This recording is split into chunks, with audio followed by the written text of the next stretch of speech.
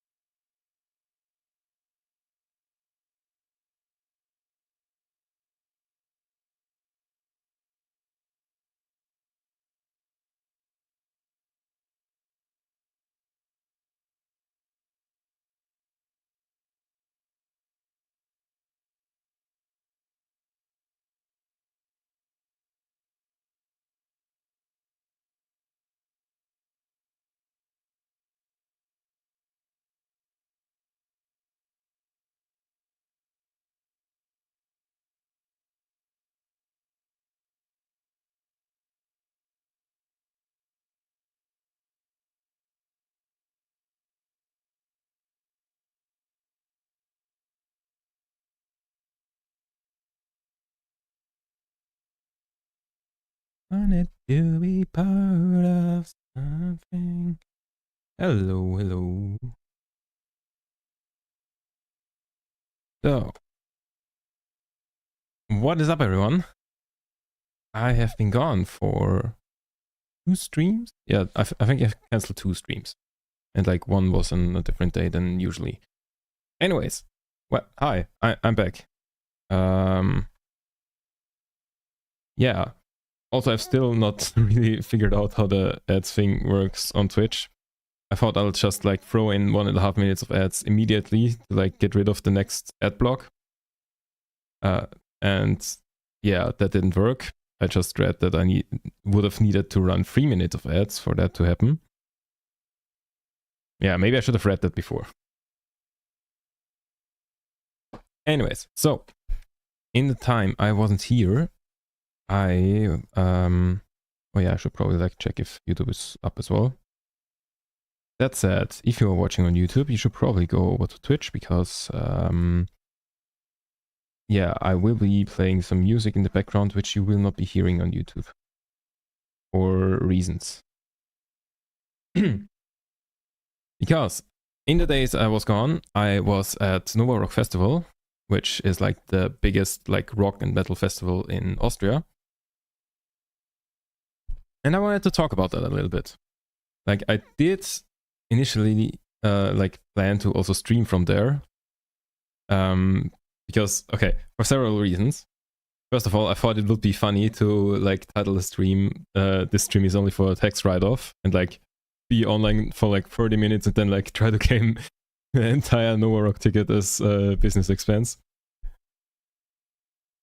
To be clear, I very much do not expect to like earn as much money from Twitch that I have to pay taxes at all this year. So like writing something off doesn't make sense.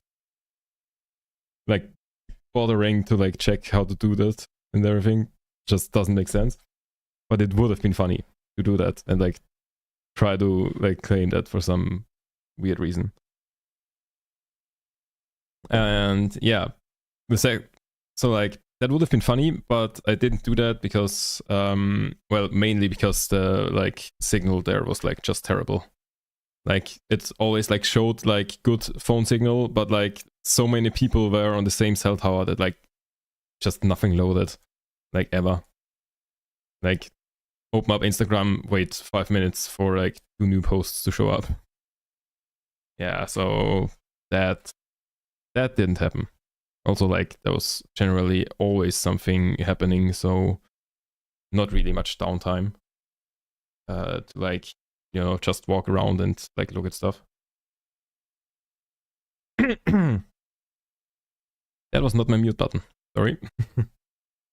So, anyways, but yeah, because of the festival, like, I literally came home like yesterday in the morning. Like, festival was Wednesday to Saturday, and then like after Saturday, like the last band stopped playing at 1 a.m. and then after that, I like grabbed my tent and all my stuff and like went onto the train back to Vienna and came home at like, I don't know, 5 a.m. No, I think 4:30, something like that. Yeah. Anyways, so like my voice is still a little bit fucked. Yeah. Also, as always, like we have on this channel, we have the rule that if I'm late, I have to do karaoke. And I mean, in generally, we have like, I have like quite a bit of that in that regard. Wait, where's the counter? 10, and that isn't even the updated one. I think it should be at 12 or something now. Yeah. I mean, including this one, it should be at 14. Anyways, I was late, so I have to start the stream off with karaoke. And well, since my voice is a little bit fucked, I figured I should like take some like chill song, not overdo it. And well, I had an idea for that. Wait, let me choose the ad first. Yeah. So yeah, because my voice is still a little fucked, I figured it would be smart to like, take a chill song and everything. And yeah, so let's go.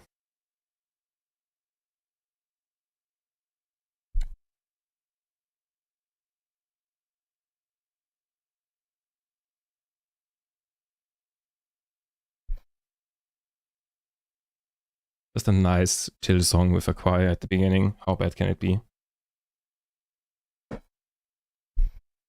Oh, I never kill myself to save my soul. I was gone, but how was I to know? I didn't come this far to sing so low. I'm finally holding on to letting go.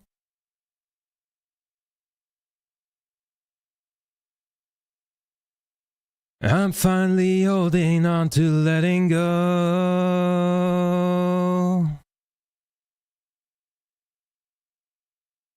I'm finally holding on to letting go. This differently. I'm just weathering a rough patch. Another villain with an itch to scratch. Denial is the darkest when you live in a hole. Why does hell make you feel so cold? Make you move when you pay for it. Pick a lord and you pray for it. You're so demanding when you want the truth, but your stories don't read for me. Oh, I'll never kill myself to save my soul. I was gone, but how was I to know? I didn't come this far to sing so low. I'm finally holding on to letting go.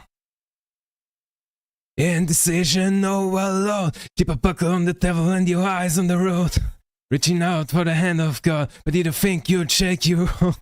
This killing field is all grown over. The motherfucker wants it wild.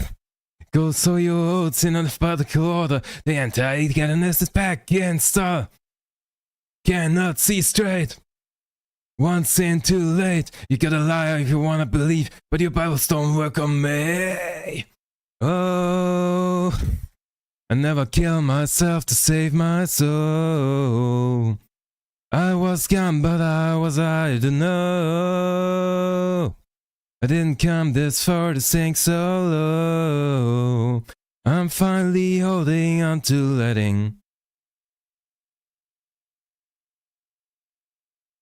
go.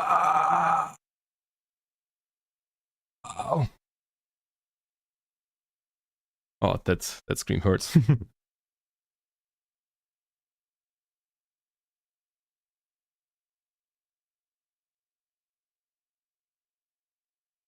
Did you think you could win and fail me? Did you think you could do it again? I'm not your son. I was all that you wanted and more, but you didn't want me. I was all that you thought I could be, so I'm setting you free. I'm setting you free.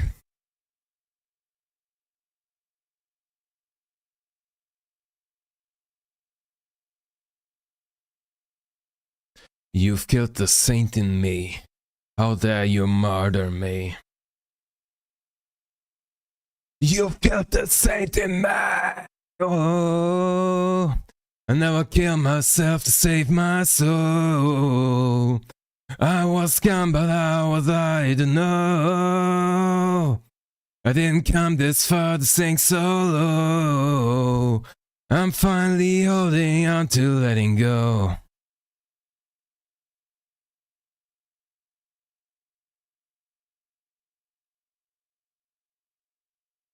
You've killed the saint in me.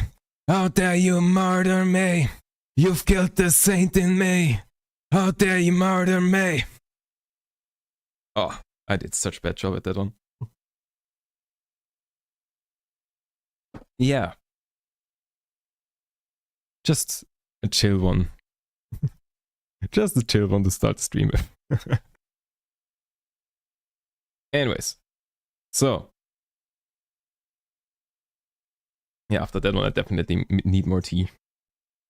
I feel like I did that one very poorly for some reason. Usually I'm like, I feel like I'm rather good with like Slipknot and Avenged Sevenfold songs. I don't know. That one was just not it. So back to this. So I mean, it's basically the same way. Anyways, so what I wanted to do is like go through like the days of Nova Rock and like kind of like which bands did I watch, what was like the highlights, what was, you know, interesting stuff that happened and so on. Also to the end, and I'm about to break. Yeah, so I'm gonna go. Wait, let me throw that over here. I'm about to break. Oh, I should probably also like open YouTube stream chat. I always forget that. Break. Wait, is YouTube vertical? Oh, YouTube vertical in the starting Zoom screen. Whoops, sorry. I do not have like a proper. I don't have like a good. Oh my god, I don't have a good screen for vertical. Let me just fix it quickly. Shedding. I'm about to break everything you say to me. I need a little room to break. You say to me. I need a little room to break. Okay. Yeah, that vertical scene is terrible, but it's good enough for now. Link scenes. Where is it? Not here, but here. Okay. Fixed it. So, where was I? Right, opening the chat. Opening the chat. There we go. So now I actually do see stuff. So, and throw that over here. Right, I should probably like always on top this thing. Yep.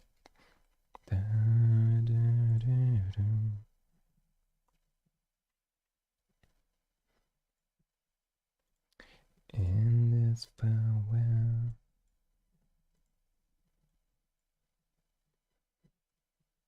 Why does my bitrate say like way too little? Wait, let me check.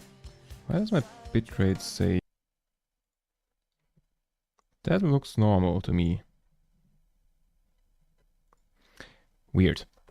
Yeah, I've had some weird Twitch bugs lately. Anyways, so GE's Wagwan. hello there. How is it going? You just missed the start of the stream karaoke. You should probably be glad because I did terribly at that one. But yeah. Oh well. Just. While chat can talk. Yes. I have TTS for all of chat here, which is probably a terrible decision. And also always like way too loud. So I should probably like turn it down. I think that was the thing. What I've done. Okay. The urge to be stupid is urging. Yeah, that's... Don't worry, that's just like how the immediate first thing everyone does. What's 9 plus 10? 21. Okay. That's not the thing everyone does. Everyone just, you know, tries a these nuts thing on the TTS. But that's an interesting... Really? That's an interesting way to do it. Anyways, Fuck so... ads WTF. Oh no, we've got ads. Very 6 sad. ads is crazy. What? 6 ads? Why? Oh. It did 3 minutes. Whoops. Yeah. In a league game BRB. Yeah, you're probably done with the league game by the time that's over. Yeah, I still haven't figured out how to like set the ads properly. Because like you need to do like 3 minutes of ads an hour in order to not have pre-rolls. But like you can like set that up to like automatically be distributed, or like you do it manually. Yeah, haven't figured out how to do it properly yet. So I think for now it's set to like 3 minutes every hour or something. So now we have like ads in progress for another 40 minutes or something. In the meantime, I can like set things up. Let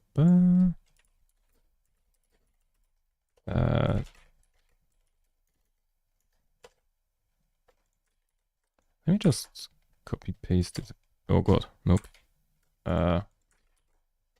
This.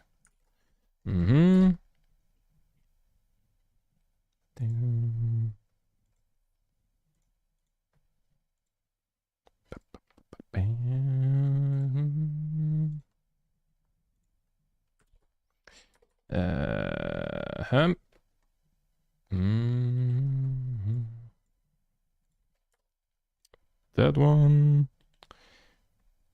And then do this as well. Oh god, what is this? This is not what I meant.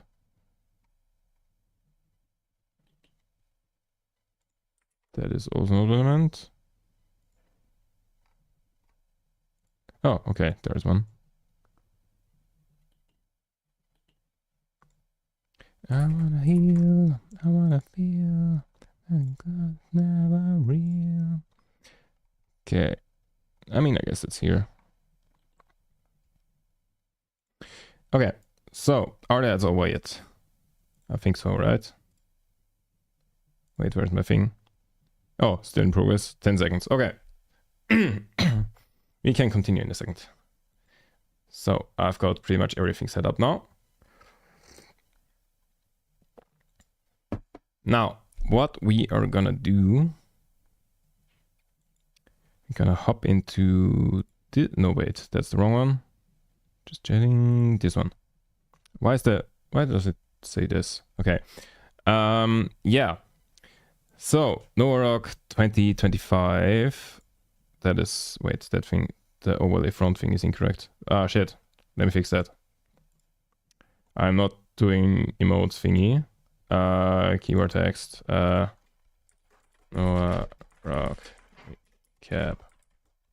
recap. I pressed P, so like that's the time thing again. Here, no, hello. Okay, nice. And done. So now Novarok 2025. So yeah, So on Tuesday, I like did a stream where I went like buying a couple of things. Like, okay, but I meant to buy more things for the festival, but like in the end, I only bought like an IKEA bag and that was it. But yeah, then Wednesday, like usually the festival begins like rather early. Like I think the first bands usually play at like 2 or something. But like this time it was like first band started at 4:30 p.m. And like the first one I really cared about was Itchy at like 10 p.m. So like, unlike in previous years, I was able to like sleep like regularly. Like I only had to get up like at 12, I think 11 a.m. or something. Okay, so like I had to get up a little early, but like not really. So that was very nice. So like got up, went to the train, and I prepared like, okay, wait, I copied over like all of the pictures I made and stuff. So okay, first thing, I made a few pictures and like short video clips because I was thinking like, you know, maybe I could cut a vlog out of this or something. Upon quick inspection of the clips, I don't think I will do that. So okay, first clip. When I arrived at the like train station where like special trains, like, okay, if you go to Nova Rock, there's like special trains from Vienna directly to Nova Rock. Like there's a usual like train connection that would go to between those stations, but like there would be like you would have to like get on like switch trains at some point in between. But like for the festival, they like make like special trains that like go directly from Vienna to that thing. And when I went to like the train station in Vienna where that one leaves, the first thing I saw, like I checked where does my train leave, and it's the one to like Nickelsdorf.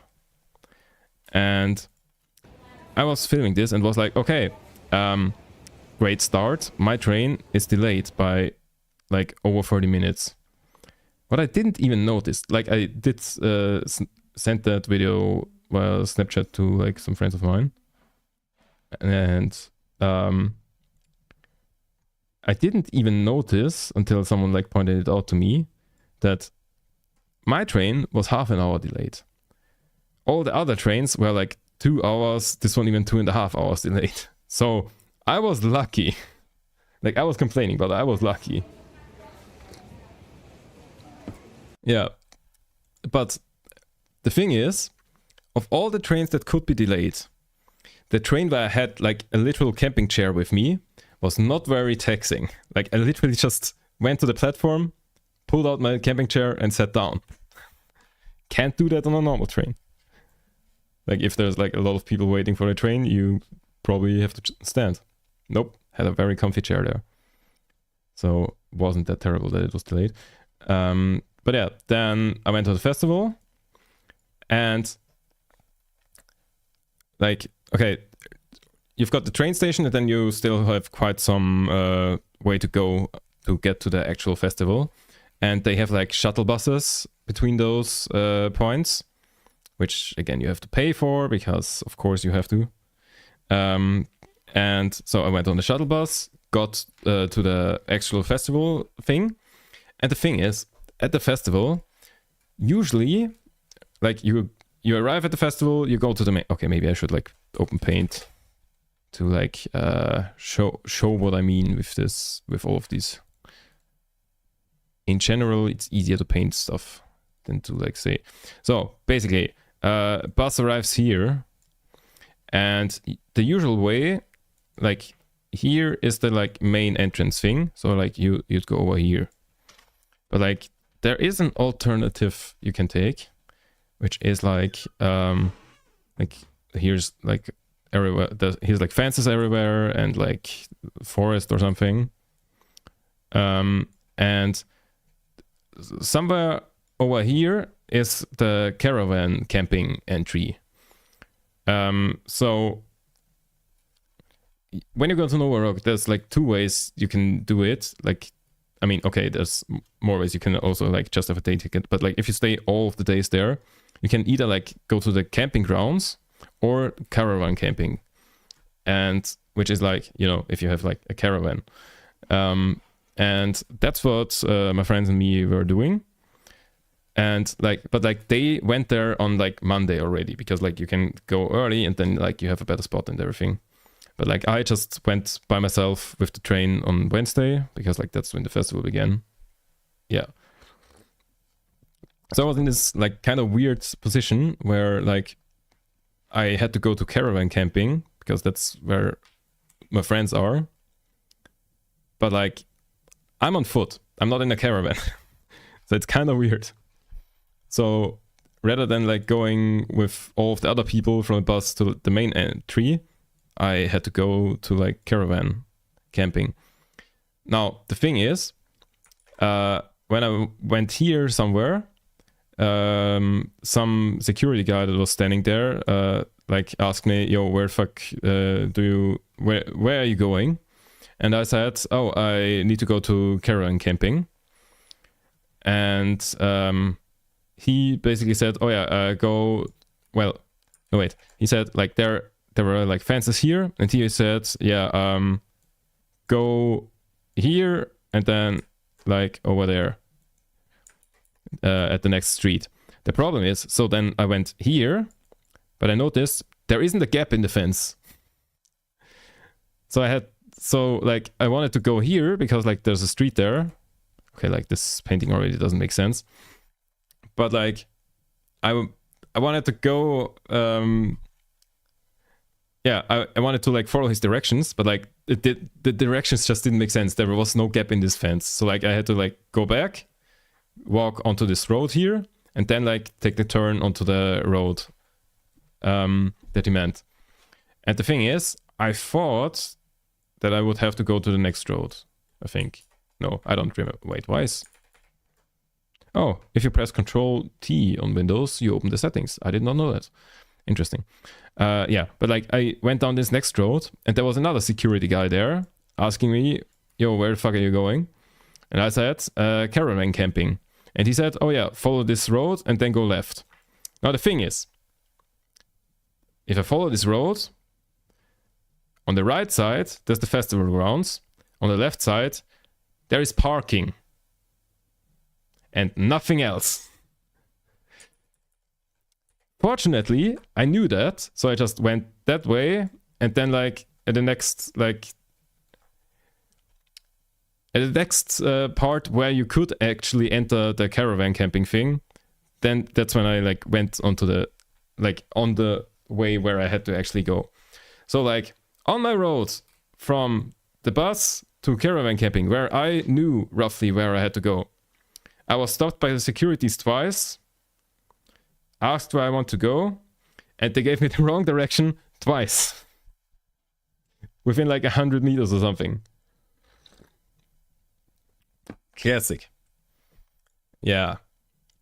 Fortunately, I knew where I had to go because it's like the same layout every year, and I've been going since 2017. And like to the caravan, I've been going like since 2023, so like for a time.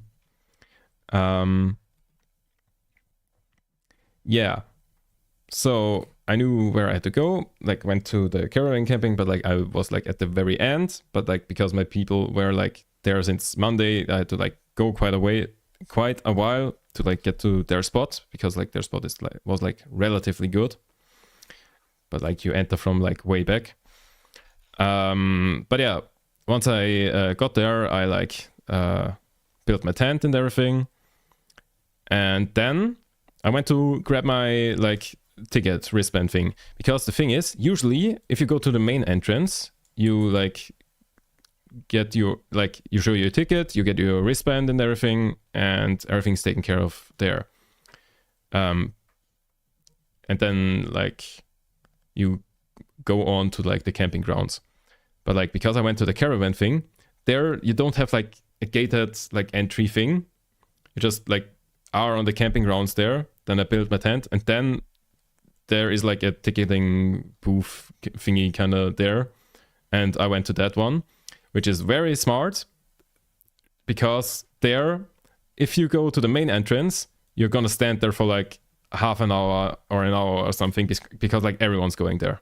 Apparently it was like not that bad this year, because like the other people I knew like didn't take this route, but like went to the main entrance, and apparently they only had to wait like 5-10 minutes, something like that.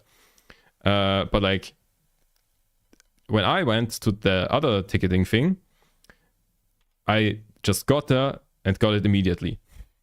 No waiting. Super smart move. Like if you go to Nova Rock and you have like a caravan camping thing, go there.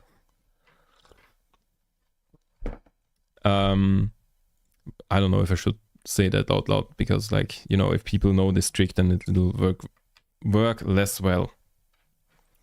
Yeah. So yeah, then I had my stuff, and then it was time to like look at the timetable, and I was like, Dead Poet Society, The Fleur, don't know either of them. 7 Hours After Violet, something, don't know either of those either. Warning, Black Gold, No Clues, From Fall to Spring. Basically, the first ones I knew were itchy, and at this point I should probably...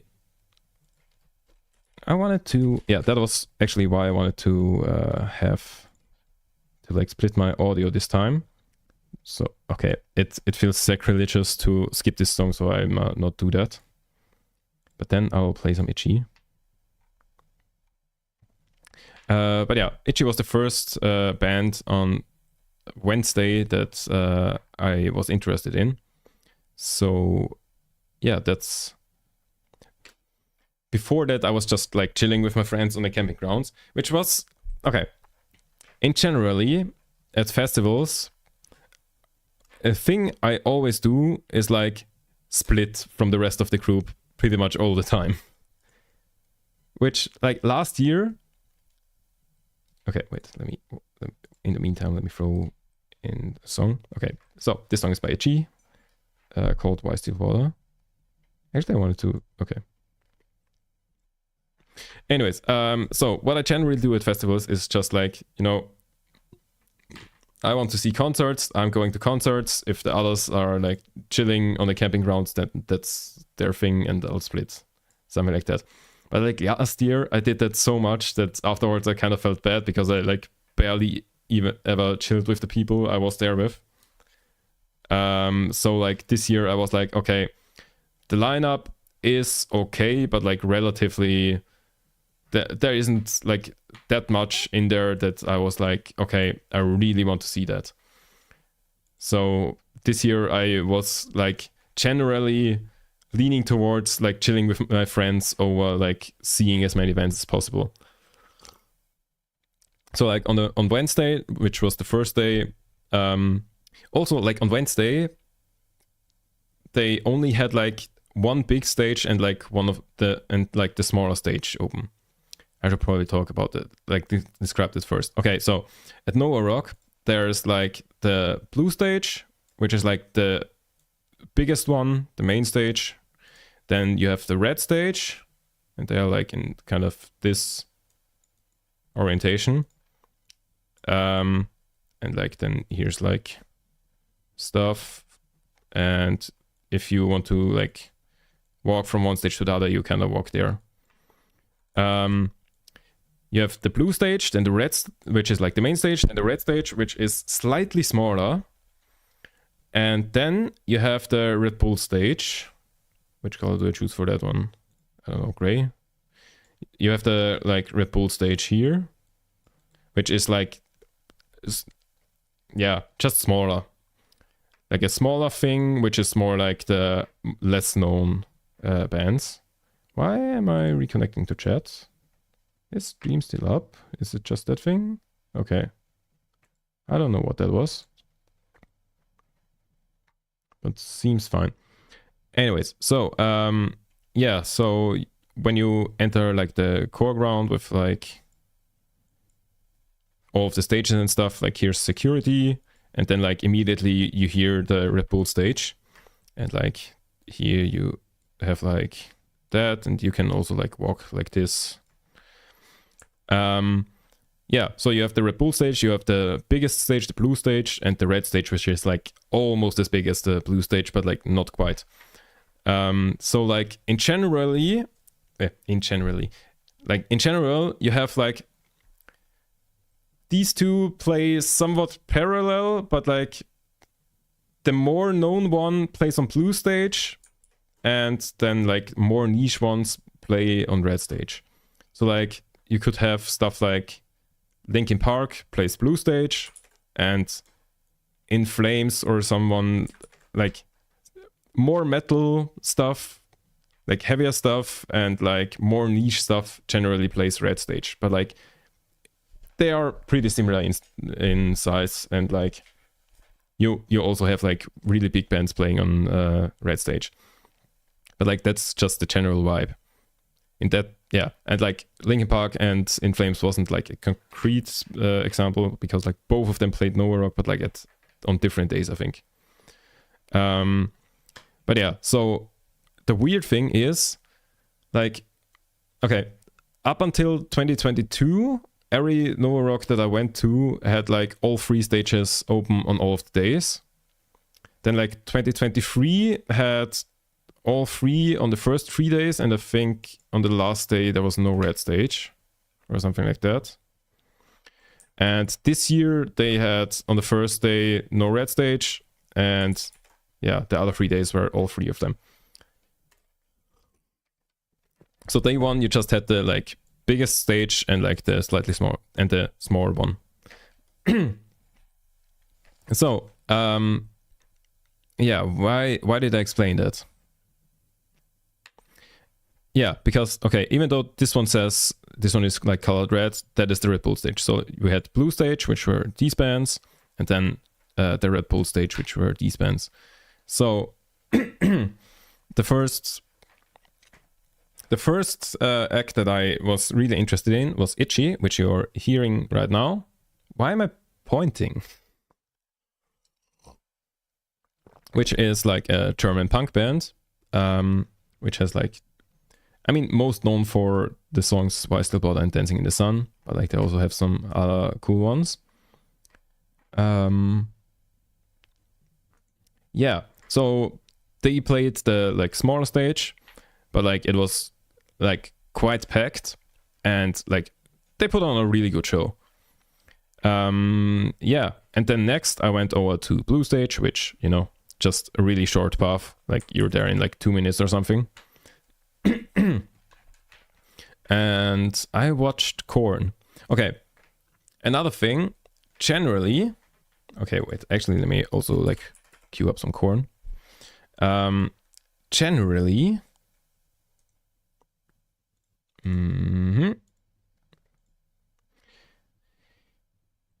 yeah, generally the way I like to go to concerts is, you know, you have got the stage here, then you've got like a wave breaker, which is like, you know, just some fences to like separate the crowd a little bit, so like all the moshing and stuff doesn't get too dangerous. Then you have like a second wave breaker, and then like just like generally people standing everywhere. And generally the way I go to concerts is like all in. Like whenever I go to a concert, I'm in the wave breaker. Pretty much that's the way to go. Which is also like why I split from my friends a lot, because like they are generally, I don't know, somewhere here or here or something, but like I want to be in there 90% of the time.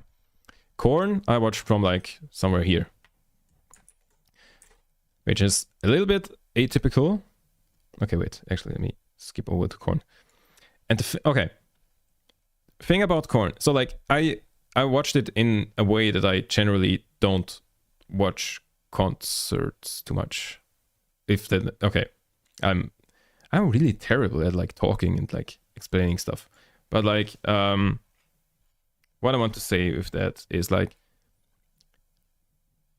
I actively chose to watch it differently than I usually watch concerts. So like, you know, that'll knock down like how I experienced the concert a little bit, just because of my decision. Yeah, and like the show I felt like was okay, like nothing special, but like it was the kind of situation where it was like, okay, Korn is playing, I know this band, 16-year-old me would have like really loved to hear them. I think I know like 4 songs of them. Wait, actually, let me check. Like my main playlist, Korn, 3 songs. One of them doesn't even ring a bell right now. Yeah, so like 16-year-old me would have been really happy to be able to watch them live, but like now I was like, okay, it's okay. It's nice that I've seen them once. Was okay. One thing that I found odd, they did play Freak on a Leash last, you know, the classic band thing. Either you play your most well-known song first or last. They did play it last. But what I found odd was their like second most known song, Coming Undone, they just didn't play that. I mean, I might have just like missed that. Wait, actually, let me check.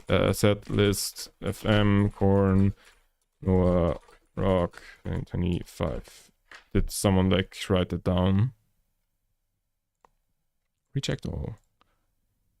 No, they just straight up didn't play Coming Undone. I don't know. I don't get that.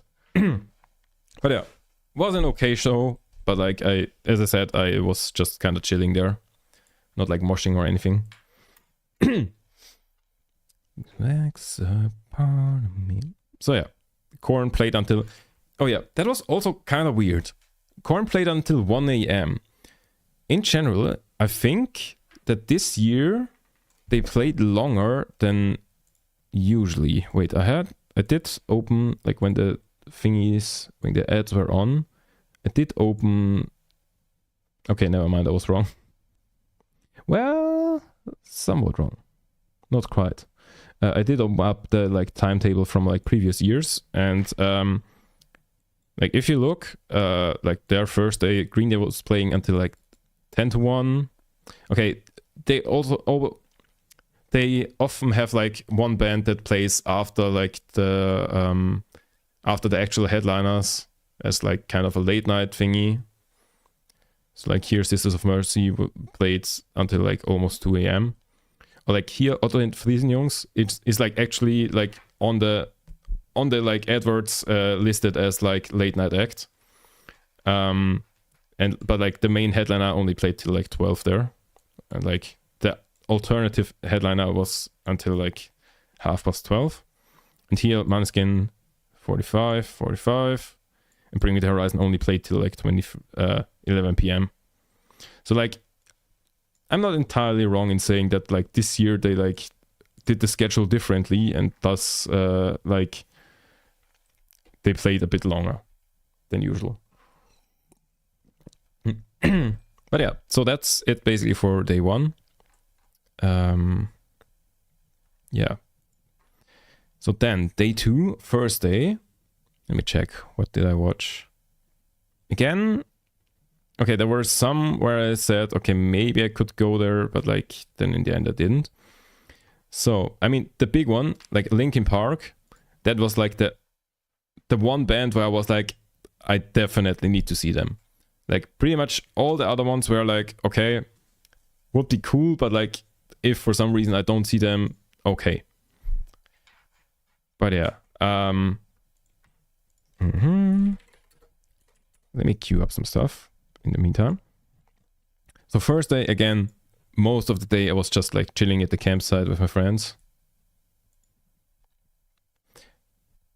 Hey, I'm coming undone. Yeah, so that's the song that I said was weird that like Korn didn't play it, because it's like their second most known one.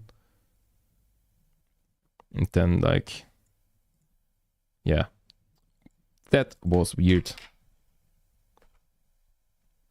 Do I need to cue something by Linkin Park? I played like 10 songs of them at the start of the stream. Yeah, let's just cue up that one. Okay, so here I was think, like, I looked at the thing and was like, okay, Ginger is like a name I've heard once. Jerry Cantrell, I know one song. Normandy kind of rings a bell, don't really know why. Apocalyptica, which is like an instrumental kind of thing, but they have like one song with Corey Taylor, which is also like the one song I like of them. Actually, no, I think I actually like more than one song of them. Apocalyptica. Yeah, that is the second one that I have in my playlist. But yeah. Then Evil Nation. That one kind of felt weird and like out of place. Because like that's the sail thing, you know. The one where it's literally just like instrumentals for minutes, occasionally interrupted by the word sail. That guy. And I didn't know that he even had like a second song or anything. Wait, and if I check Spotify, so his most known song is Sail with 889 million streams. And the second most one, I'm on Fire, from 50 Shades of Grey soundtrack, has 76 million. So like more than an order of magnitude less. Yeah. So it felt weird to have like that name pop up on a like rock slash metal set list. Well, not set list, lineup is the word I'm looking for. So yeah, I was thinking like maybe I could like watch Apocalyptica or like Iggy Pop. Oh yeah, also wait, I didn't. Right, I forgot to. Yeah, for the first day, I have a couple more videos that I took. As I said, I'm terrible with videos. That is my face right after I noticed that my train is over half an hour delayed. What's that? That is the train station. That is my face when I'm in the train. What the fuck are these videos? That is, yeah, how I put all of my stuff on my seat. And that is me walking towards our campsite. So that's when, just after entering the caravan camping thing. When I was on the way to the campsite. Oh, wait. Is that the first day or the second one? 12. That was the second day. Okay. I think, wait, which time was that? No, that was at like 1 p.m. Okay, so let me show you this. Now, our neighbors on the campsite were like amazing compared to like usually what you'd get. Like they didn't play loud music at like 2 a.m. or something. Like overall, very happy with that. Like I was mostly able to sleep.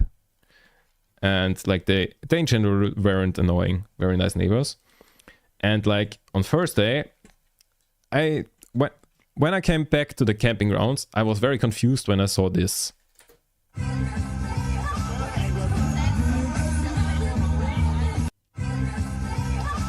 They had a Christmas tree and were blasting Christmas music. It is June. That is amazing. That's the kind of shit you only see at festivals. Like the generally no fucks given category. Just celebrating Christmas in June. And on that note, like something funny, a friend of mine noted there. Just before I came back to the camping grounds, because I don't know where I was, but like I was somewhere else. I think I was chilling with some other friends then. Yeah, just before that, they apparently played All I Want for Christmas by like Mariah Carey. And a friend of mine said like that there's this challenge, like how long into the year can you go without hearing that? Because like that, you know, it's a classic case of like Halloween's over, time for All I Want for Christmas is You. And so like it's become like an internet thingy to like see how long you can go without hearing the song. And he said it's incredible that he just lost that shit in June. Yeah, I agree. So yeah, festival camping grounds are just ridiculous. There's another. Okay, now back in the day, like 2017, when I first went to this festival, there was like a Facebook page that was like Spotted Nova Rock, where you could, like, I don't know, send the admin of that page some message and then he would post it or something like that. And I always, like, back then, everybody like always checked that for like to like figure out like what's happening on the camping grounds, like what ridiculous thing is going on, like what's the inside joke this year and stuff like that. And this year, or like last year, I noticed that there's like a subreddit for Nova Rock and joined it. And then this year, and I feel like, okay, I didn't check a single time if like the Spotted Nova Rock thing is still a thing, but like I noticed that the Reddit had quite some traffic this time. And there was like a ridiculous, like a legend of a man kind of was created. Like someone posted, I think on the first or second day, that someone took a shit on their camping seat. Like they were away, came back and saw that there was just like a pile of shit on the camping chair. And yeah, after that, someone else posted pretty much the same thing. And then, I mean, that one felt like it was trolling.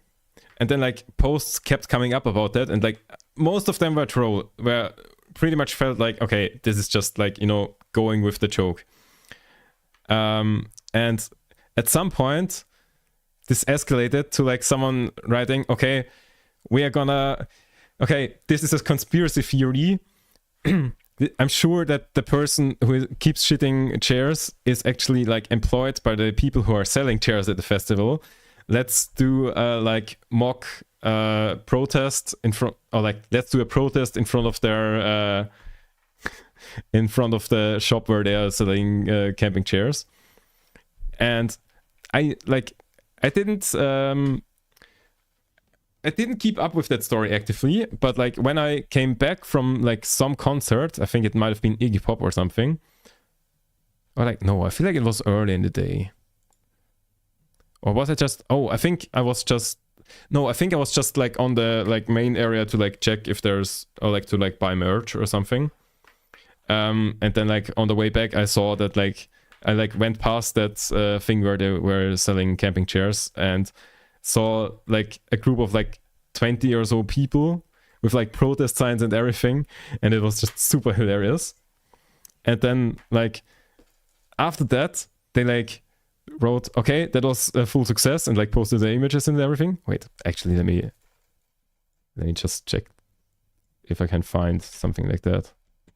Or like some stuff. Nova Rock Festival. There it is. Why does it load slowly? Top of this week. Oh, wait, I need to say this month because oh yeah. So that was the first protest. And they had like a bunch of like really bad puns, because the thing is, in German, the word for chair and shit is the same. So they had a lot of like really shitty puns up here. Literally. And yeah, then basically they said like, let's do another one. And then they did another one and so on. And so like that entire thing just like took on a life on its own and became like the biggest meme of like the whole thing. And it just became hilarious. More on that later, because there's more to the story. Anyways, so that happened on Thursday. Then again, like chilled on the campsite most of the time. Was kind of thinking about going to Apocalyptica, but then I was like, okay, then I would be like watching 4 in a row, and that's kind of exhausting. Usually you yeah, usually I want to have like a bit of a break in there sometimes, and like also then, you know, timing when you go to like have a snack or something. 4 in a row is kind of pushing it. And also like Apocalyptica, I literally only like know one song of them. So first one I was going to was Iggy Pop, and I'm gonna be honest, Iggy Pop. Wait, how old is that person? Iggy Pop Wiki. Iggy Pop. And in 47, so 78 years old. He performs shirtless, which I'm gonna be honest, performing an entire like rock show shirtless at 78 years old is a whole new level of not giving a fuck.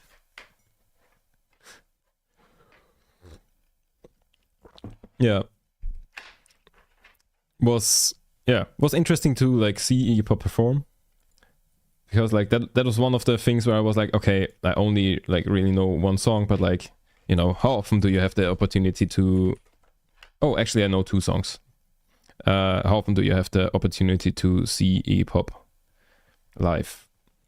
Yeah, I know Passenger, which was obviously because like that's the one everyone knows, and then Little Know It All, which is one that I think he has that one. Oh, actually, I know 3 of them. Little Know It All is a song that he has with Sum 41, and I Wanna Be a Slave is a Maneskin song that he's also featured on. Okay, so I know sort of 3 songs of him. Yeah, was interesting to see. So then after him, I like went back to the campsite to like grab a sweater, because like in the nights. Okay, the thing is, the weather was. I think it was the best weather we've ever had for Nova Rock when I was there. Because like okay. During the day it was quite hot, but like not like excruciatingly hot. So like it was like 27 degrees or something Celsius. So, but like the thing is, it was like just purely sunny. There were no clouds or anything that would give shade. It was a bit of a desert land whenever it was daytime. But like usually you have that, or like usually you have like very hot going into full on rain, going into very hot, and having like dust everywhere in your face, and like everything is muddy as fuck, and just like terrible weather. So this time it was really nice, like because it was all 4 days were basically the same. It was just like quite hot, but like not terrible during the day, and then in the night it's got like quite cold. With quite cold I mean like I think it was 15 degrees Celsius or something like that. I don't remember. Somewhere around that, I think. So yeah, after Iggy Pop I went and like grabbed a sweater and like longer pants. And then Rise Against.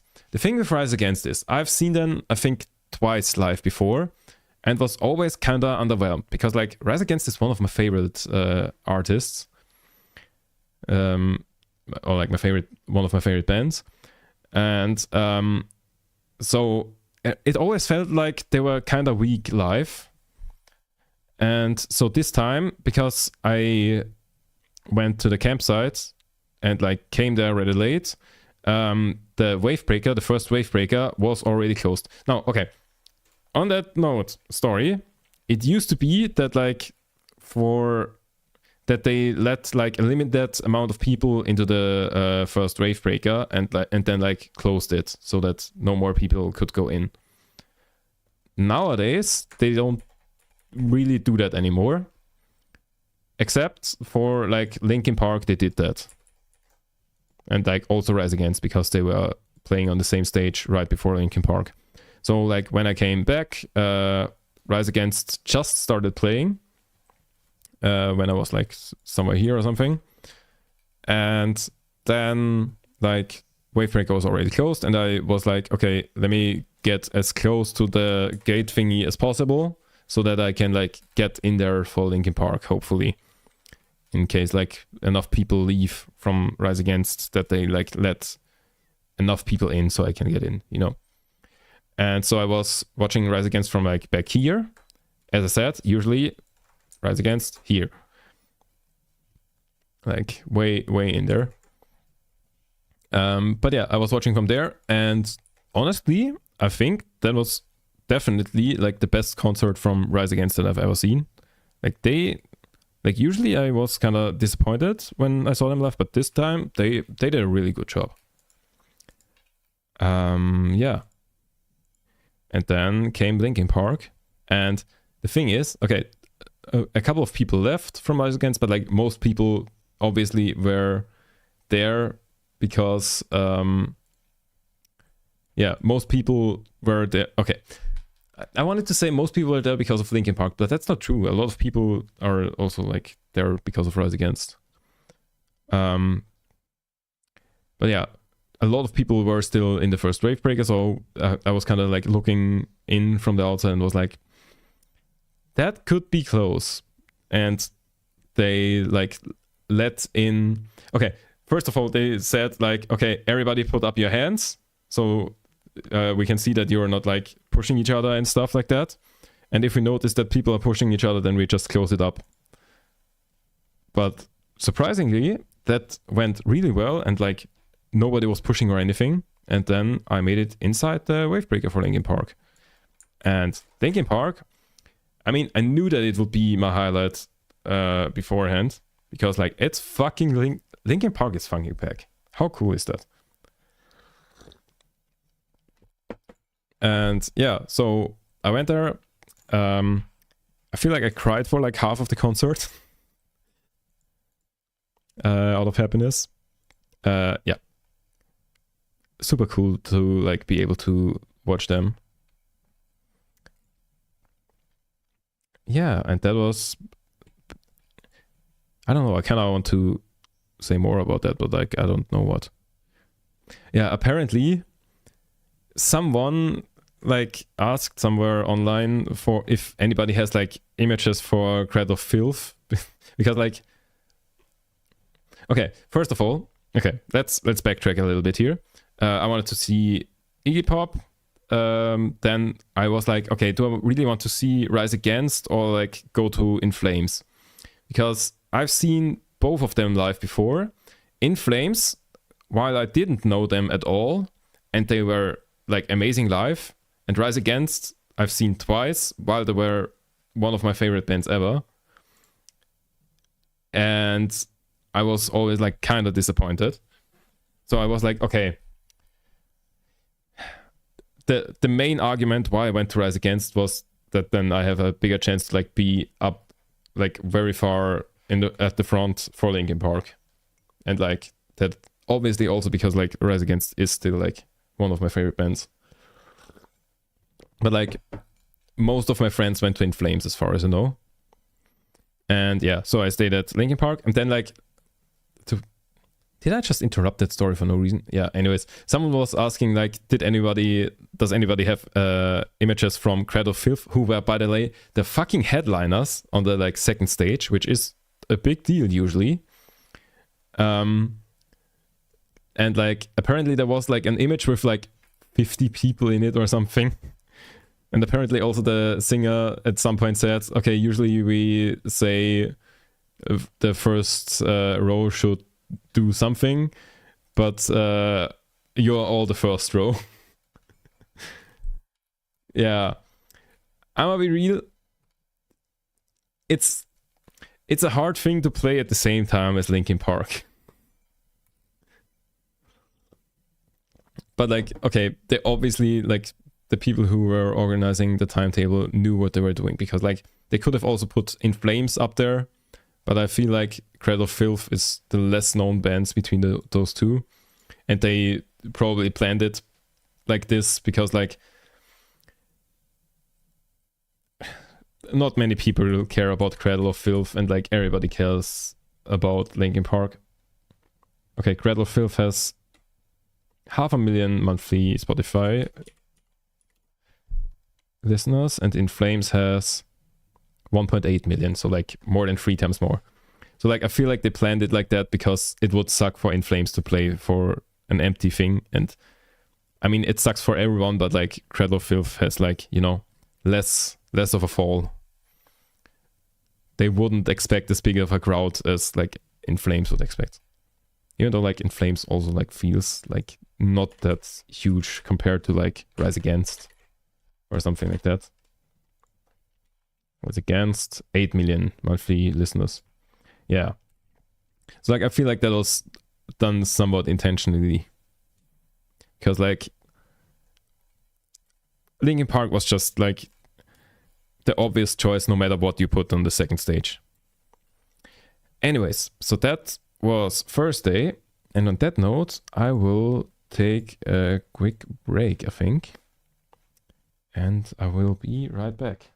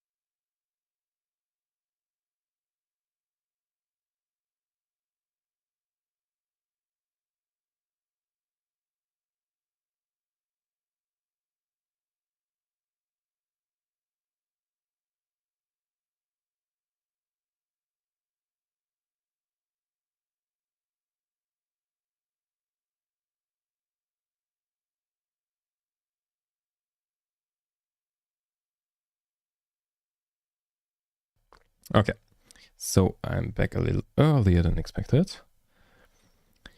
but I'm just chill until the ads are over, which is in about 20 seconds. Maybe I should fix the... The vertical stream didn't even have a face cam in it. Wait, if I... Yeah. Why did it not have my face cam in it? That's weird. Anyways. Welcome back. Should open up that.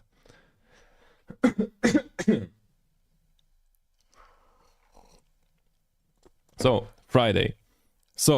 Friday was the first one where I watched a concert rather early. Again, abandoning my friends because like none of them cared. So I watched at 2 p.m, like 2:20 p.m, Baby Lasagna. in case you don't know who that is, which is a good chance, Baby Lasagna is like a band from Croatia. They took part in Eurovision 2024 and they got second place after Switzerland, which won. And like they were the public favorite, but like the Switzerland won. Well, they didn't do too bad in the public vote either, but they like had way more points in the jury vote. Is jury the right word? I don't know. But yeah, that's how he is known, or like they are known, the band. And then like they had another song with like the second place from the year before, which was Kieria, who had like the song Cha Cha Cha from and was there for Finland, and basically same story, except like even more extreme. There like he lost against Sweden, and like Sweden got like a shitload of jury points, and he got a shitload of points from the public.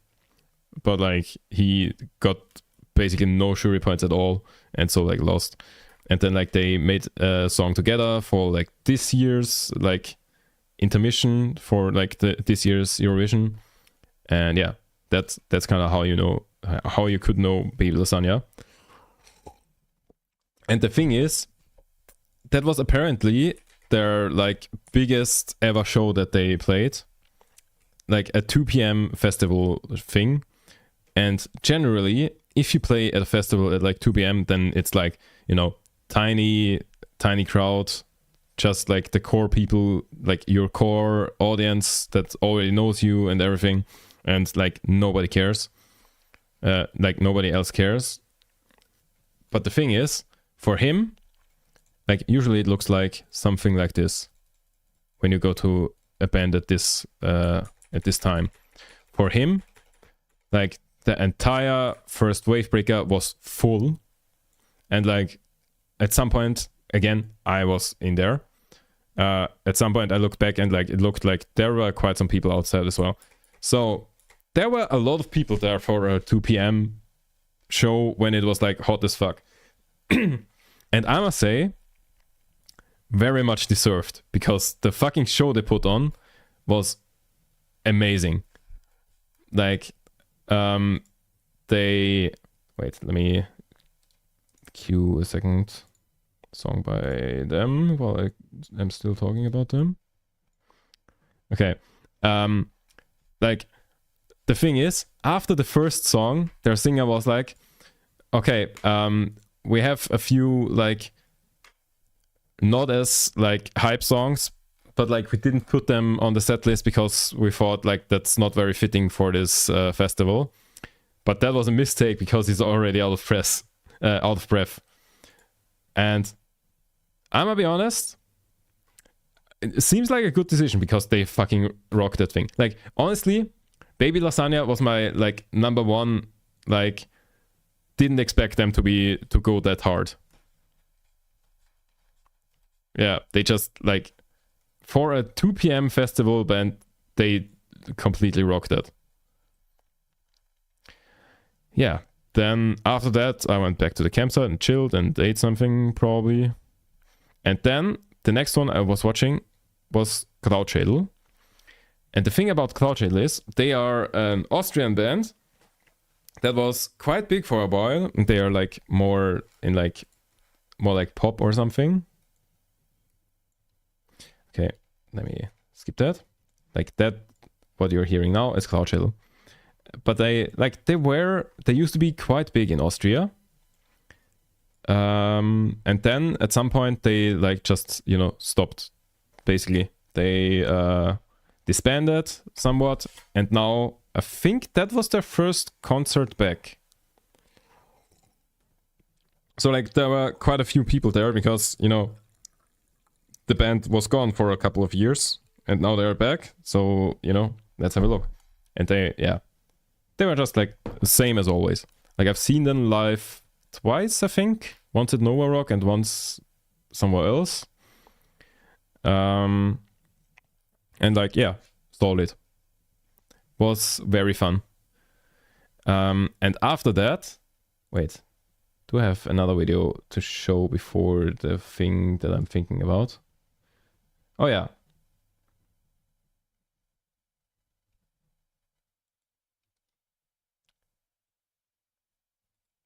Okay, I seem to have multiple videos that I haven't shown yet.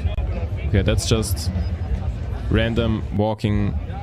Like, that's the core area. That's here, basically. You have... Can you actually... Okay, that's the red stage. And back there is blue stage. And you can't really see that.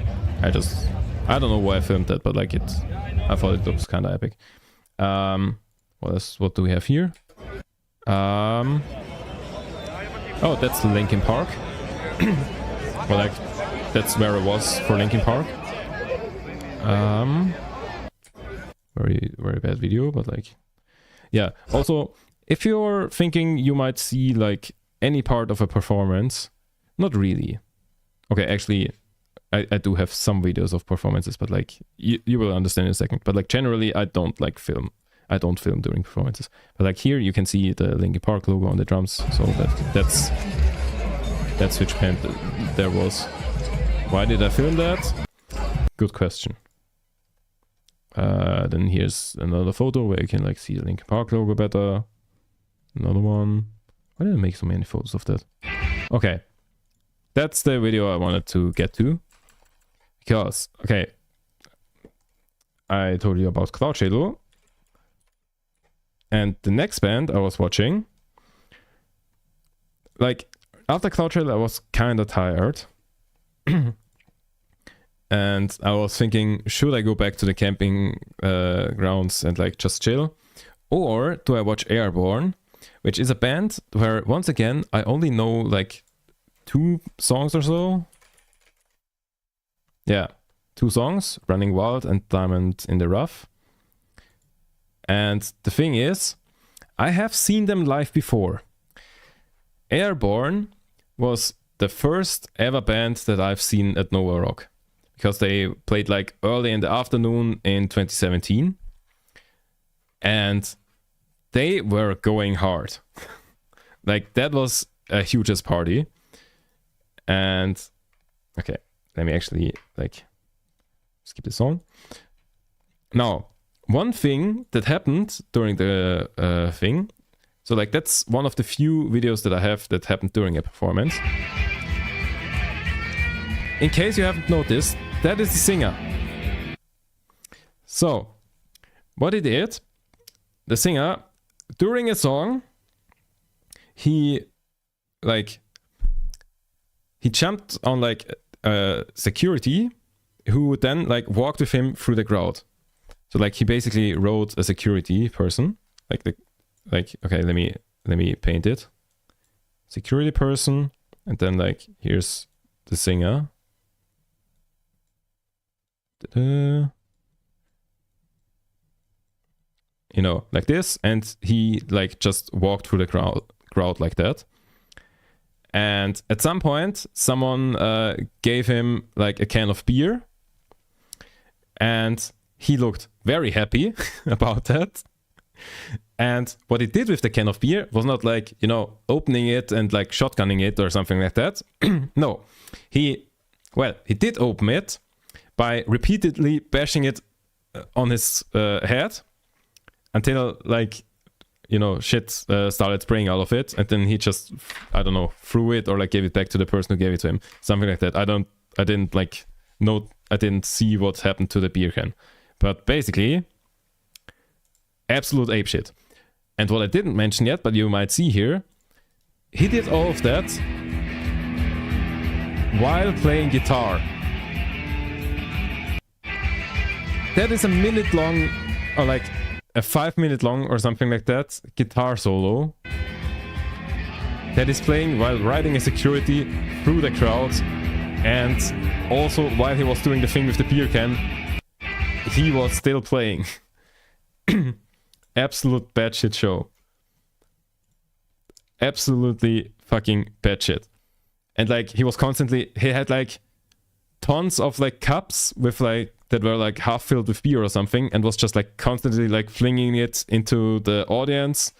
And at some point he also like they covered a Motorhead song, and they like brought out like a bottle of Jim Beam or something like that, and had some cans of Coke there. And he, like, in honor of Lemmy, he made like, while playing the song, he made Jim Beam and Coke thingies, and then like also like gave it to people in the audience.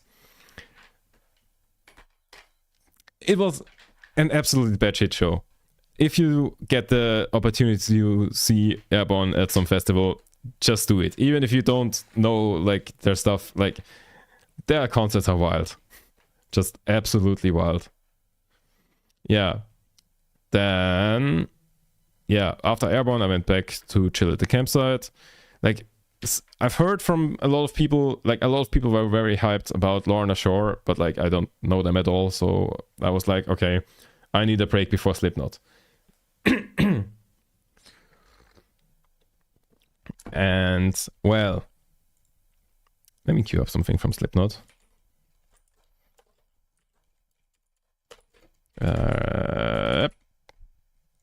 This one.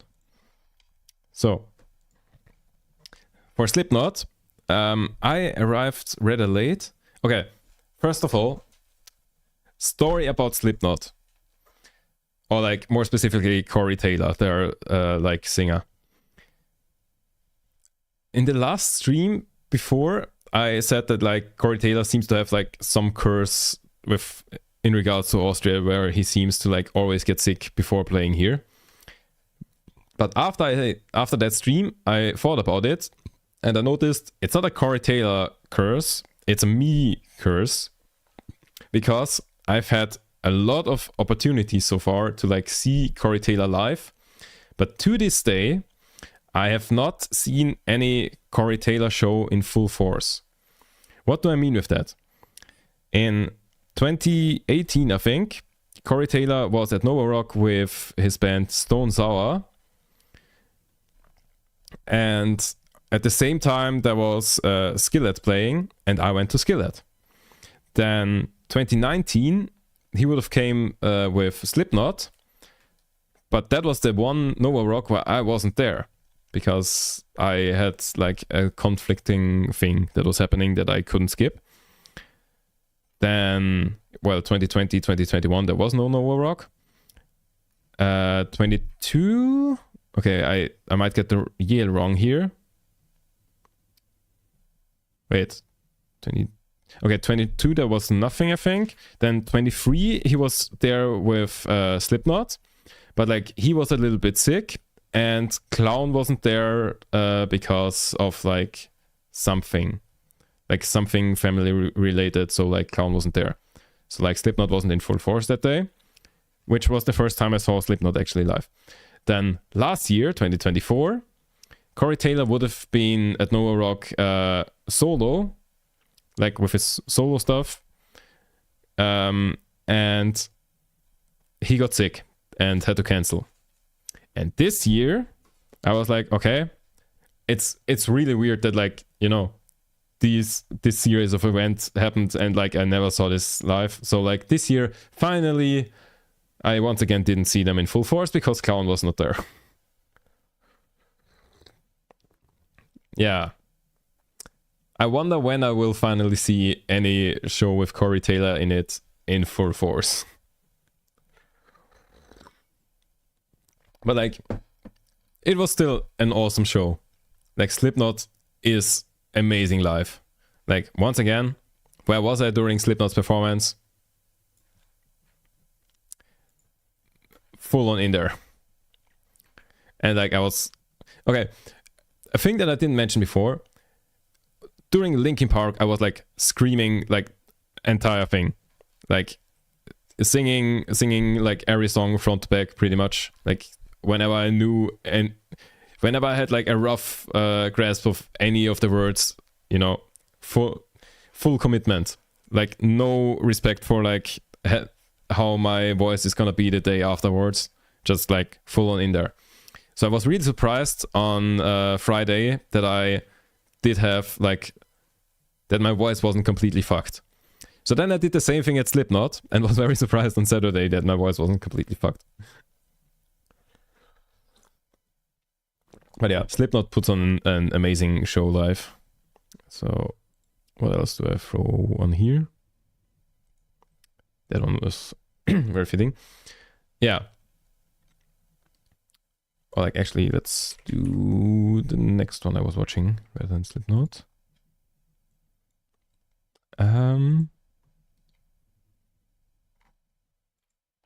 Like which one do I?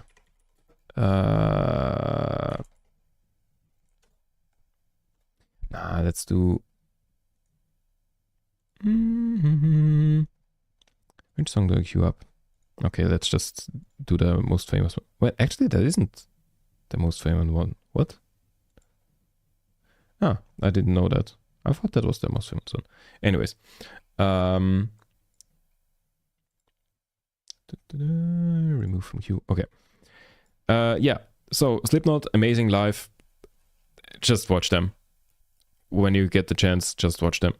And then there was like Powerwolf or SDP. Now, Powerwolf is like power metal, and like all of my friends, or like most of my friends, went there because, you know, they are very into power metal. To be honest, I'm not so much into power metal. Like, it's power metal is the kind of thing where I'm like, okay, if someone turns it on, I'm like, okay, it's still good metal, and like I can appreciate that it's good, but like I don't really like actively listen to it. SDP, same thing, but I was like, okay, I'm not feeling like power metal right now. Let's, you know, go there and chill and like see.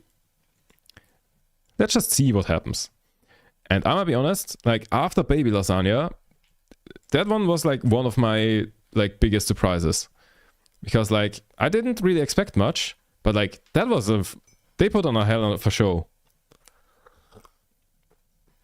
And like for something that is like less like in like less rock or something, like as you hear, that was very, very cool show. Was that, yeah, as I said, like one of the like more surprising ones. So yeah, that was it for Friday. Like, okay, one thing they did was like they had like some like inflatable like thingies, like what do you call those? Like those like inflate, not like air mattresses, but like the bigger ones where it's like a hugest thing that like 3 or 4 people can chill on. And they like threw them into the crowd, and we're like basically like, okay, we were told we can't tell you we can't tell you this, but like if you push them towards the front, they have to take them from you. So we can't tell you that you have to push them that you have to push them to the back, and also we can't tell you that that's crawling onto them while they are being handed around is a very stupid thing and a very fun thing.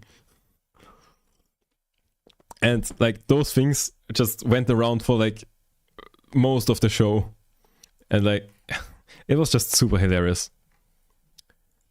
Yeah, was amazing. And wait, before I go on to the final day, do I have any more videos or photos? Yeah. Okay, so that was like the set of like Slipknot at the end. Yes. Another picture. This one has sound. Yeah, they just ended with like having feedback and stuff. Okay, then Saturday, last day of the festival.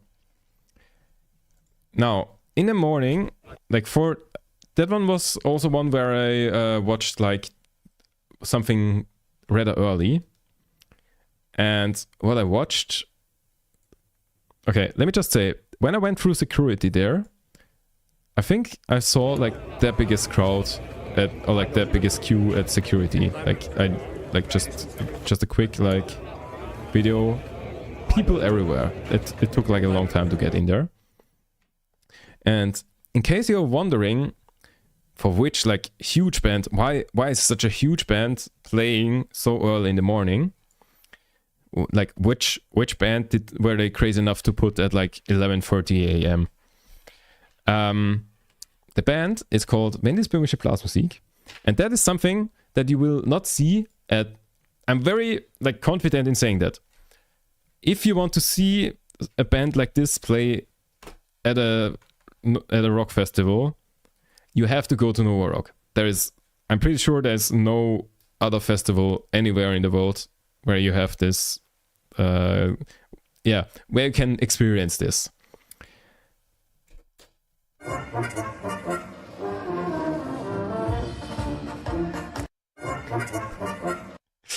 Just like, how do you even translate that? Wait, translate. Where's German?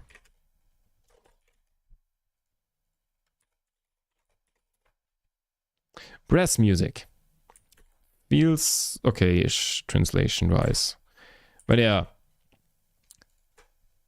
Just like traditional Austrian music. Okay, the thing about Wendys Böhmische Blasmusik is... Wait. While I talk, let's do this. They are always there on like the last day at like early as fuck AM. And like they are like considered the headliner of our hearts.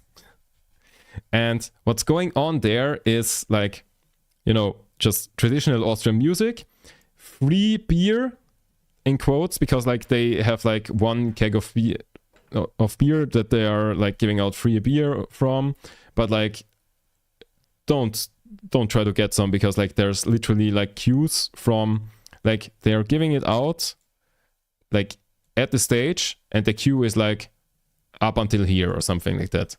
Not worth. Just don't bother. And so traditional Austrian music, free beer, and a general zero fucks given thing. It's just like a huge meme fest. It's the best way I can describe this, because like it's just intrusive thoughts getting executed. It's traditional Austrian music with moshing. And like whenever you have a stupid idea, yell it out and it will be done.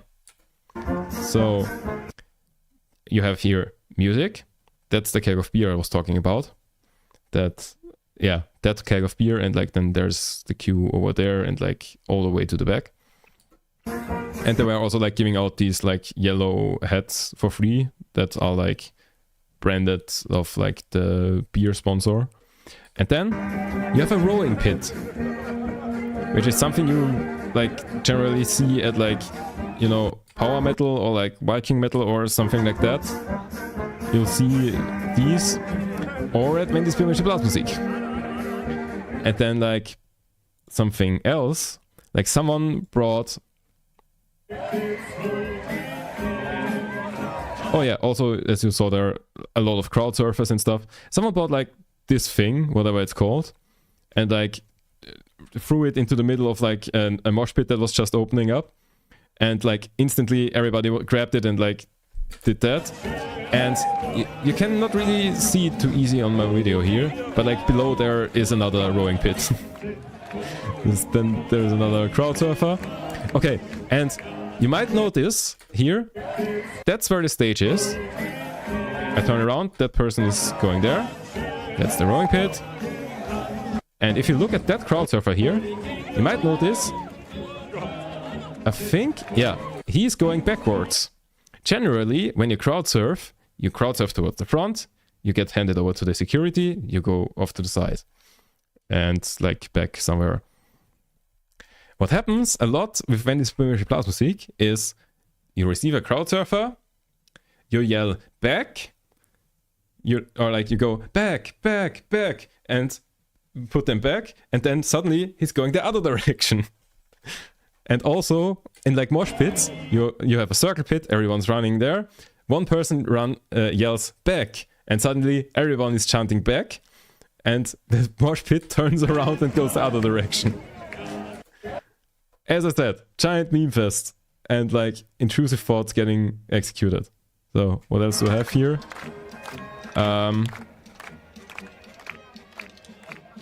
What did I film here? I don't know. Oh, Jesus, right.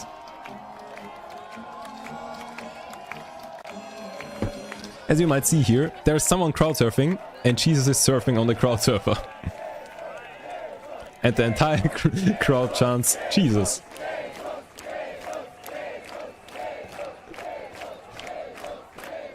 Absolute meme fest.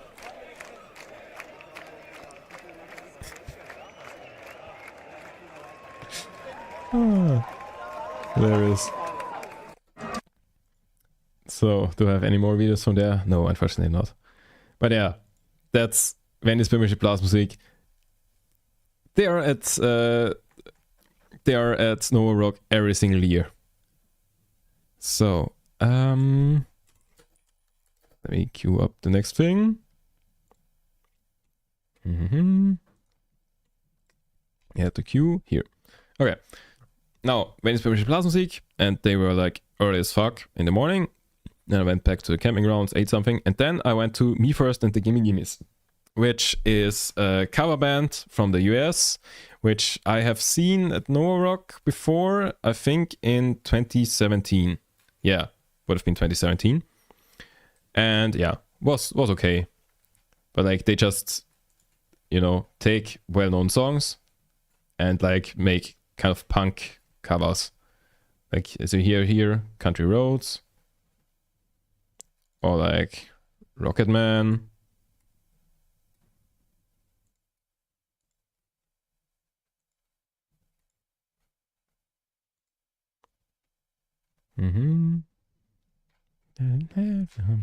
Yeah, was solid. So after that, I thought about going to Menasmos and Dragon Force, but like I didn't because I like wanted to chill for the rest. And apparently at Dragon Force, like I know I've heard from multiple people. Okay, basically I've heard from like 5 different people who were there. And like all of them told me the same story. Apparently at some Dragon Force song, like mosh pits opened up, or like circle pits. And there were like 3 circle pits and they somehow fused into one. And like, then I didn't quite grasp the logistics of that, but like they had like 3 circle pits that fused into one. And then apparently like the singer noticed that, and for the next song he said, can we do that again? And then they did the same thing again, but like before. Yeah. Seems like it was a great show. Didn't see it though.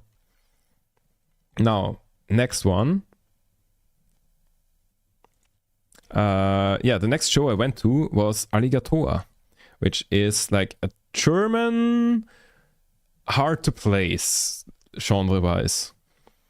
Like, I guess hip hop rap is like the origin, but like with like very smart texts or like lyrics. Like he's not like the kind of look I have bitches and money kind of rap. He's like, you know, very smart. Could very well be like some classical German literature as well. Like if you look at his text and give it to someone and yeah, they have to figure out if it's like an Alligator song or like German literature. I feel like you could trick quite some people.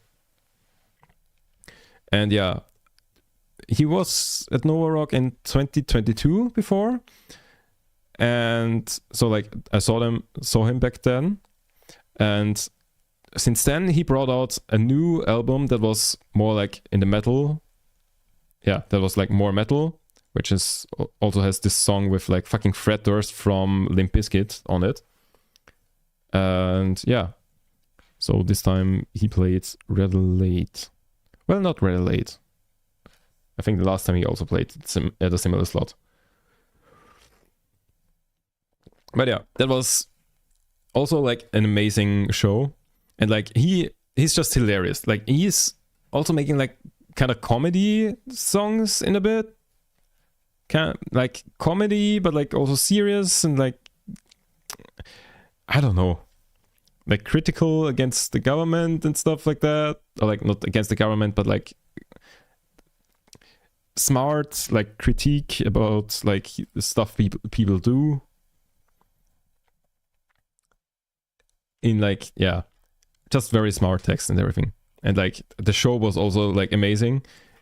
He basically created like an office scene, because like his latest album is called Out of, or like, no wait, it's called Off, but like it's got like an out of office kind of thing. I think his tour is called Out of Office, right? Because like also another thing, he like way back, like 10 plus years ago, he made a song called Trauerfeierlied, which is like funeral song or something like that, which is basically like a song that he wants to have played at his funeral and stuff like that, but like also like in a funny way, and like a very beautiful song. And in the music video for that, he had like on his gravestone, I think 2023 or 2024. Was it 2023 or 2020? I think it was 2023. Like some date in 2020, in like late 2023. And like at that date, he like disappeared from social media for a while, and then like said like he moved to the moon or something like that. Yeah, he like had an entire thing planned for that. So his like album is about like, you know, being on the moon, and like, I don't know. Why have I been talking about this guy for so long? Anyways, like the show was amazing. Nothing short of that. And another thing, I previously talked about like the meme that came up on the Nova Rock Reddit about like some bearded man that is shitting on camping chairs apparently. And I don't know how, but somehow he seems to have heard of that, because at some point in his show he was like, I know of that. I know I have a beard and I used to shit on camping chairs, but I swear it wasn't me. Yeah. Somehow he seems to have heard of that meme. And then like at the end of the show he was like, okay, it was me, but I'll promise I'll clean it up afterwards. Like super hilarious dude. Yeah. But then after Alligator, I once again went back to the camping grounds to like grab a jacket and stuff. And like I like really didn't care about Wanda. So then I went to like I really wanted to have a good spot for Electric Cowboy, and I was worried that they once again like closed the wave breaker up like they did for Linkin Park, but like they didn't for Slipknot. So I was like, okay, maybe they don't, but like they really should do it for Electric Cowboy, because last time I saw them at Nova Rock, it was in 2023, and they were playing at Red Stage then, and there were just way too many people in the wave breaker there. So they should have really like, you know, limited how many people can get in there. But they didn't do it this time, and at least for me, it seemed like it wasn't as bad as last time. But yeah, going too early. Yeah, I'm already like too far ahead in the story. I wanted to still talk about Heaven Shall Burn.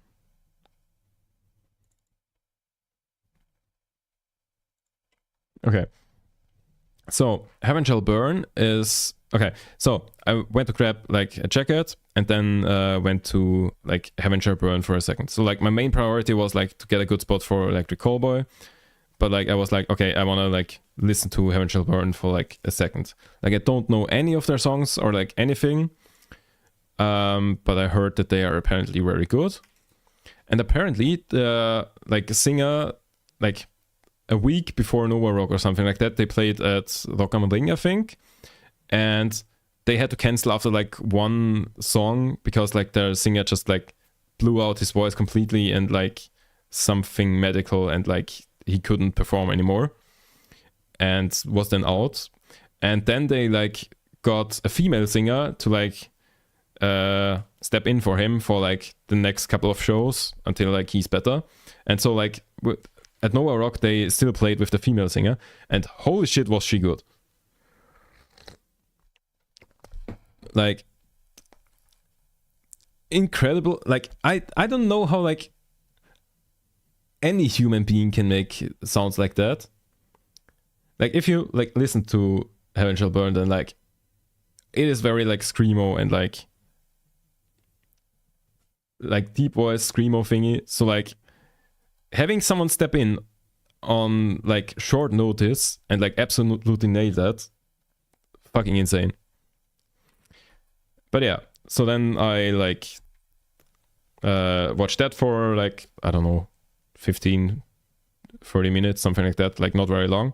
And then I went over to Blue Stage for Electric Callboy, and they didn't close the Wavebreaker, which means I was able to get in there.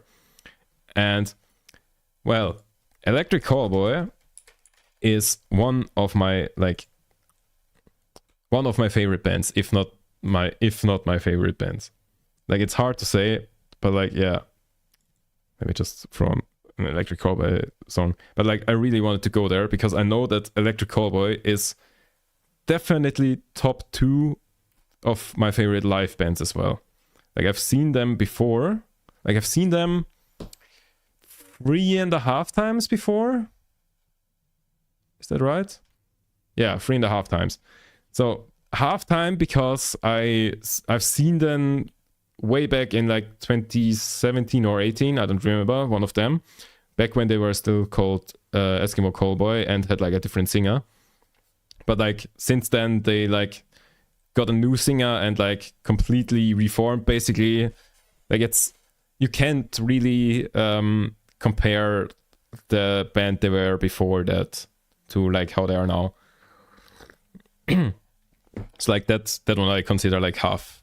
And also I only knew one song of them, and I was like very like I was just like going along with like people who like knew them better and like was just like chilling at the side, not really paying too much attention.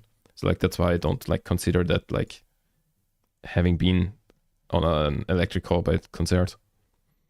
But yeah, seen them before, so like I knew what was coming, and like they are just so fucking good live.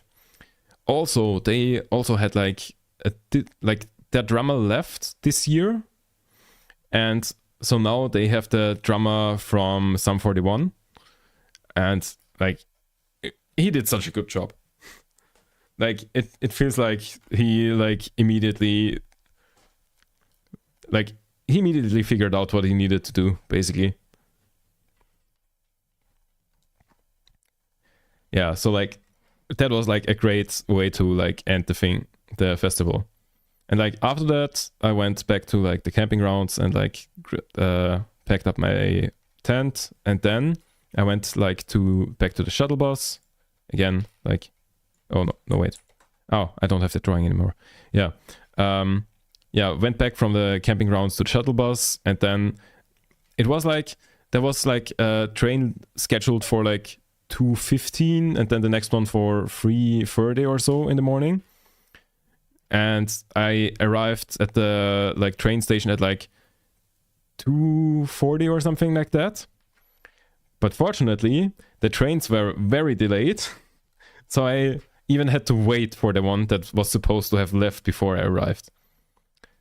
And yeah, also funny story, on the shuttle bus back to the train station, that bus like stops somewhere in between the train station. Like on the way from the train station to the festival, it doesn't stop, but like from the festival to the train station, there is one stop in between. And I should know that because I've taken that bus like multiple times, like in multiple years. But I didn't think about that. So like I grabbed all my stuff, went out, looked around. I don't see a train station. Oh shit. And then like hopped quickly back in. And like some other guy also did the same. And then I was like, well, that was awkward. And yeah, then just like chatted with that guy all the way back to Vienna. which was nice because like, you know, otherwise I would have just like sat around there for like 2 hours or something. Yeah, funny story. So yeah, and then at like 5 a.m. or something, I arrived back home, and I always say the shower you take when coming home from Nova Rock is the best shower of the year. Because like you're just like super dirty and have like dust stuck to you everywhere, and yeah, it just feels so good when you come home and like finally get rid of all of the dirt. Yeah. So yeah, that was my trip to Nova Rock, and I wanted to go and kind of like rank of the thingies. Wait, do I have any more videos?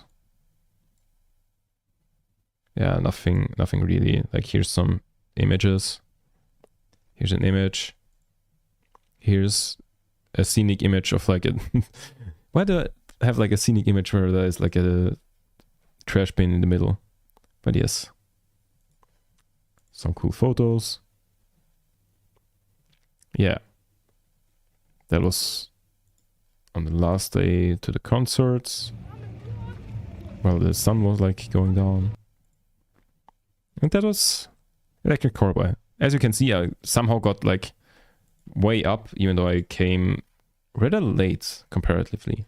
Like I think I only got to like 30 minutes before the show started, or like 40, something like that. But like considering that there was a 45-minute gap between the previous show and like that a lot of people wanted to go there probably, that felt rather late. But yeah, I got a pretty good spot, and then like, you know, moshing ensued. And like Electric Callboy is always just such a huge party. Oh yeah, and also something funny happened. So Electric Callboy have this one song called Hurricane.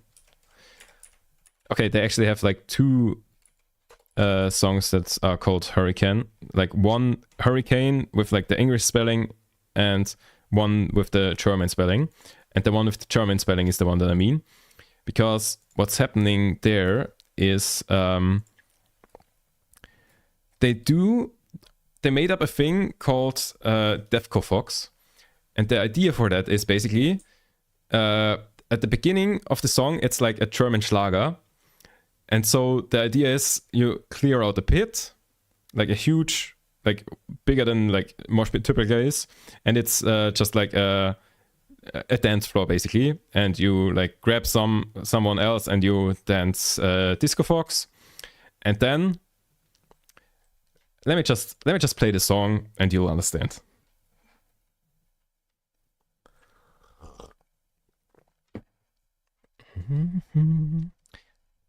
So like it starts out with a German Schlager.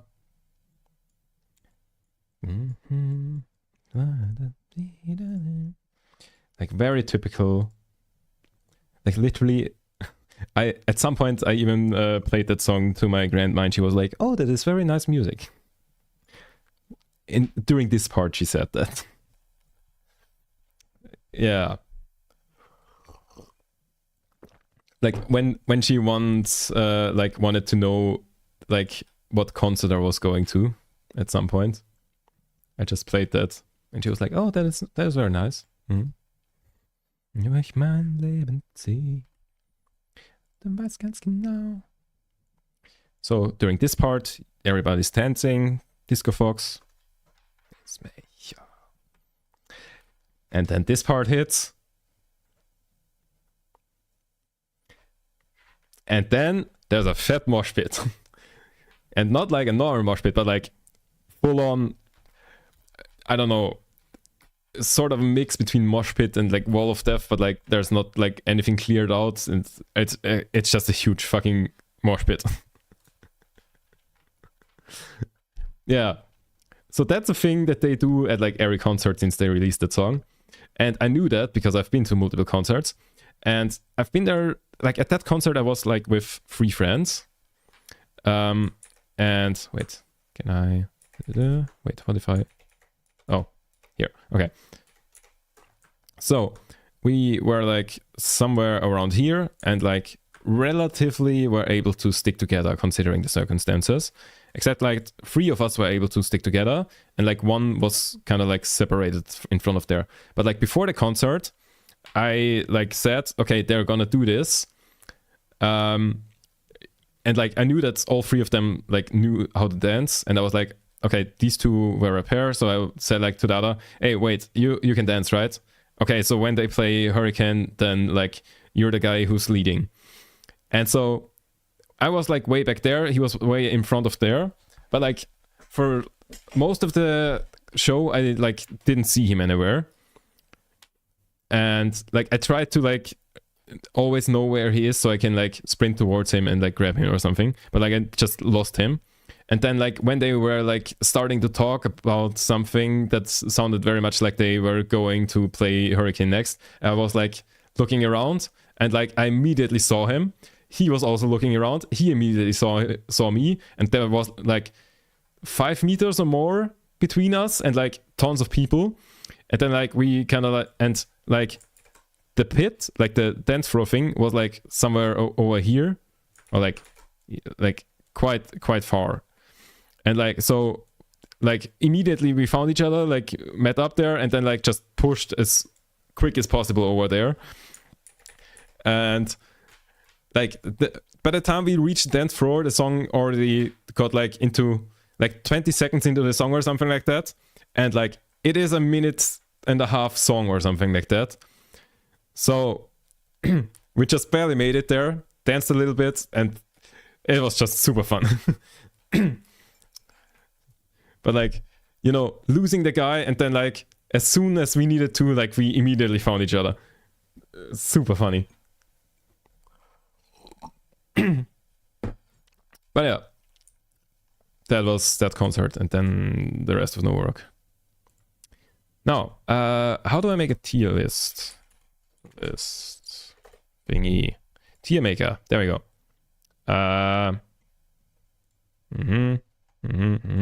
Confirm choices. Make a template. There we go. Make your own template.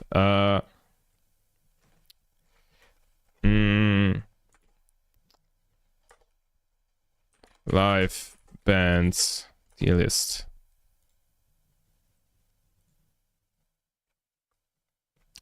Create single use template. Okay.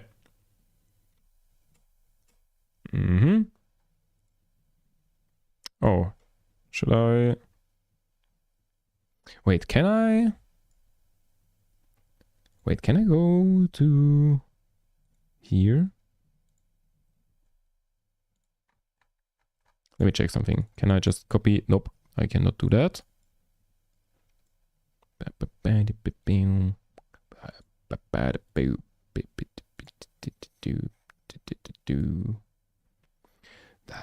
And down, and moving up and down, up and down. So, can I just like copy the images and like put them there? Like if I go and like copy image, can I paste? Nope. Down, down, up, animate up, arena.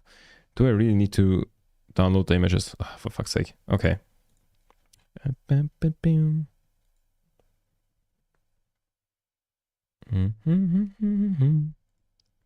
Let's throw that in here. Top. Tier list. Copy that. And down, and way up and down. I wanna show you my way. Can I do this? Yes. Nice. Okay. Hey, don't put that. Hello. Can I remove this? No. Ah, reset here. Oh, it resets the entire. For fuck's sake.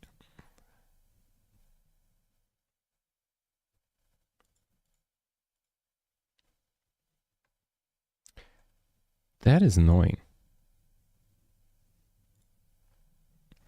Okay. Anyways, electric core boy. Let me just go and okay. I should probably like do it in order of how I've seen them. Okay, actually, this would be a good time for a break as well. This would be a good time for a break, so I will take one quickly. Because like the timer is about to run out anyways. So I'ma be right back.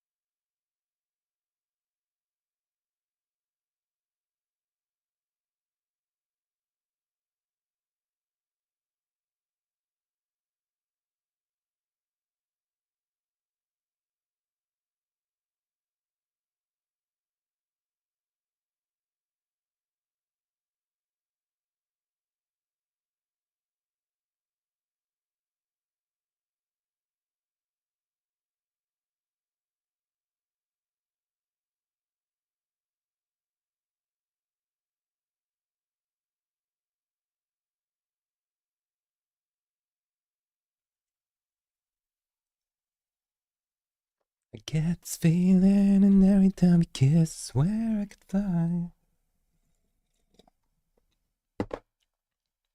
Such a good band. Yes, every time we touch. Can I wait?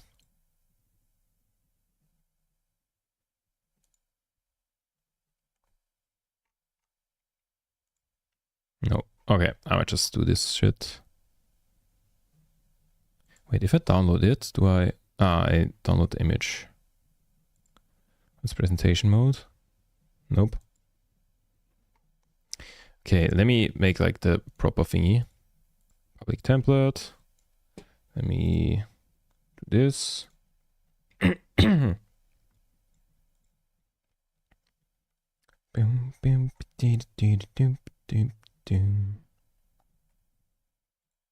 your own template. Public template.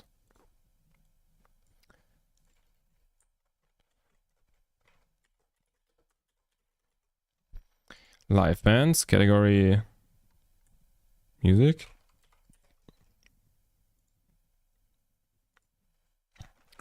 Bands I've seen. Okay, actually I shouldn't make, yeah, let's just make a single use thingy. I'm very decisive, as you know. Square images. So let's do this. Starting with itchy. I wanna feel it day and night. I've got so many things open here. Here, that's what I meant to do.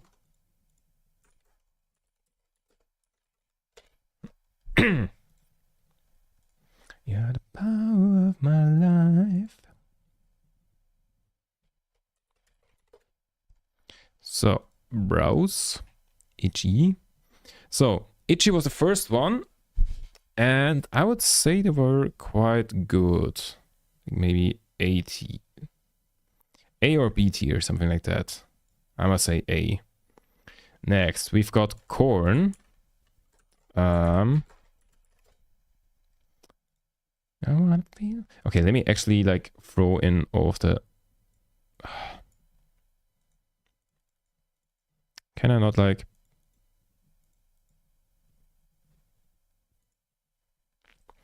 Walk a mighty line.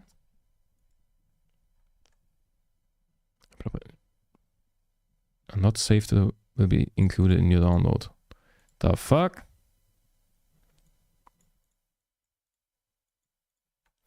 Okay. Let me just download all of the images first. Corn. Then next we have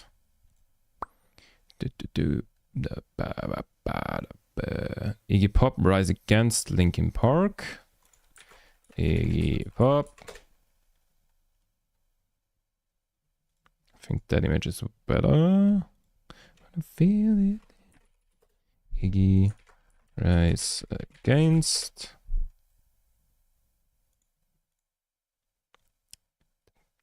Don't feel it day and night.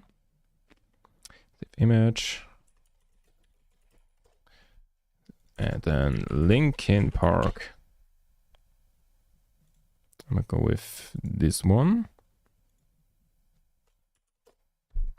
So next day, Friday, baby lasagna. Lasagna.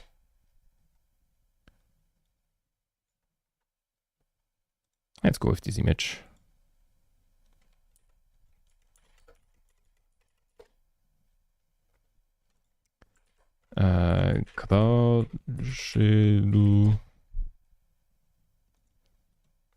Interesting image. I feel like that one is more fitting. Then Airborne Rock Band. That's the one. That image is way more fitting than the first one that comes up. Also, is it like an Australian thing to spell airborne with like a U in there? Or is that just like a thing that they did?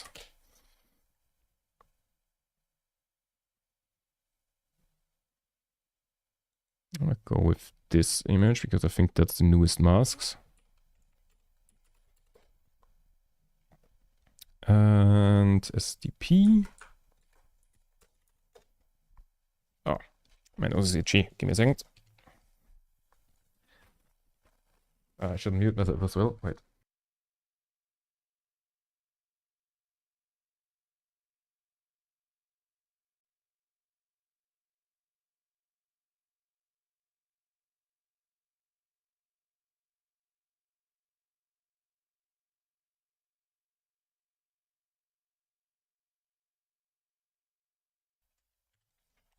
Okay.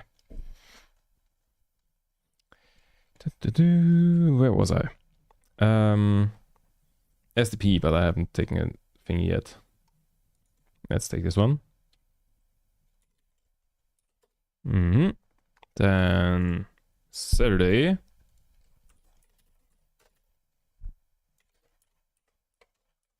In this movie. So sick. Okay, ranking them. Ranking them feels kind of weird. Me first and the gimmies. Okay, those images. Wait, that image seems better. Gimmies. Then next one was Aligadua.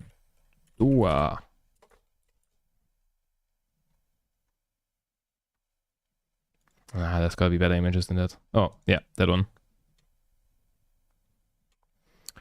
Save image. Alligator. Then I feel like I shouldn't rank Heaven Shall Burn. I barely saw them.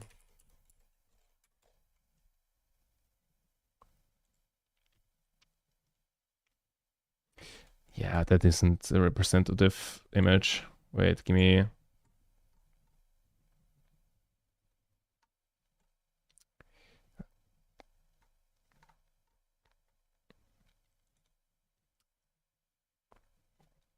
I think that image fits better. Oh wait, did that? Save images. Easy. With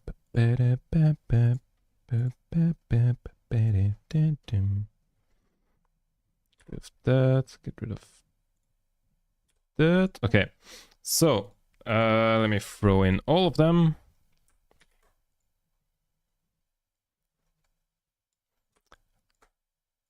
Like this. So let's go chronologically.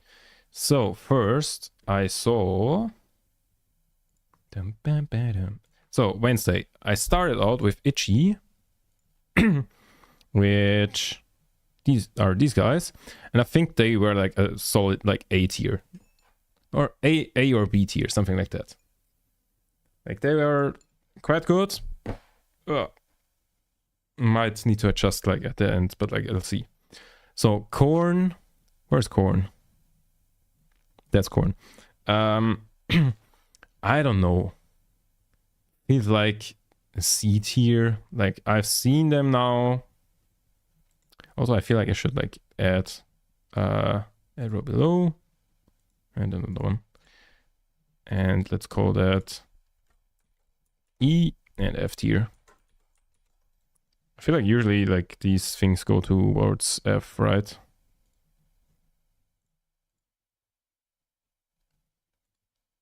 Mm-hmm.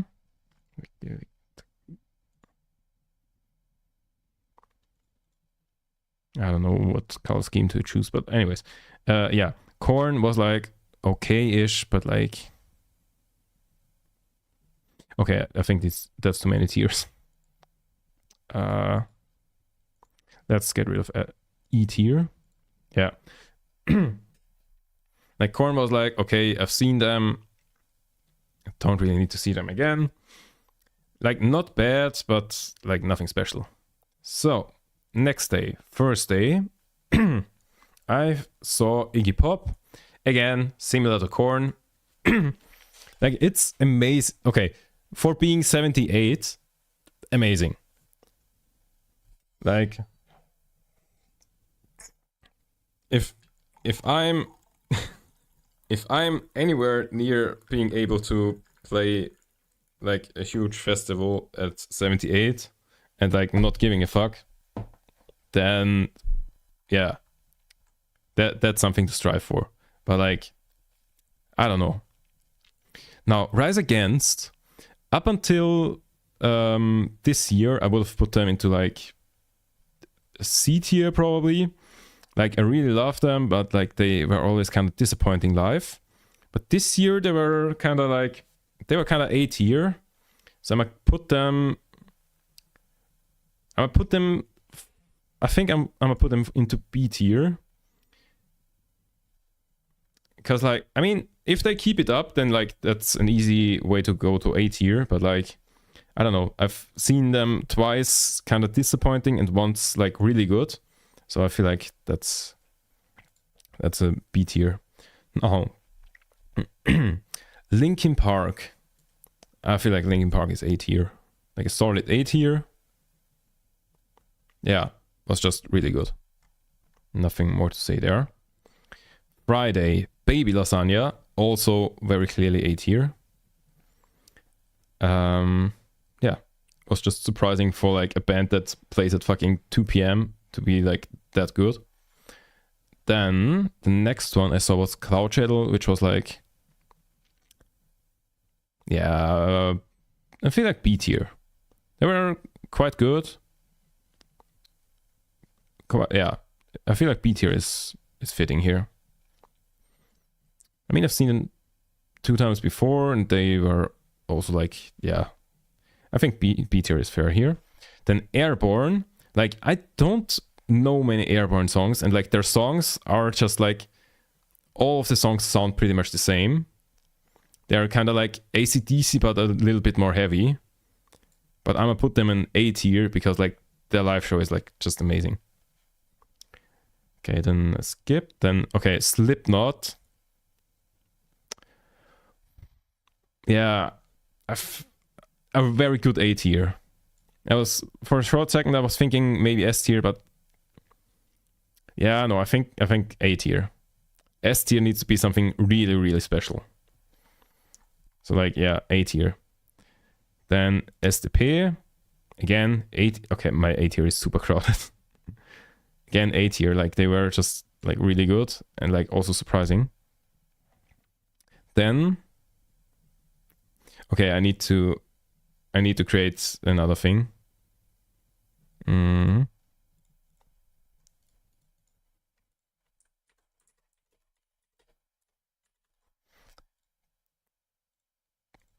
Right, can I just like grab that? Nope. I need to make like a special Wendy's tier. Like, this is like more like a honorable mention thing. I can't compare Wendy's Membership Plasma Seek with the rest. It's just not possible. It's a different thing. Like, it's not...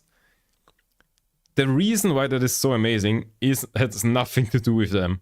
Like, you could put any other like Blasmusik thingy, like traditional music thing there, and it would probably be the same.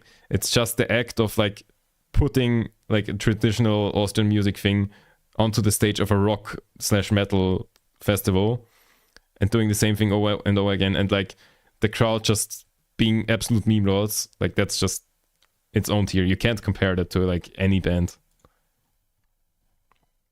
Yeah. Then Me First and the Gimme Gimmes. They were okay, but like nothing special. Like last time I saw them in 2017, it was like, okay, unexpected. Like I didn't know them at all, but like they were surprisingly good. But like, I don't know, it feels like nothing special, like C tier or something like that. Then Arigato, again, feels like A tier. And then Electric Callboy, definitely S tier. Like, no doubt in my mind that it's S tier. That I'm just a fuckboy. Like, they are... Okay, let me also like add all the other bands I've seen at Nova Rocks before. Like, while I'm doing a tier list, let's just expand it. Like, yeah, Electric Callboy is just like top 2 live bands I've ever seen. Like, at the moment I'm inclined to say the best one, but that's probably due to recency bias. So like, ask me again on Thursday when I also have recency bias for the other band. Because I will see Green Day on Wednesday. Okay, I feel like now I've given away the rating. Okay, so let's look. 2024. So I wanted to see... Okay, which were the 4? Did I see Donuts?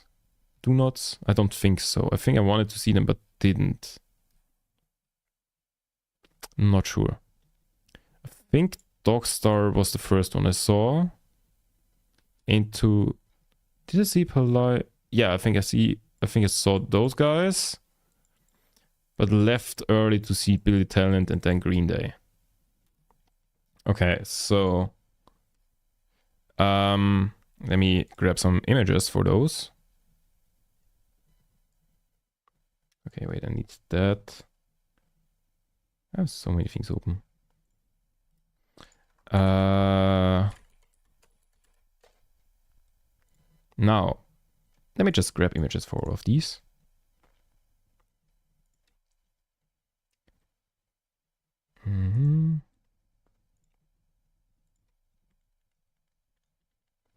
I just create a folder here. Okay, what did you say? Dogstar, Royale. Okay, ranking them a year after I've seen them is gonna be kind of hard. But like, it's just gonna get harder from here on out.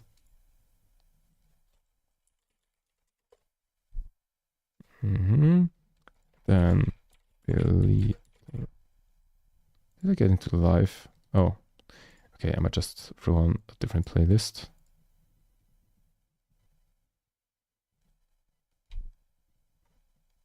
Same thing again.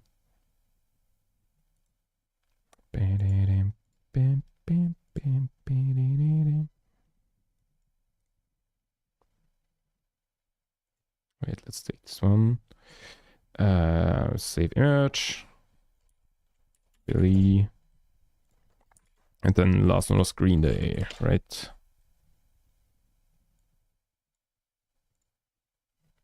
Let's take this one. Not save link, save image. So, please don't eat all of the other images. Nice. Okay. So, Dogstar goes into D tier. Like, completely nothing special. I literally only went there because Keanu Reeves is the bassist. It was just like pretty much every dead rock band ever. D tier might be a little harsh, but like, I don't know. Didn't really care. Now, Palais Royale, I don't remember. I think they were like A or B tier. I think I really liked them live. I must say B tier. Billy Talent, again, either A or B tier. Like I feel like I've seen them too often. Yeah, I must say A tier. And then Green Day, a second band in S tier. Like I can't tell you what my favorite live band is. It's either Green Day or Electric Callboy. But like there's a gap. There's a definite gap between like those two, eye to eye. Everyone else, you know, there is a definite gap there. Like those two are just like next level. So now, who did I see on the next day? Did I write that down somewhere? Wait, I think I wrote that down last year on my phone. Let me check.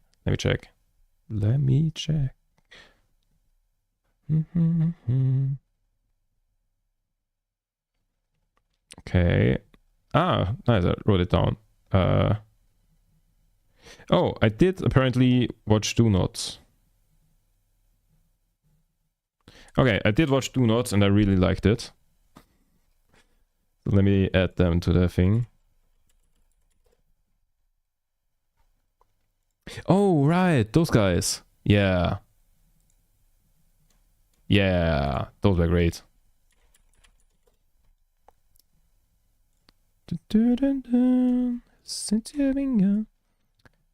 So, yeah, I remember. Those were great. Yeah. Okay. Dogstar mid. They are great.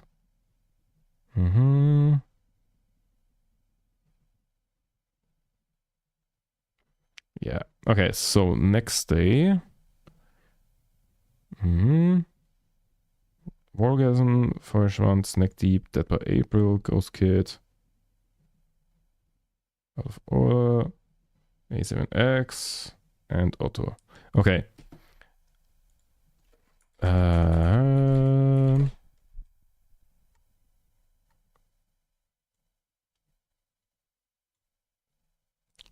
Let's use I don't know what's a good like representative image of them. I guess this one.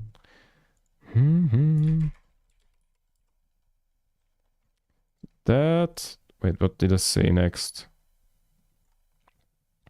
Feuerschwanz, Neck Deep.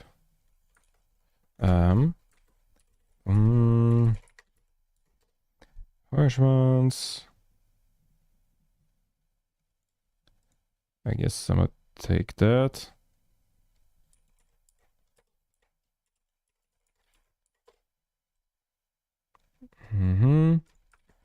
Neck Deep.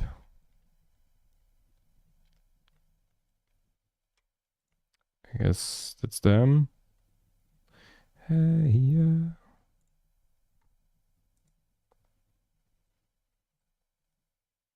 Hey, yeah, what's this?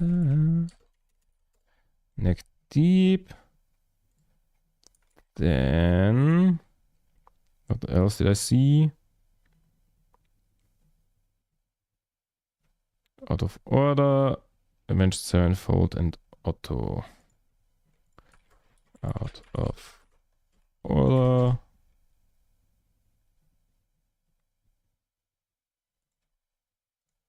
Let's take that image.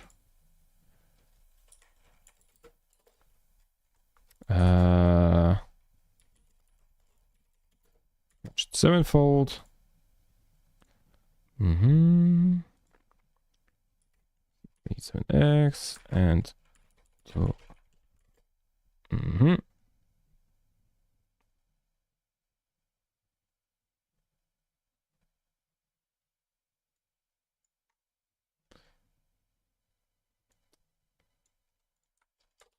Okay, I'm gonna just take one of these.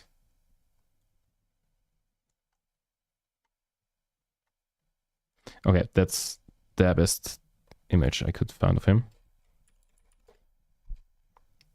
Okay, add all of those in there.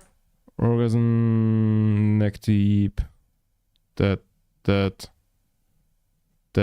that. Right? These 6. So, let's start Wargasm. I wrote down that they were like basic screamer metal thing. So I guess that's C tier. What did I write down? First ones, yeah, power metal, not my thing. Also like C tier. Neck deep, which is that image, I think, were surprisingly good. Like I only knew them from like Red Hot Chill songs, so it was kind of weird that they were at a like rock festival, but like they like took their songs and like made them more rock basically. And I really liked that, I remember. Then Out of Order is like an Austrian like super band of like some of the like most famous Austrian bands.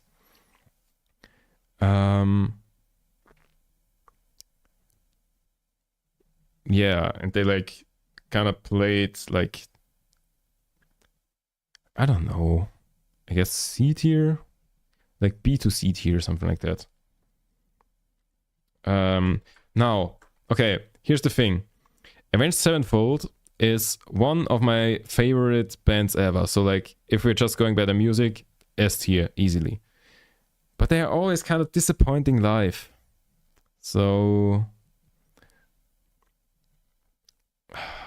it's B or C tier. I feel like I have to put them into C tier because it's just like so disappointing. Like they're one of my favorite bands, but like they don't like use that. Like there's high expectations and like not much behind it. Now Otto Walkes, okay, A tier. If you don't know who Otto Walkes is, he's like a German like TV comedy legend, like more like comedy, but like has his own movies and stuff. And basically, when you see him at like Nova Rock or something like that, he's doing the same jokes he's done for 20 years, and everybody's like, "Yep, I love it, absolutely love it." It's just good vibes all around. Like it's the same jokes over and over again, but like they don't get old or anything. Now, who did I watch Saturday? Oh, there are some good ones in here. Okay. Let me grab the images.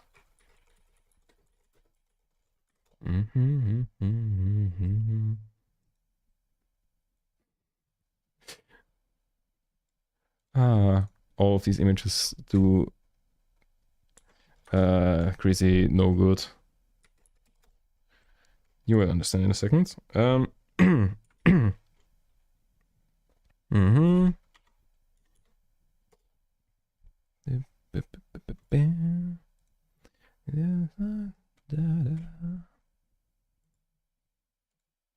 Let's take that image. Then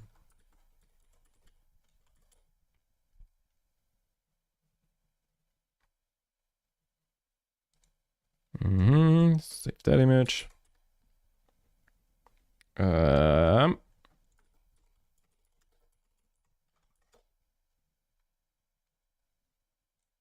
And save that image.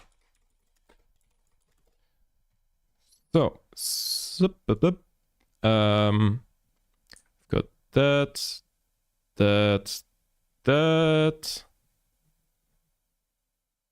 that, right?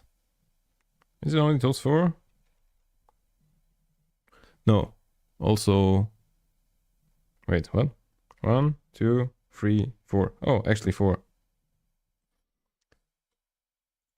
Okay, so last year on the 3rd day, I first saw Against the Current, which not a very well-known band, but except in circles of League of Legends players, because they like wrote one of the most famous like League of Legends world anthems in Legends Never Die, and they played like early as fuck, like I think 3 p.m. or something, and they still had like a huge crowd and did quite well.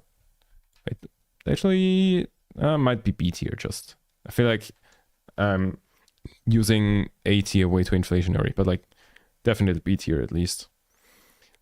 Then next I saw Sum 41, and okay, with Sum 41 the thing was like that was their last show, or like the last festival show in Austria. Like they had another like normal show, like a standalone show later on in that year, but that was definitely their last festival show in Austria. And it just very much felt like they were like, okay, we don't care about like our career or anything, let's just have some fun. They were playing whatever they felt like was fun, not just like their most well-known stuff. Like it very much felt like they were just there to have fun. I feel like it's B tier. Like, yeah, it was good fun, but like, I don't know. Then, okay, Avril Lavigne. I was looking very much forward to that because I really like her music. But the thing is, it felt kind of boring, or like bored. Like it felt kind of like she was bored, and like there was like between the songs there was always like stuff like on the video walls that was like, oh look, that's who I was 20 years ago. I don't know, it didn't feel like, oh hi, that's me. Oh my god, the voice crack. It didn't feel like hi, that's me, and like I still make music. It felt like, oh look, you might know me from back then. And then like she just like walked around and like sang her songs, but like there wasn't like really any energy there. I'm debating between C and D tier actually here. I feel like okay, if I put her in C tier, I feel like I need to bump up Avenged Sevenfold to B tier.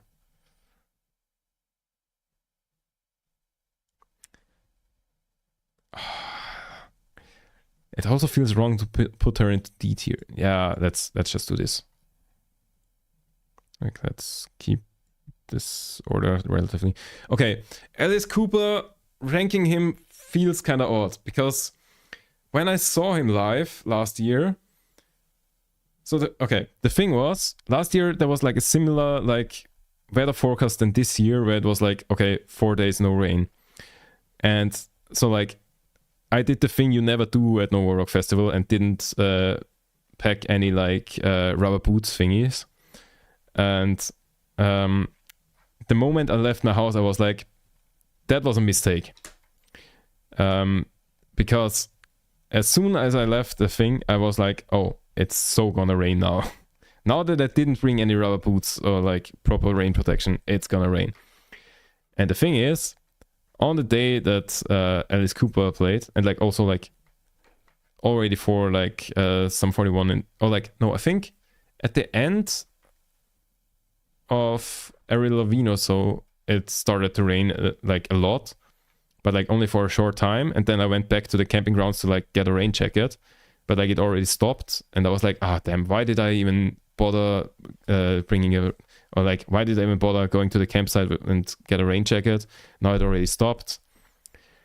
And then I like went to like see Alice Cooper, but like again, not like, you know, all the way up there, but I was like, okay, I kind of want to see Alice Cooper, but like I don't really need to be up there. So I was kind of standing like way back, or like even there.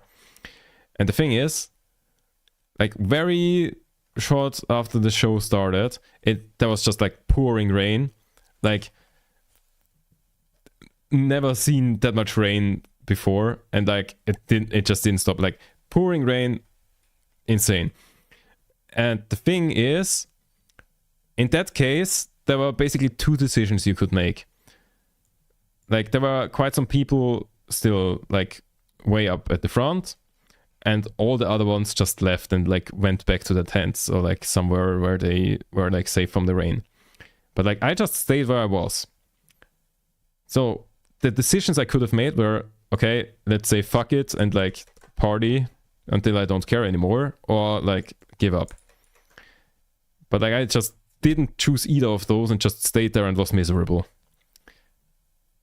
So like the show was great, but like I didn't really even see the stage from there because like there was so much rain. So it feels wrong to like rate him.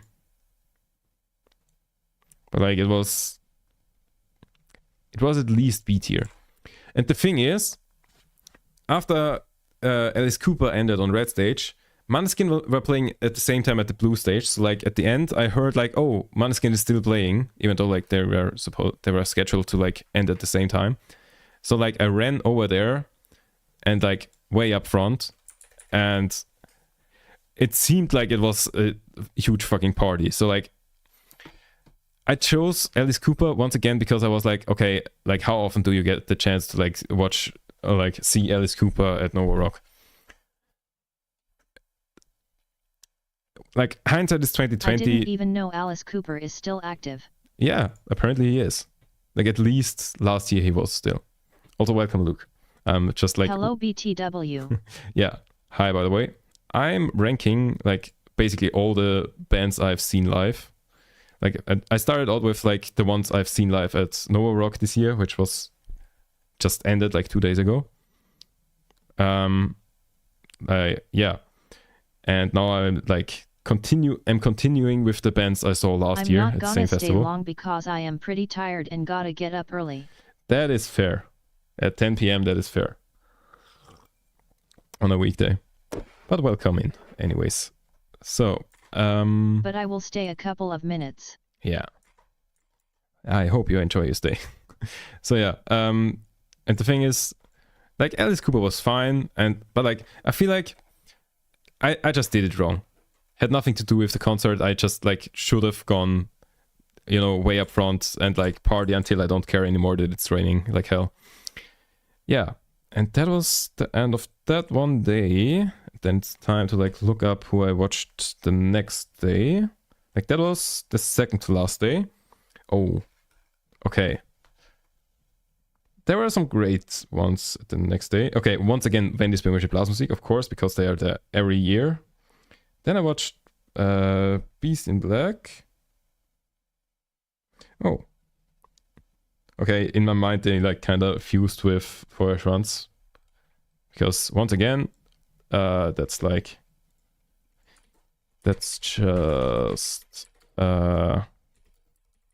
just another power metal band, I guess. Or like I don't know if they're like power metal, but like that just fuses in my mind a lot. I did not save the different names, or I need to remember. Then that's the next one I saw.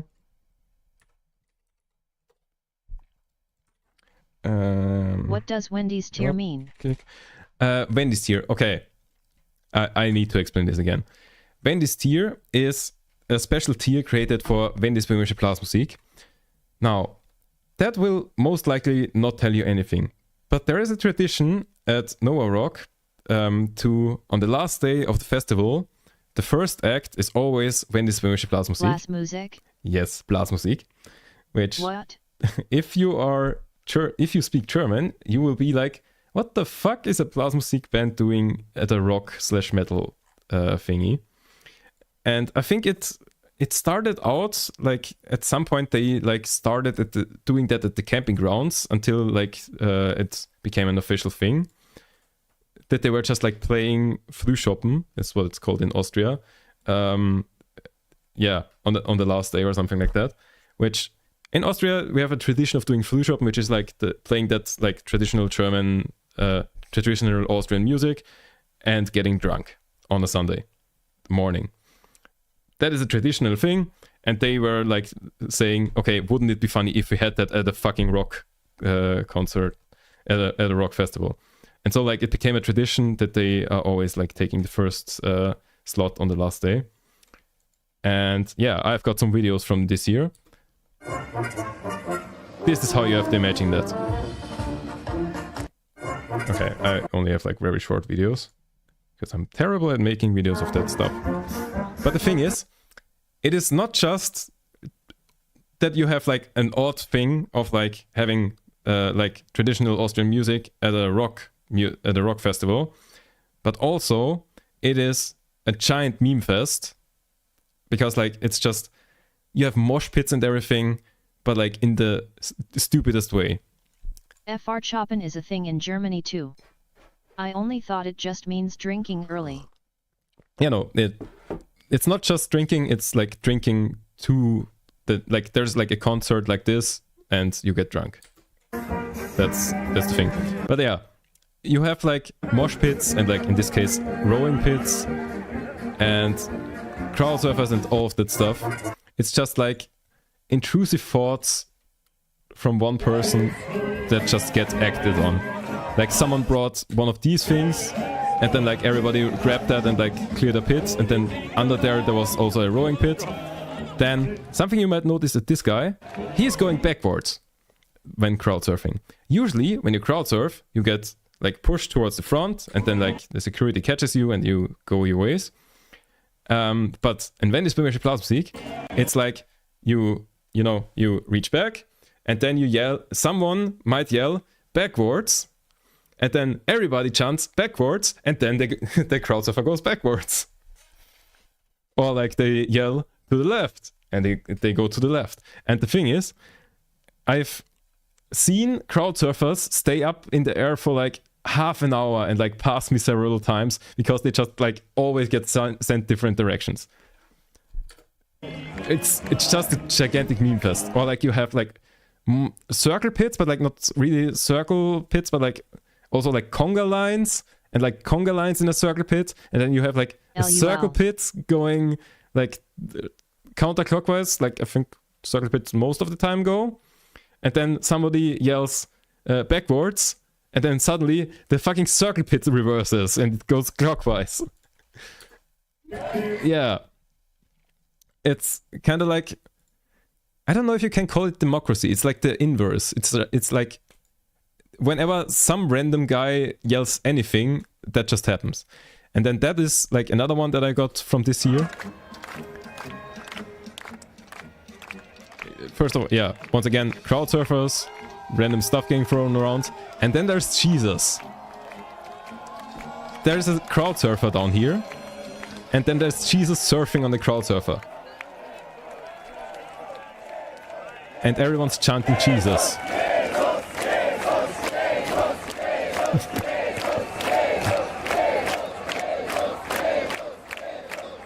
It's just such a meme fest.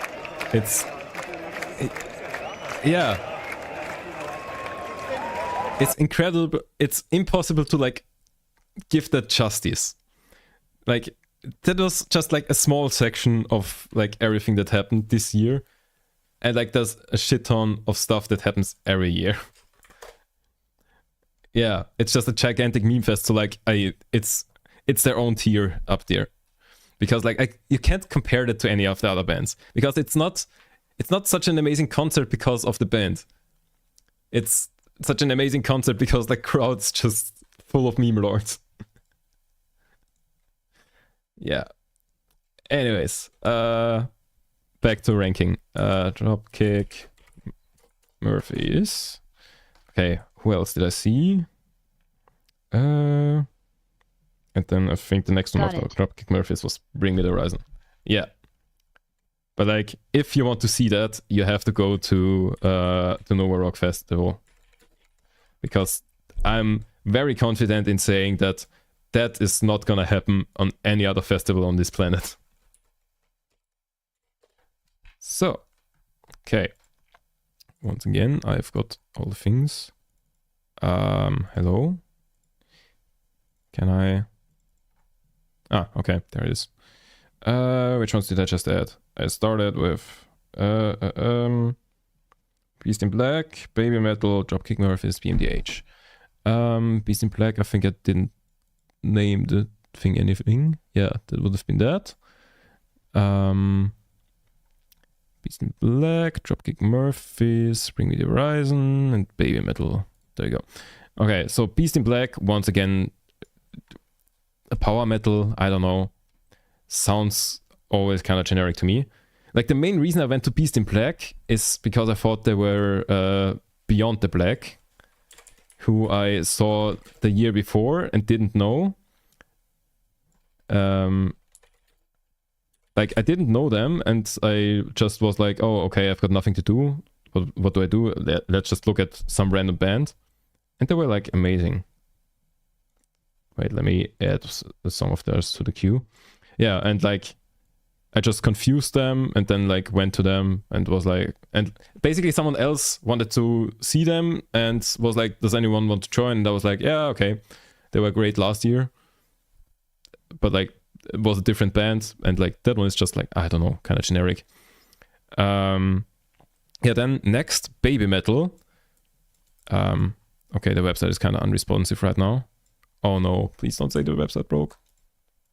Ah, okay, I can. Baby Metal. So the thing about Baby Metal is, I basically only know there are like collaborations with others. Like, Baby Metal has a song with Bring Me the Horizon. They have a song with Electric Callboy.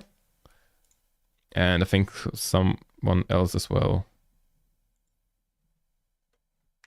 I don't know. Like, those are the two that come to me, that come to mind right now. Yeah, so like, their standalone stuff, I don't really care too much about. But like, their collaborations are amazing. They are like some of my favorite songs from like those bands that they are collaborating with. And the concert was really good. Like, a lot of people really liked them. And I was kind of like a bit indifferent, but like, I know that they have some great songs in collaboration with others. And like, yeah, the concert was just amazing. And the thing, on the same day, there was also Bring Me the Horizon, and they have like a song together. So I was like, okay, are they gonna play Kingslayer? Let me just cue that as well. Oh yeah, and what you're hearing right now is Beyond the Black, which I thought Beast in Black was, but like I got confused. But anyways, so like after the concert, I was like, they did not play Kingslayer. Why could that be? Yeah, so after that there was Dropkick Murphys, which, you know, I know a couple of their songs, and they are like kind of like Irish rock. I'm not sure if Irish is the correct one. Like, I think they're like from the US, but like it's kind of like, I don't know. Irish rock is like the best way I could like describe that, or like sailor rock or pirate. Pirate is wrong. But like, if you don't know Dropkick Murphys, just like look them up. And like, I didn't expect too much, but like, it was just really fun, and like really fun mosh pits and everything. Like, I just didn't expect that concert to be as fun as it was. I'm even thinking if I should put them into A tier, because it was like really good. But like, I don't know, I'm like putting way too much into A tier. And then came Bring Me the Horizon. And the thing is, I've seen Bring Me the Horizon twice now, both times at Nova Rock. Once in 2022, And back then I was like, kind of like, like if I would have to rate them there, it would be like C tier. Like it was kind of rough around the edges. It was like, okay, I love the music, but like the concert felt like what I wanted to do at the concert was just like scream along with the music. And what Ollie Sykes, the singer, was saying to do all the time was I like, only know about Bring Me the Horizon from that one Drumeo video with Chad Smith. oh yeah, I know that one. That is a banger. But yeah, you should definitely check them out more. Like they are amazing, especially like their latest 2 albums I really like. But yeah, Bring Me the Horizon, basically the singer was in 2022, the singer was always like, open up that fucking pit and everything. And then they just like played the most classic, I just want to scream along to this song. And I was like, okay, there was like some disconnect between what the singer wants us to do and what we want to do. And like that kind of felt awkward. But then last year, 2024, when they like the year, like 2022, they were kind of like a late night thing. Like there were the headliners and then they played afterwards. And then 2024, they were like actually like the headliners, like their last band to play the festival.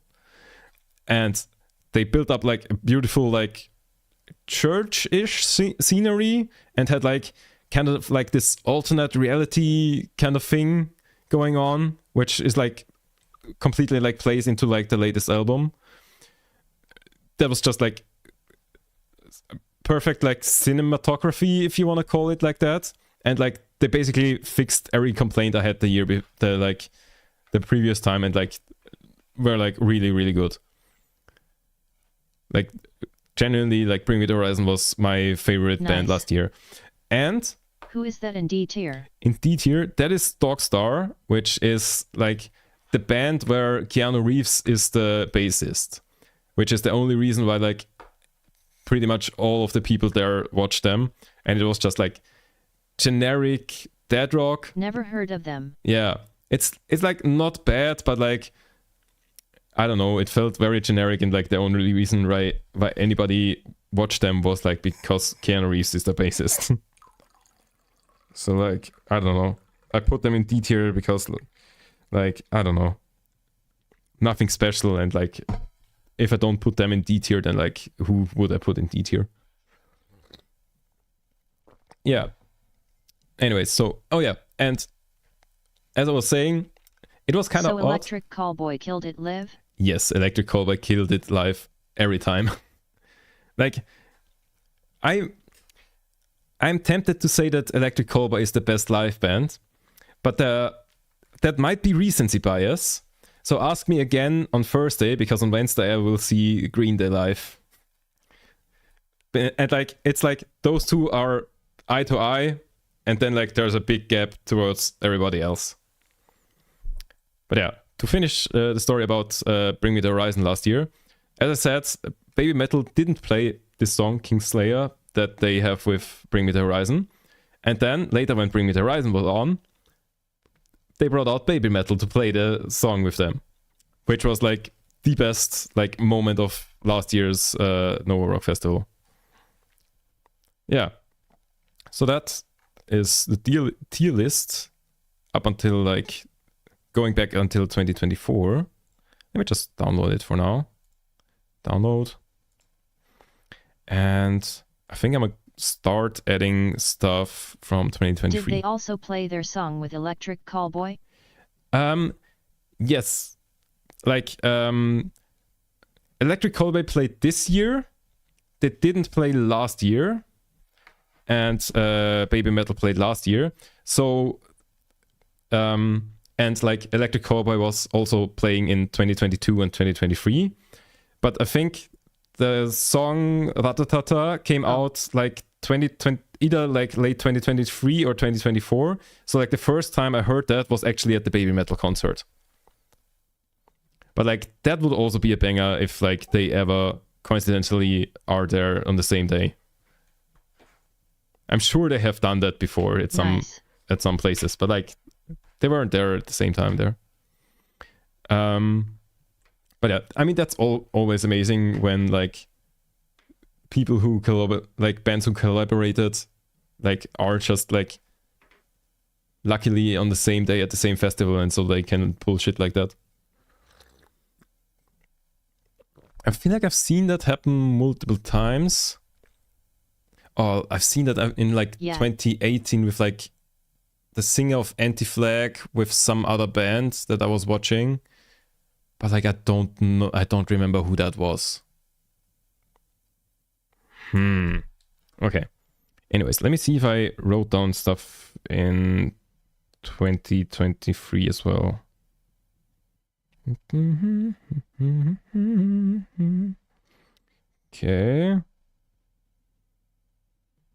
Okay, that's just...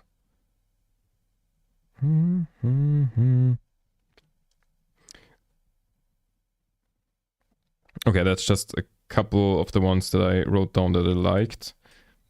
Okay, let me look at the timetable for like 2023.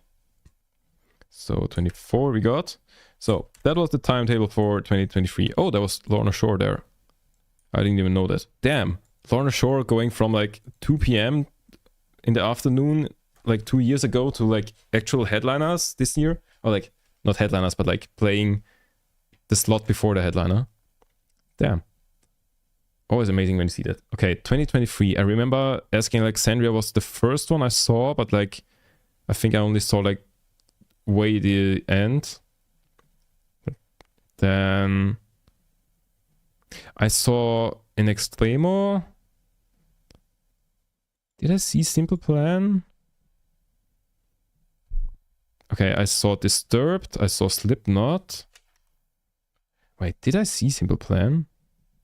I didn't write it down. Wait, Within the Temptation. I wrote down that I saw Within Temptation. Ah, okay. Apparently, I guess I tagged along with someone else there. Because I don't know why I would have seen Within Temptation over Simple Plan then. Okay, so I guess I saw Asking Alexandria and then those four. Okay. I would love to hear more, but I gotta get some sleep now. Yeah, then go get some sleep. That's definitely more important than just staying there here. So, yeah. Good night. Have a nice rest. I will be back on Thursday anyways. Good night. So... See you next time. Yeah. So, okay. Who do I remember well enough to like put on the tier list? I don't remember watching Within Temptation at all. Disturbed was kind of good. Slipknot is already on there.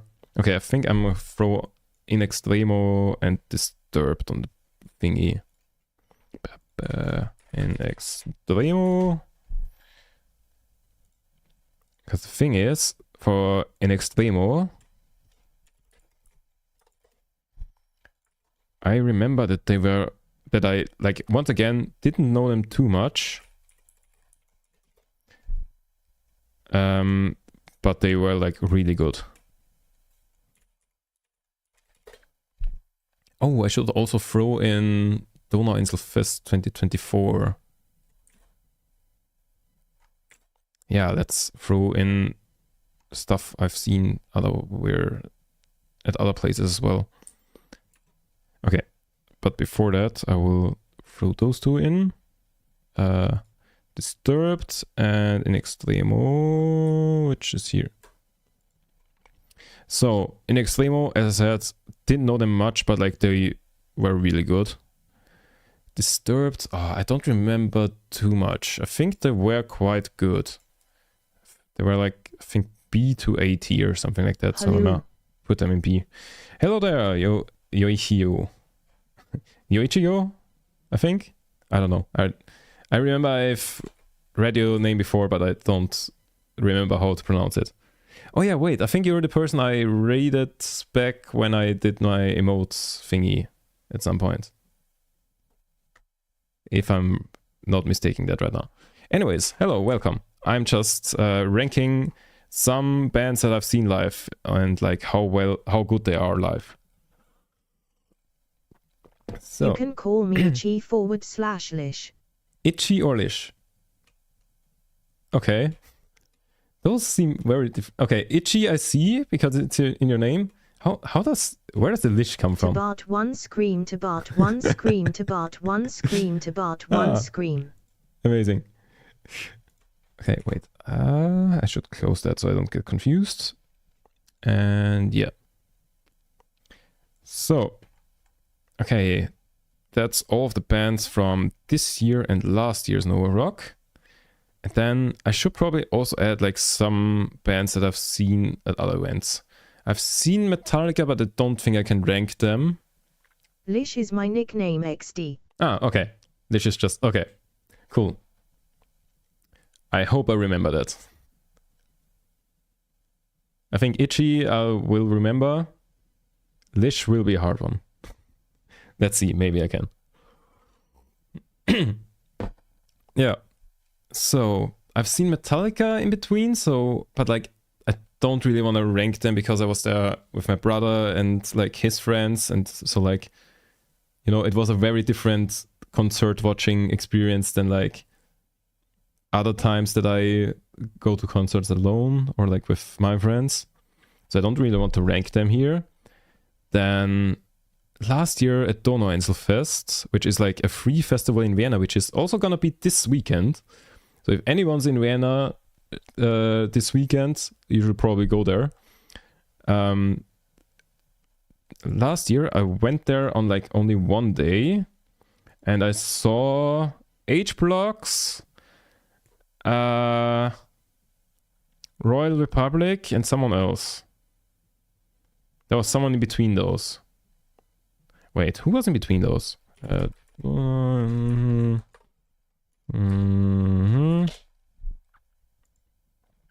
Okay, wait, that's got the website for this year. Okay.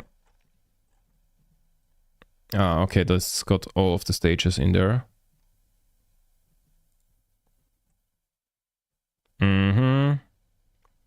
That's got all of the stages in there, but not the ones... Wait, Itchy?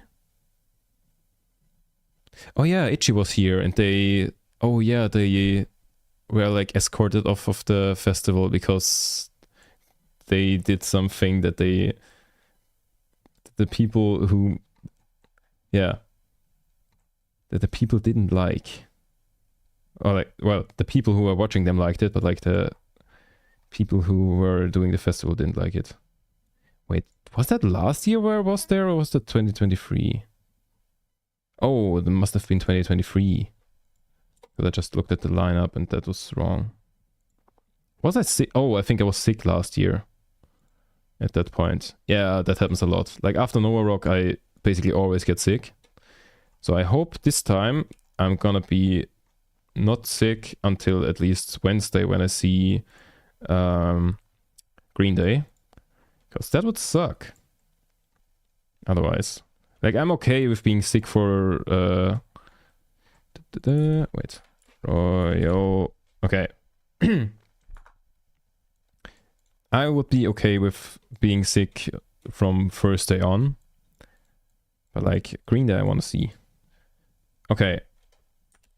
I don't remember seeing... Wait, where is it? I think I've seen those, but like maybe just the very end. And I don't remember anything about them. H Blocks were quite good, and Royal Republic were amazing. Wait. Let me add them. Blocks. Let me add them to the tier list. So I saw them at like a tiny ass stage at the Donauinselfest in Vienna, which, if you don't know, is a free festival with like tons of stages in like very different genres. Wait, that's the link, not the image.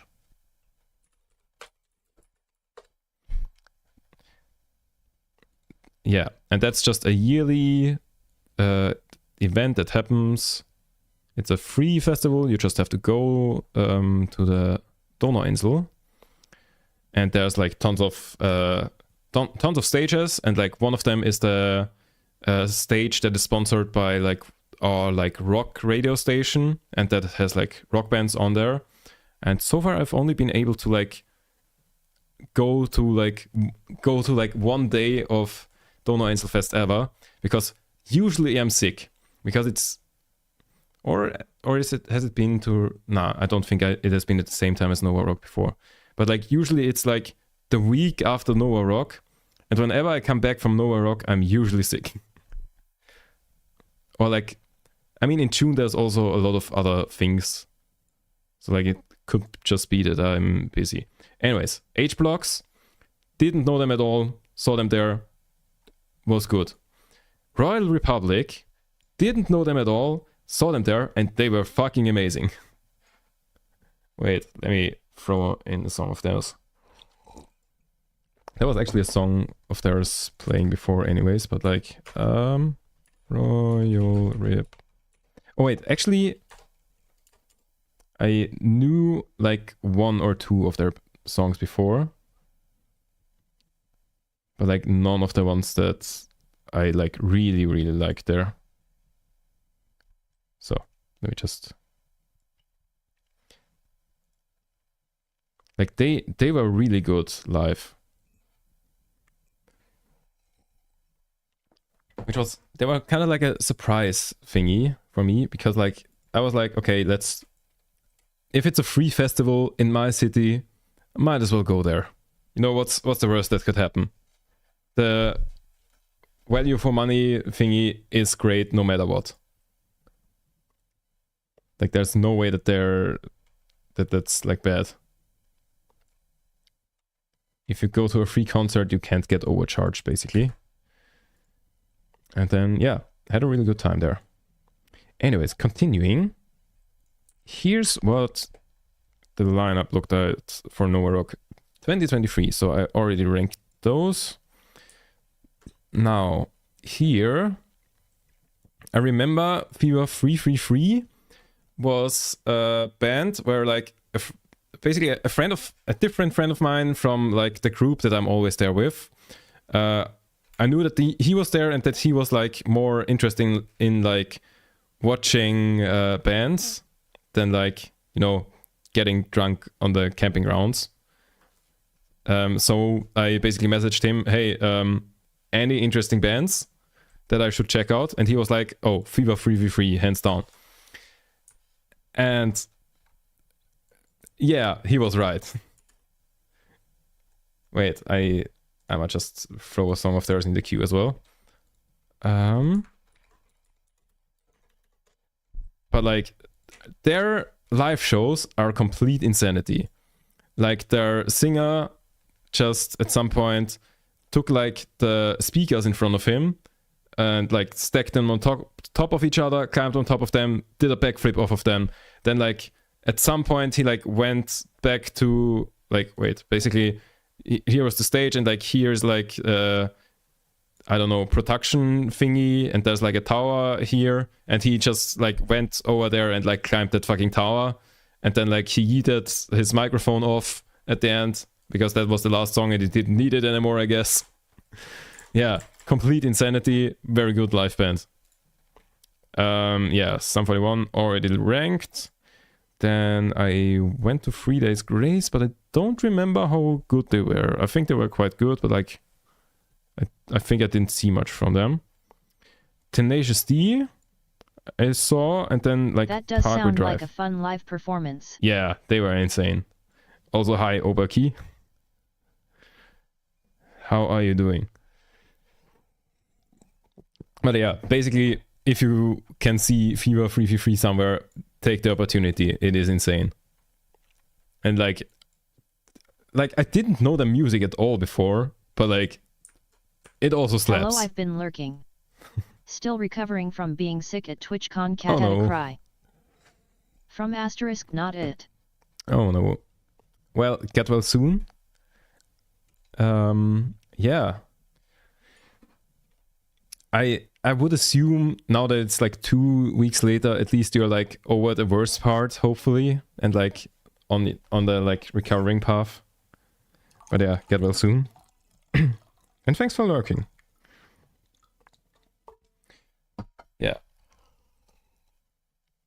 So who do I want to add to the thing here? Tenacious D and Parkway Drive probably, and Fever 3v3. I haven't yet. Tenacious D. Okay, for Tenacious D I also have like a story here. Tenacious D and Parkway Drive. Some part is still sticking around, but the worst is over yet. Yeah, that's the same for me always as well. Like at the beginning it's like really bad, and then like after a while it's like, okay, I'm mostly healthy, but like I still have a cough for like a month or something like that. That's just the way I get sick all the time. Exactly. Yeah. XD. So who did I want to rank? Fever 3v3, Tenacious D, and Parkway Drive. So Fever 3v3, didn't know them at all. Absolutely amazing live show. At the con, though. Yeah. Hope you're doing well. Nice. It was nice to meet you as well. And yeah, I hope you get better soon. I met so many nice people at TwitchCon. Like everybody was just so nice. It's the same thing at like every kind of festival. You just know everybody is there for the same reason as you. Everybody's like a nice person, presumably, with like the same interests as you. So it's like very easy to like connect with other people. Very true. That's just like very fun. So yeah, Fever 3v3. Then Tenacious D, I gotta say, one of my favorite bands, but didn't impress very much live, sadly. And like the thing with Tenacious D, that was like right after the Mario movie came out, the like Super Mario thing, where like Jack Black played like voiced Bowser and also had the like Peaches song. And a friend of mine bought a Bowser cosplay thing. Peaches. Exactly that one. And a friend of mine bought a Bowser like costume. And during the concert, he went crowd surfing, and like the cameras even showed him. And Jack Black even gave him a shout out basically. And then like the whole crowd started chanting Peaches. And then they just didn't play it. Like that was just like three like good points, and they just didn't play it. What? Yeah, I don't know. Like that's you just gotta. Like he even gave him a shout out and something, and they just, and like it felt like Kyle, the other guy in Tenacious D, just looked over and was like, "Hey, you want to play it?" That's a bummer. And like, or like he could have just like he didn't even have to have the instrumental or anything. Just like do it vocals only or anything or something. Like the entire crowd was there anyways. So like, yeah, he could have just played it. But like, such a missed opportunity. Also, hi Stachi, how is it going? I'm just ranking like a cup. Yeah, basically trying to like rank all of the thingies I've seen live, all of the bands. I will lurk again while getting ready for bed. Very good I'm eating and you have become my food entertainment. Yeah, have a good one, Overkey. Hope you get well soon and have a good night. So then, yeah, Parkway Drive. Once again, a band where I don't know many of their songs, and like I think I just like I didn't like see much of their performance, just like the ending. But they seemed like really good, and like I don't know what they're doing with the pyrotechnics, but like when they did any pyrotechnics with like explosions or something, it didn't sound like, you know, the usual stuff you hear at concerts, like a nice like short bang and like that you like where you're like, oh nice, a nice explosion. No, when they pyrotechnithratic ist doc keen verbrechen. Exactly. And yeah, but like when they had a bang, it was like boom, and like everything is white, and like you were blind for 5 seconds. Like I don't. It felt like they just had straight up like TNT or some shit, TNT or some shit like that. Yeah, I don't know what they had there, but like it was insanity. Also, an ad is coming up, which is a good moment to take a quick break, I suppose. So I will see you in 3 minutes. Be right back.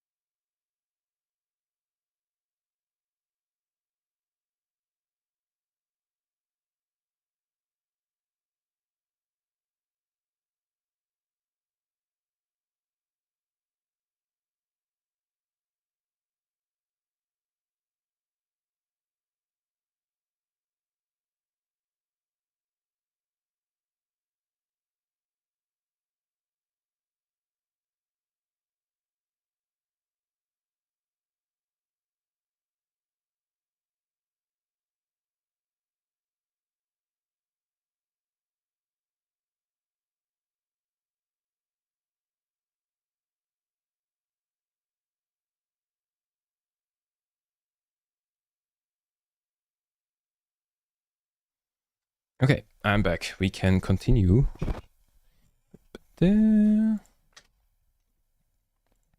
So, where was I? I think Parkway Drive, right.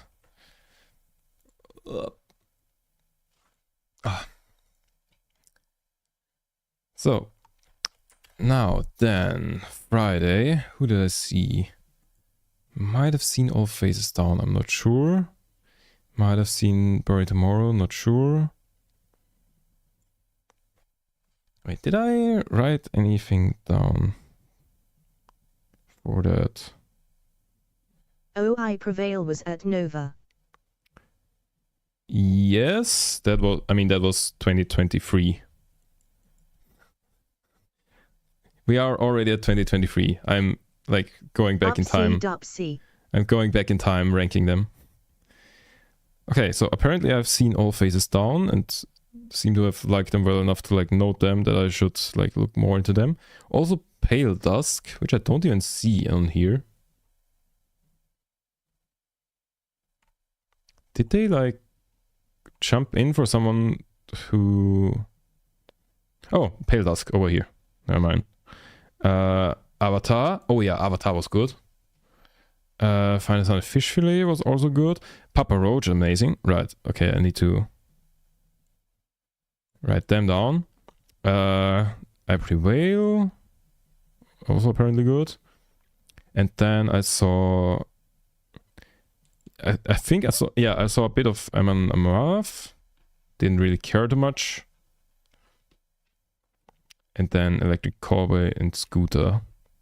Okay, let's get ranking these. I don't really want to rank all faces down because I don't like remember.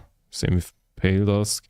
So I want to rank Avatar, Papa Roach, maybe Amon Amarth, Electric Cowboy, Scooter.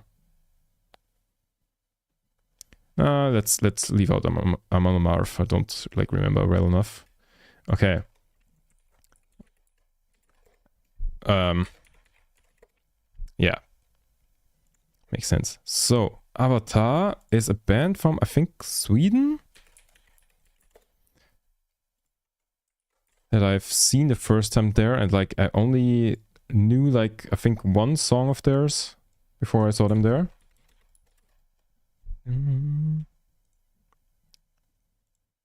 Let me just add some to the queue here. Then let me just quickly check if everything's working. Seems like it. Okay. Be alright. Okay, so Avatar, Papa Roach.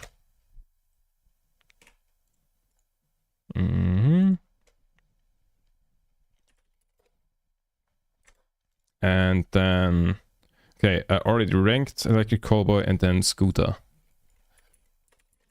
Once again, Scooter.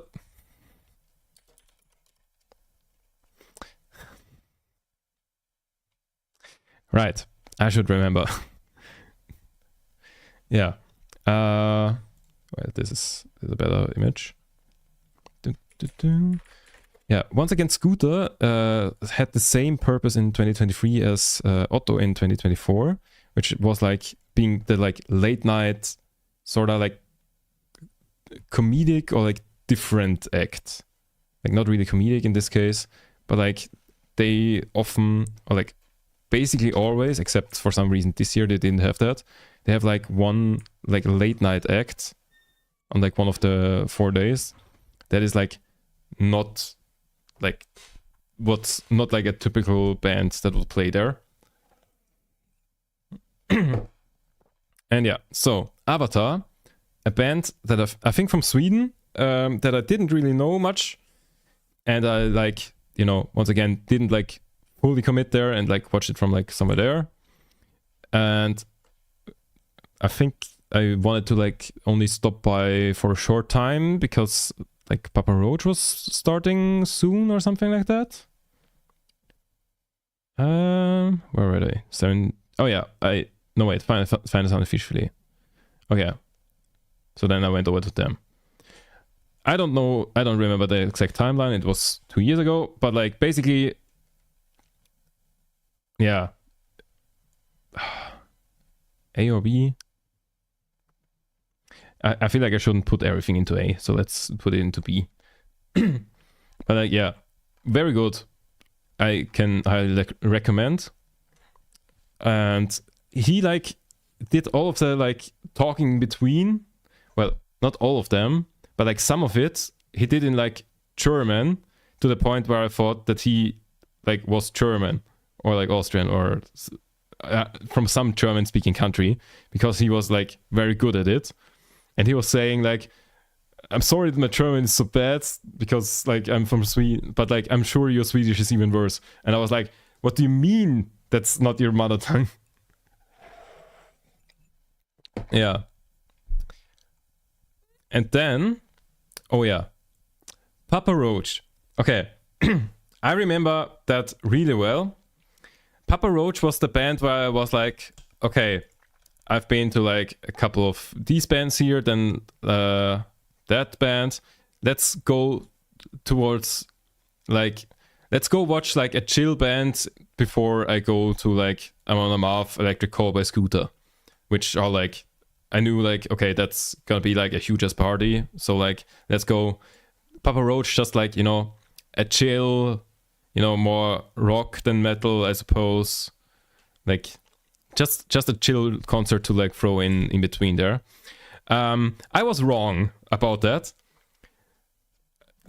I think Papa Roach had like the most like insane mosh pits everywhere, like basically start to finish insane mosh pits. Then like at some point it like started to like rain once again, like out of nowhere, like a shit ton of rain, and then like so like I couldn't even see anything for like a minute or so, and then like it went away again, I think, if I remember right, something like that.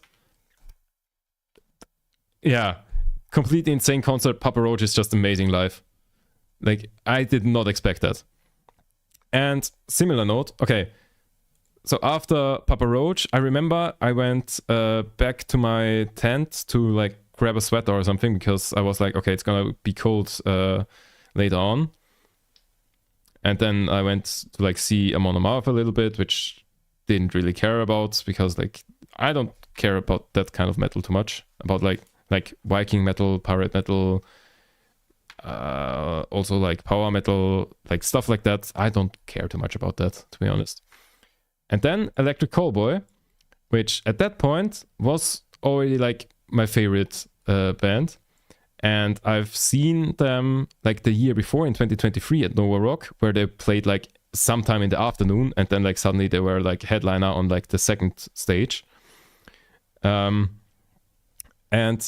like I saw them the year before, and I saw them in spring the same year, like in I think March 2023, I saw them in Vienna in Gasometer. And that, to this day, is, in my opinion, the best concert I've ever seen. Like, that was just, like, amazing vibes. Like, it was just party, front to back. Yeah, just amazing. I've got no better words to describe that. So, yeah, then I went to Electric Callboy, and, like, I'm gonna say that performance... Okay, the performance was good, but like I didn't enjoy it very much because of the thing I explained earlier, that like they used to like close the wave breaker like after a certain number of people, so like that it's not too crowded in there. But then like nowadays they just don't do that anymore most of the time. Like they did for Linkin Park this year, but like not for any other band. And they also didn't do it last year on the red stage for Electric Callboy, which I think was a mistake. Because like there were way too many people in the wave breaker, and it was just like I don't know, I think I started out somewhere there, and then like I was like everywhere, because like people were just like pushing you from all sides, and it was just like really uncomfortable. Did not enjoy, like relative to other Electric Callboy concerts, I did not enjoy that as much as usually. But yeah, still was like it was still quite a big party. And afterwards I went to Scooter, which is like, okay, people from outside of Austria and Germany might not know who Scooter is. Imagine techno, but occasionally interrupted by a German saying things. That is Scooter.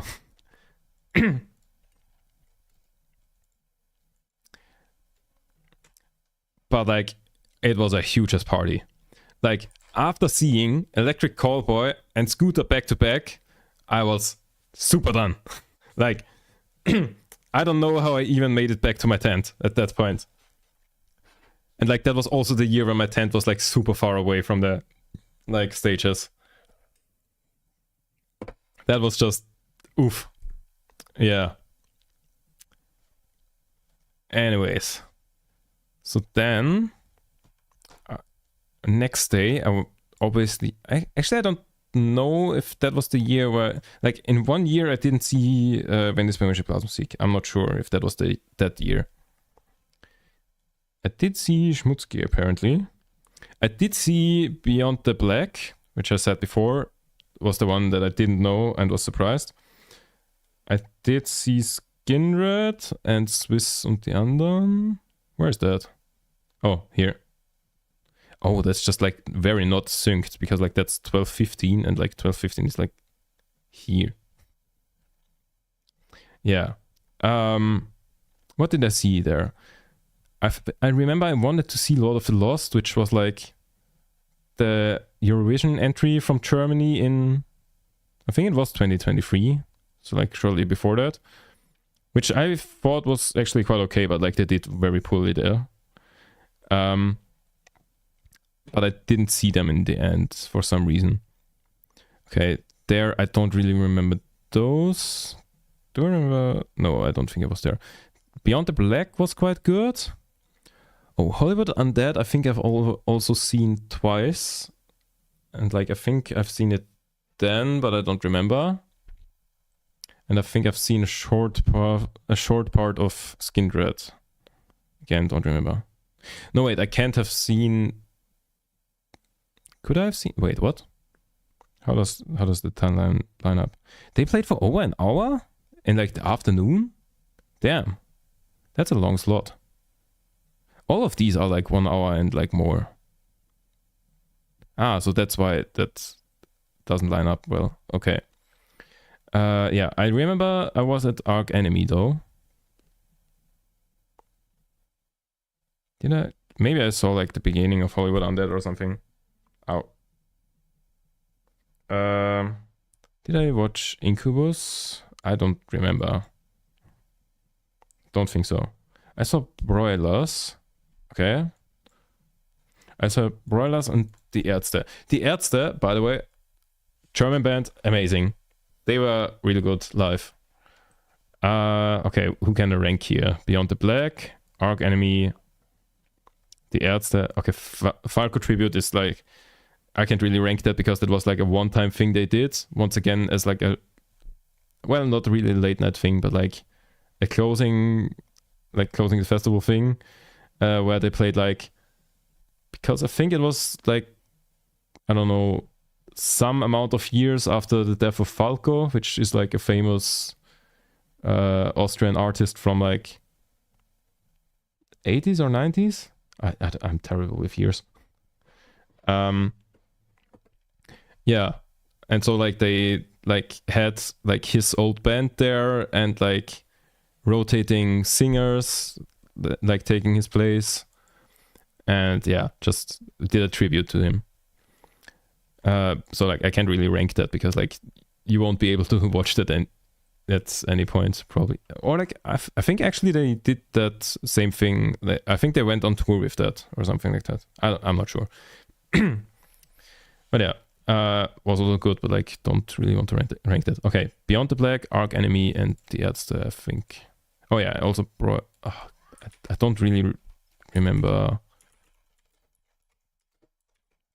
Don't really remember the Broilers well enough, I think, to rank them.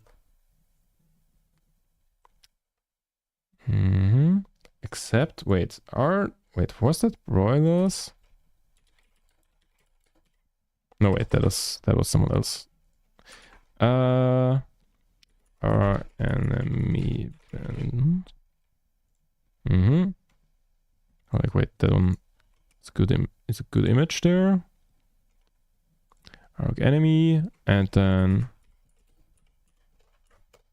Die Ärzte. Let's take that one.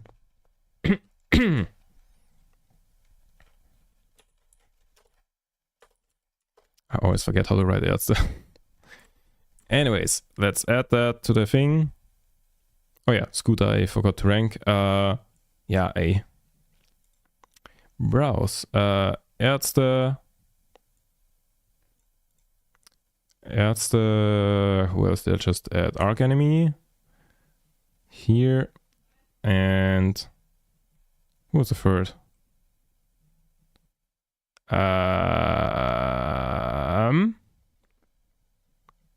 Beyond the Black. There you go. Yeah, Beyond the Black. Didn't know them at all. Were quite good. Arc Enemy, barely knew them at all, but like also very good. And Ärzte there. Yeah.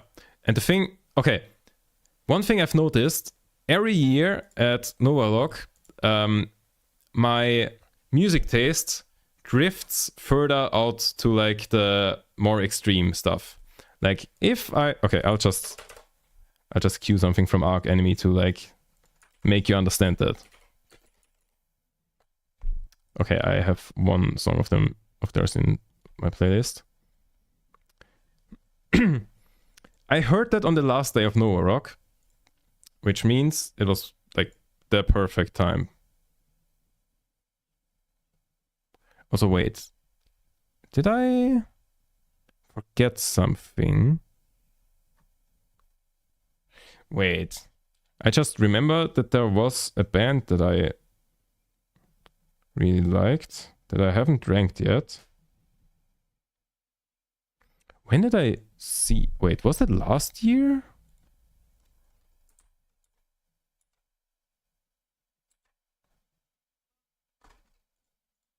Mm-hmm. Mm-hmm. Was that last year? Ah, here. Ghost Kid. I forgot about them. Oh, I in general forgot about a couple of things here. Dead by April I also forgot about. Okay, Dead by April I don't remember well enough to like place them. In general, I think I forgot quite a few from... Okay, I didn't watch too much from the Ripple stage. But Ghost Kid I need to rank.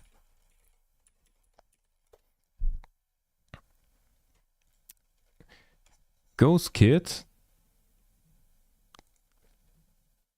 is the... Let me throw that in here.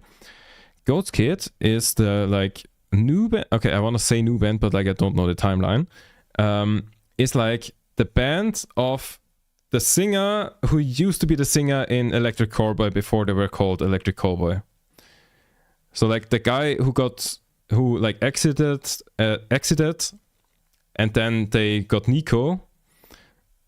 That guy is the singer in Ghost Kid, and like I think I knew one song of theirs, and they played on like the small stage on that one here. That's more like the like less well-known people. But like they were so amazing, and like I want to say theatrics or like cinematography or something, like basically the costumes and everything like was just like really well fitting, and like I really liked that. Yeah. But yeah, what I wanted to say with that Arc Enemy song basically was I saw them on the last day, which is very fitting because... Wait, did I just... What? I just got a thingy.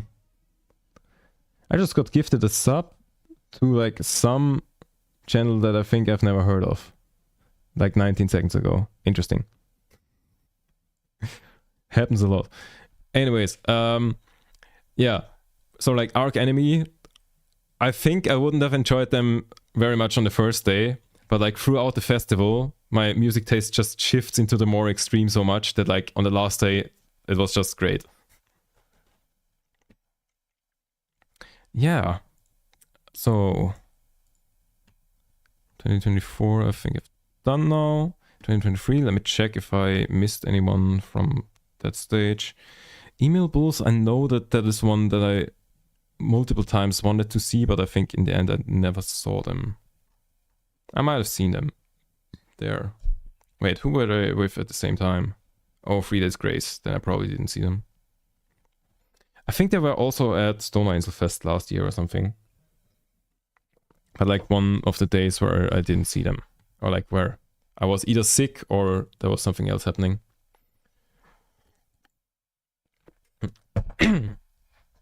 Okay, let's go 2022. I don't think I will rank too much in 2022 because the thing that happened in 2022... Okay, 2022 is actually like an front to back insane story for me for Nova Rock. Because I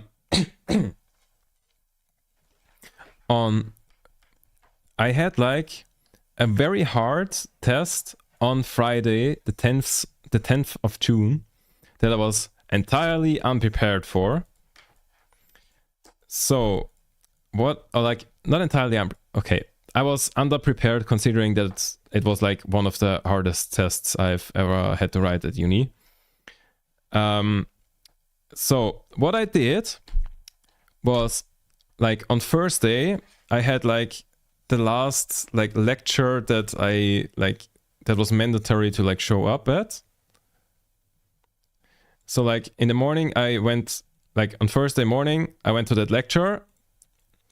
After that lecture, wait, or was that lecture in 23? Wait, let me get the timeline right. Let me think.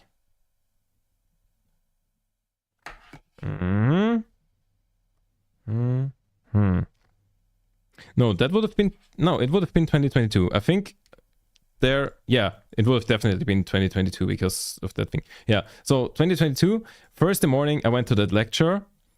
Then like after I left, and like I had like an office that I had access to where I put my stuff.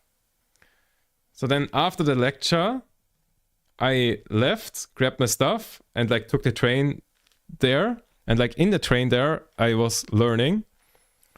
Then like when I was there, I put up my tent, went to see a couple of things. And like after Muse, I took the train back to Vienna. Continued learning, and like continued learning until like 5 a.m. or something like that. And then in the morning, got up, wrote the test, and went back to Nova Rock. Now, that would be... It is an insane story as is. It would be a very good story if I also passed. Because I did not pass. Yeah. But the funny thing is, I then retook the test a month later and got a worse grade. Yeah. And then like way later, I don't remember how much exactly, I think it was like 1.5 years or something, is when I like finally like retook the test for the third time and like passed. But yeah, what a story. And the thing is, I've been telling that story for a while, and then at some point I heard someone else tell the same story about someone else, but they passed. Which puts a little bit of a dent into my story, because I did not.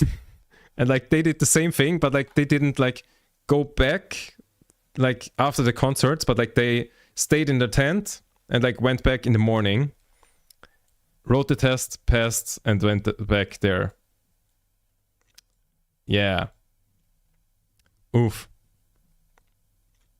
Oh, also I just got another notification from Twitch. Apparently I'm accepted for the beta test of like streaming in 2K. I don't know if it makes sense for me to do that.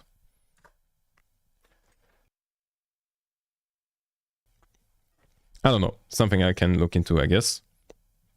But it's nice to have the like possibility to do that.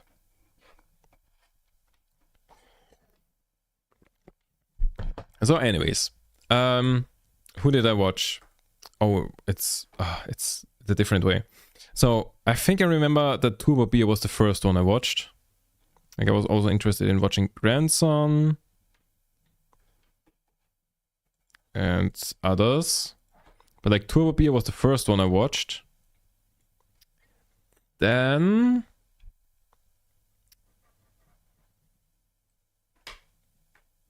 I feel like I went over to then I would have, I definitely saw Rise Against and Muse. So like I think I only saw Turbo Beer, Rise Against and Muse, and I might have seen like the very ending of Evanescence. I'm not sure.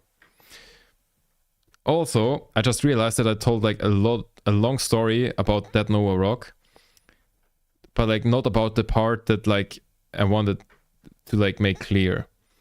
Because the reason I will not rank too many bands here is that like before Nova Rock, I basically just like sat at home for like weeks or like a long time basically.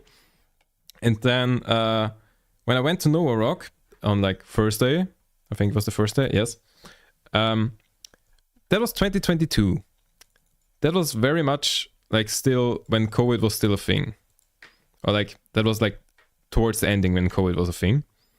It was like the first Nova Rock since COVID. Like 2020 was cancelled and 2021 was also cancelled, and 2022 was the first one back. So I went there on Thursday, and then like on Friday morning, I kind of had like a bit of a sore throat, but I was like, okay, you know, can happen. When you go to a concert, having a sore throat the next day, not that unusual. But so, yeah. Thursday, saw a couple of bands, then went back to Vienna, wrote the test that I failed. Then next day I went back. And then into Saturday, like it got worse. And I had like sore throat and was kind of like, you know, feeling like I had a bit of a fever. And so I went to Electric Callboy in the afternoon on Blue Stage, like 4 p.m. Reminder, this year they were closing out the festival, and like 2023, so like the year after that one, they were headlining like the second biggest stage. And back then they were just like in the afternoon. So like I went to Electric Callboy and like you know, huge party and everything. And after that I was just completely done. Like I was literally like sitting somewhere off to the side and like trying to survive during fucking Bad Religion and Offspring, which I very much wanted to see.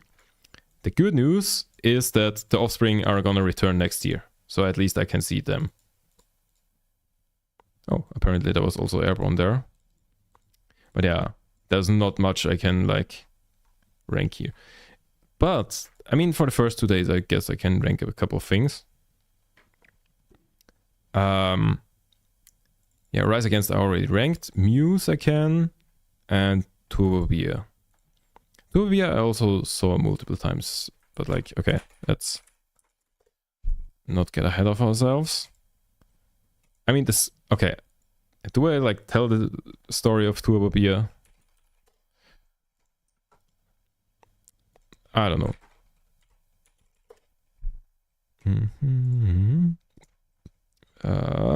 Save image. Muse. There we go. So. No, let me skip that actually. Muse and Turbobia was the other one. So Turbobia was like the first concert after a long time that I've seen at Nova Rock. And so it was just like, you know, finally the return. Because like 2021 was cancelled, 2020 was cancelled, 2019 I had like, was like the one Nova Rock since I started going there where I couldn't go because there was something else that I couldn't like cancel. So yeah, that was like 2018 was the last time I was there, so it was like 1, 2, 3, 4 years of like no Nova Rock, and then like Turbobia was like the first one, so like that kind of bumped them up, but like they were also quite good. And then I've seen them a second time. Yeah, okay, I think I should put them in beat here.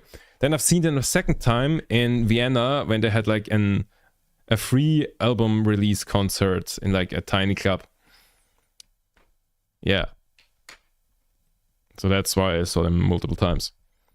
But they've got a like wild story because like their like frontman was a politician for quite a while. But like in the so-called beer party in Austria, which wild story. Yeah, I'm not like get into that too much. Is that Avril Lavigne in C tier? Yes, that is Avril Lavigne in C tier, because yeah, when I saw her, it was more like, it was kind of like boring. Why? Like I love her music and everything, but like her live show was like, it felt like she was bored and everything, and it was very much like between the songs, she didn't like stand there and like talk with the crowd or anything. She just like sang the song, walked around a little bit, went backstage, and then like on the video wall there was like clips from 20 years ago. And it very much felt like, oh, look, you might know me because of that. That's who I used to be. And not like, oh, hi, I'm here. I'm doing a concert. This is happening right now. Let's have fun. It was more like, remember? I was relevant. Yeah. I don't know. Felt kind of boring. Anyways, Muse. As I said, I was kind of tired. Yeah, I should put them in 8 here. Like they were also, great. Tenacious D in C tier is a crime. Have you seen Tenacious D live? I have given my reasons why everybody is where they are. Tenacious D is in C tier because Sadly, no. Yeah, I mean, Tenacious D is a like very legendary band, and I love them very much. But like overall, the performance felt I have seen tiny two bit. bands that are on this tier list live. Okay, wait. Don't tell me. Let me guess. Wait. Okay, so not that, not Korn, not Iggy Pop, not that. Might be Beast in Black or Feuerschwanz. And other than that, it might also be Parkway Drive. Nah, it's not Parkway Drive. But like one of them is definitely the Ärzte. Were you at Green Day at that point? Okay, I must say Beast in Black actually. and Ärzte. Okay, Beast in Black, Feuerschwanz and Ärzte. The way I know you, it should be those 3. Oh, it might also be Cloud Shadow. They were like everywhere. Okay, I'm a lock in. Beast in Black, Feuerschwanz and the Ärzte. I must say those 3. Green Day, NRZT Okay, and Otto Walkies. Okay, I was way off. Green Day, I assume that was at the Hella Mega Tour, which I didn't see them there, but I will see them in 2 days, so that's fine. Otto Walkes, okay. I guess he gets around. And like the Ärzte I know is like one of your favorite bands, so of course you were there. Wait, were you at the Ärzte at the concert they gave in Arena like 1 or 2 years? I think 2 years ago. Was that the one or like a different one? Because I was thinking about going there, but like didn't ultimately. 2012 Statile release of their album March. Oh, 2012. Damn. That is way back. I can only remember like 1 or 2 concerts that I'm might old, be Af. along that time. You're old as fuck. Fair enough. But like I can only remember like 1 or 2 concerts I was at that could be roughly around that time. Wait, let me check some stuff. Which year did that album come out? Oh, 2012. So I would have seen him in like 2012 or 2013. Yeah. So one of the 2 earliest concerts I remember was Crow, which was sometime around the time the album Ray Up came out. But I think it might have been a year afterwards. And like Ray Up was in 2012, so that would have been probably 2013. And the other one... Okay. Oh, that's...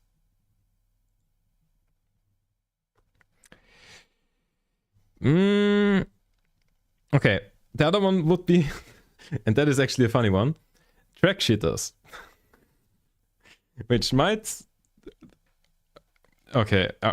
How do I even explain that? Oh no. Yes, exactly. If you know what it is, then what the fuck? Yeah. Wokey MITDEM Popo. Yes. I think it was before that, though, that I saw them live. Like, at some point, they... Like, okay.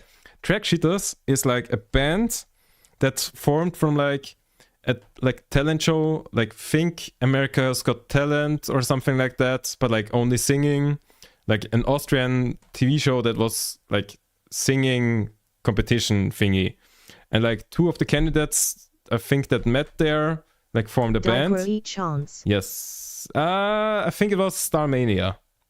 It was like the thing before Die Große Chance. I think at that point it was still called Starmania. Anyways, but like 2 of the candidates, I think they met there and like formed a band. They might have known each other beforehand, I'm not sure. And they were like rappers or like hip hop or whatever. Formed a band. One of them got 2nd place, I think. Then they got mildly popular in Austria. Then like the year after that, there was like a show like who do we send to Eurovision? Imagine the worst music possible and make it even worse. That's them. No comment. Yeah. And yeah, I'm not entirely sure on the details here, but like I think they wanted to go to Eurovision and either got there on the 1st or 2nd attempt. I'm not sure. And went there, got last place. They won the vote on U3 for Eurovision. Yes, but I'm not sure if that was like their 1st or 2nd attempt. Yeah. I'm not entirely sure on the details there. But yeah, they were sent to Eurovision, got dead last, and like... I think it was the first year with a public vote and also the last year LOL. Yes. And yeah. And like after they like failed terribly, like the internet was on fire and everyone was like, you know, flaming them and like calling them shit and everything. And yeah, the band did not survive that. Like they disbanded and that was the end of that. Pretty much. Yeah. But like before that whole Eurovision thing happened, they like partnered up with I think Kofa or a mobile internet provider. I don't remember the details. I think they teamed up with like a mobile internet provider and like had like tiny ass concerts at like supermarkets, parking spots, stuff like that. And that's why I've seen them live at some point. In like would have been 2012, 2014, 2013, something like that. Yeah. Where was I before that? Right. I was explaining why Tenacious D is in C tier. I've seen them in Nova Rock, and like, you know, I had high expectations because like, you know, legendary band, really liked them, and like they were like just a bit underwhelming. And then like a friend of mine, like that was right after like the Mario movie came out, the like Super Mario thing. And Jack Black was going like super viral with like the Peaches song because he was like Bowser in that movie. And like a friend of mine bought a Bowser costume and went with the Bowser costume to the concert and was at some point between songs like crowd surfing. And Jack Black even, and like the camera showed him everywhere on the screens, and like Jack Black even gave a shout out to him and everything. And then like the whole crowd was chanting Peaches, Peaches, Peaches. And like Kyle was looking over to him and was like, oh, you want to play it? And Jack just like moved on and didn't play it. That was just like such a free opportunity, and he just didn't do it for whatever reason. I mean, I guess they have like a tight schedule or something like that, but like, who is gonna complain if Tenacious D plays 2 minutes too long? Nobody. Yeah. Just such a missed opportunity, and like, if you don't take that opportunity, I can't put you like further up than that. Like C tier is like, okay, kinda average. Okay, where was I before that detour? Right, Muse. Have I ranked Muse yet? Yes, I have ranked Muse. Okay, so then second day, I was still somewhat conscious. I saw Måneskin, Kraftklub, And then I went to the camping grounds, saw like the very end of Heilung, and then Bring Me the Horizon, I think. Okay, so Måneskin, Kraftklub, Bring Me the Horizon, I already said. Like 2022 didn't, like, their show was like a bit rough around the edges. But like later on, they, like last year, they were amazing. And they are gonna be at Nova Rock again next year. They're like they have announced 2 bands so far. Bring Me the Horizon as a headliner and Offspring as a non-headliner. Which is a bit of an odd choice to like announce someone who is not the headliner. I think they haven't done that before, but like, interesting. Good to know. I mean, it doesn't matter. I bought my ticket Might before actually before join they for that said one. that. Never been to Nova, but the bands are so good. Yeah, I mean, you gotta go there at some point. You are always welcome. And also next year, yeah, as I said right at the beginning of the stream, like last year I was just like walking around watching like as many bands as possible, and like basically completely abandoned my friends all the time. And then like this year I sort of did the opposite and like chilled with my friends more, and like didn't see as many bands as usually. And like I think did I even see like a single band that I didn't know before? I don't know. Yeah, but basically went to the other extreme, and like I think next year I'm gonna like the pendulum will swing the other way again, and I'll like watch more bands again. Anyways, I was ranking. Måneskin, save. Then next one was Kraftklub.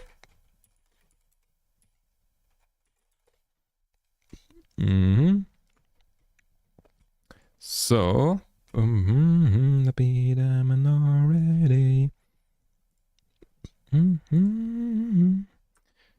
Next to each other, very useful. Okay, this is gonna be an unpopular opinion.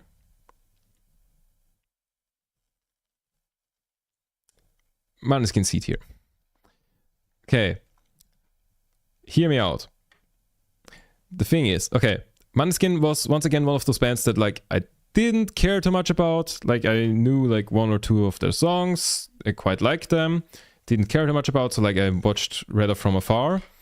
And like their set was basically an hour of soft porn between like the bassist and guitarist, I think, if I remember right.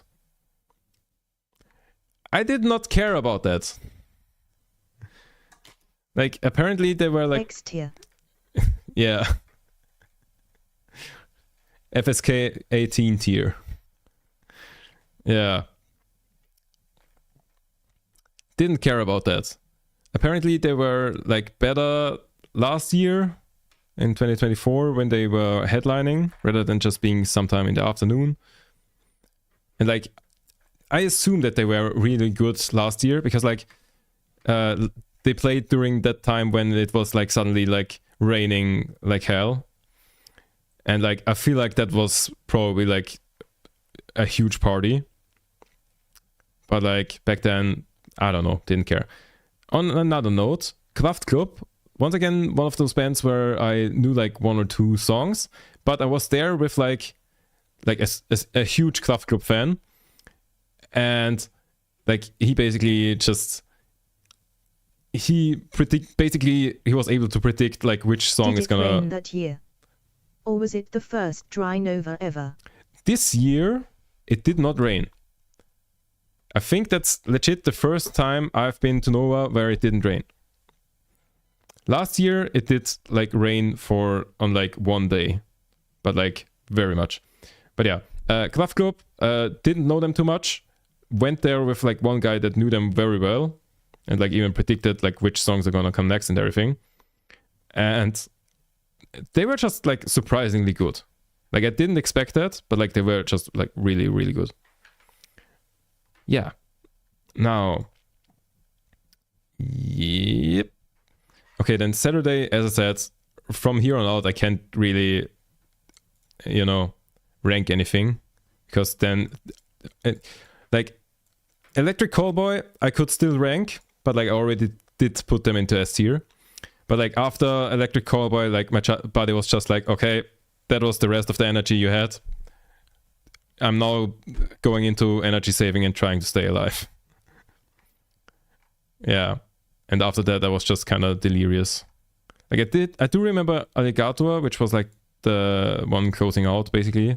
I mean, at the same time with, I think, with Death Punch at like the main stage, but like the last one I was seeing was Alligator, which I somewhat remember again, but like not much.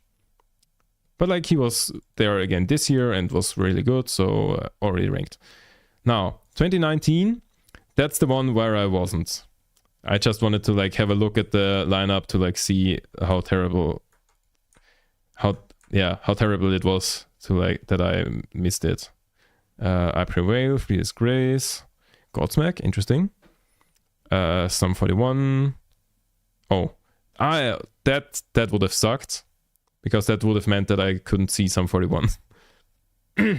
Or maybe I would have chosen Sum 41 over Slipknot. I don't know, because I think at this point see Sum 41 before?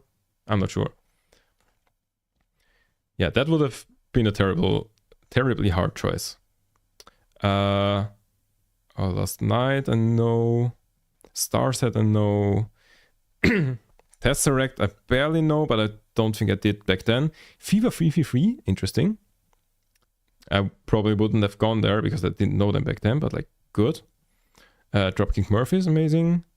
Trivium, very cool. Can't believe I still haven't seen them so far. Smashing Pumpkins, interesting. Slayer, I have seen. More to that in a second. The Cure. What else did I have there? Gotta sneeze. Interesting name. Interesting name? Which one? I've gone over a lot of them. Real Big Fish is an interesting one. If I'm not mistaken, it's like a ska band. Smashing Pumpkins. Do you not know? Okay, you're trolling, right? You're just saying that because you're like, because you find it funny, but like you're not saying that because you don't know the band. I don't know them. What the fuck? How? Wait.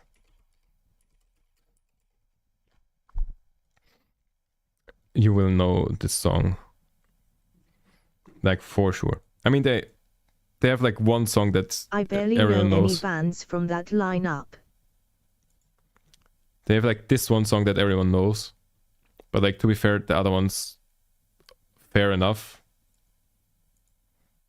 But like this song, I feel like you should know. Yeah. Then Saturday, who did I miss there? Beyond the Black, okay. Really Big Fish, Melancholy, I think I know one song. Finance Unofficially, All Faces Down. Powerwolf, Papa Roach, An Extremo, While She Sleeps, In Flames, Totenhausen, okay. And then last one, wenn es beispielsweise Blasmusik bei Antilopengang, Me First and Gimme Gimmes. Oh, Slash, Feed Miles Kennedy, damn. Rob Zombie and Die Ärzte, okay. So like, missed a solid lineup there, I guess. Anyways, 2018. Can you DC me the song name? Gotta take a call. Okay, can do that. I'm still just...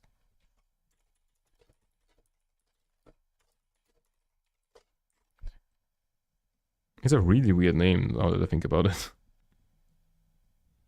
Also, wait, that's not their most famous song. But I don't know their most famous one. Okay, maybe if I turn it on, I'll just throw it into the queue. Anyways, 2018, second year I was ever there. And... oh, that timetable doesn't have the Red Bull stage on there, but I don't think I've been there much. Wait. Rock 2018.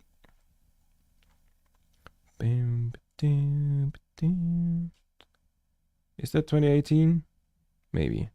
Is there anything on there that I would have seen? Oh, Leo Malchioli. I remember that he was there, but I didn't see him. Because he played at the same time as Rise Against. Okay, so I don't think I watched anything at Ripple stage that year. Okay, here I saw Blackstone Cherry, pretty sure. There was Hollywood Undead asking Alexandria. I think I watched Hollywood Undead there. Then was Stone Sour Skillet, which is like I watched Skillet, but like they had like a problem with the mixing or something. So like whenever they played like some bass notes, it was just so loud that you didn't hear anything else. And that was like really annoying. And I chose them over Stone Sour, which, well, that is where my Corey Taylor curse began. Yeah. Oh, Club Club. I didn't even... Wait, what?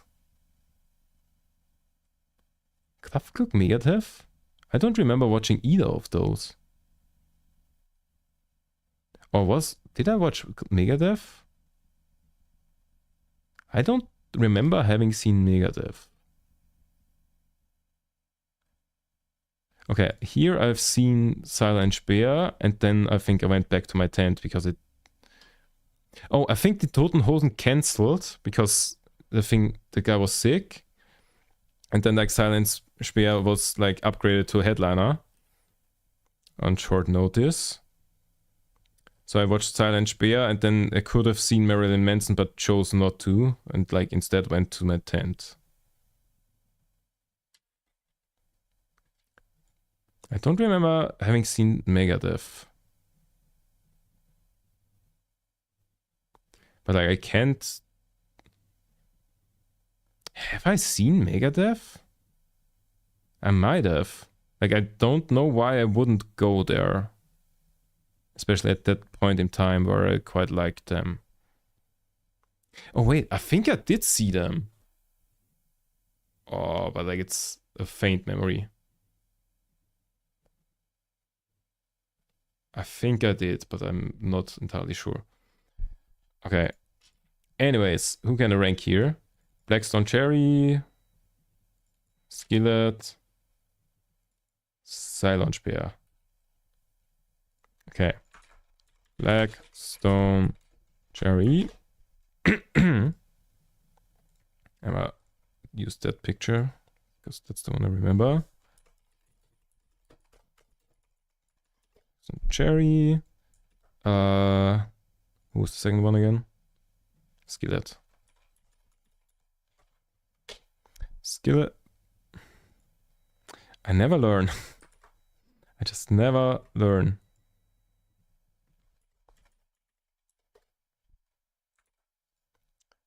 And last but not least, Silent Spear.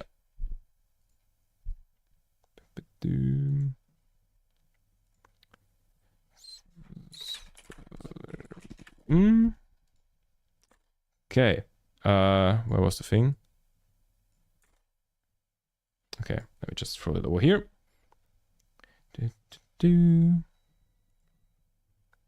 So, Silent Spear, Skillet, and who was the third one? Oh, fuck. Blackstone Cherry. Okay.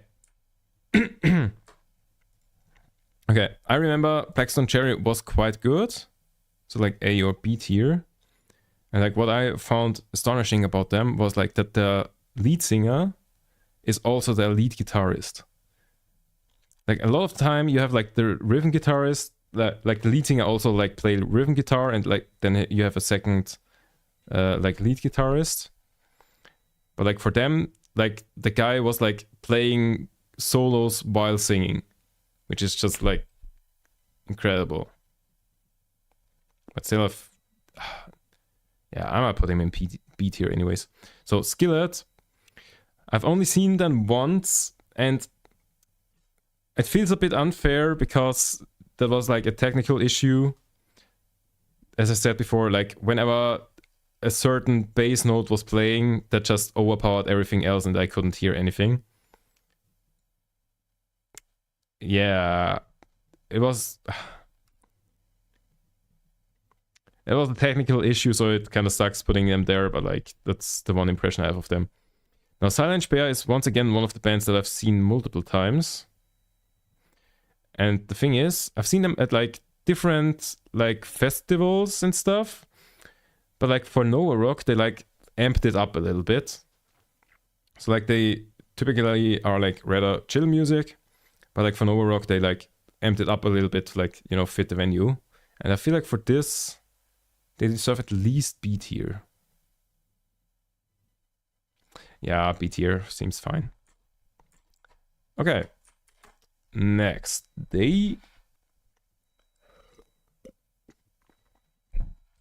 I saw Cloudshadle, but that's already ranked. I think I saw Anti-Flag.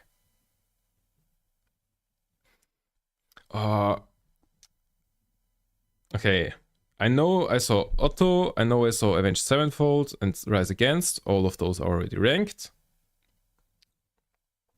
Did I see Bad Religion? I don't think so. I might have seen... I think I saw Arc Enemy from Far Away. I think I saw either Anti-Flag or Bad Religion, and like one of them... I think I saw Bad Religion. No. Or does Rise Against have a song with Bad Religion? With Anti-Flag? I'm pretty sure that like that afternoon someone like called up the singer from Anti-Flag because they had like a collaboration.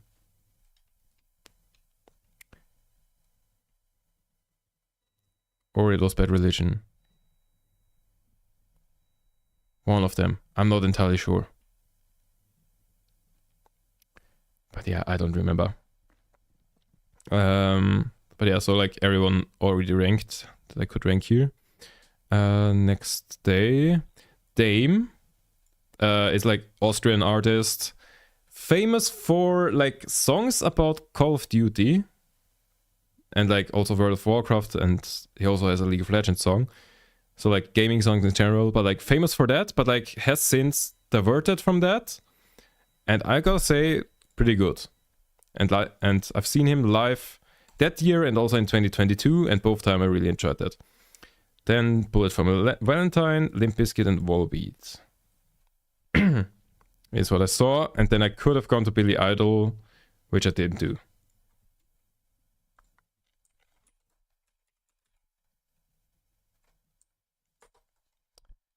Yeah, so who can I rank here? Dame, Bullet from a Valentine, Limp Bizkit, and Volbeat. Dame.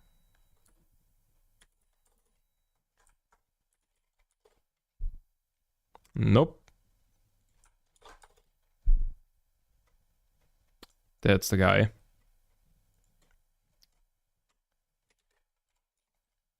Dame. Bullet for my Valentine, Limp Bizkit, and Volbeat. Bullet for my Valentine.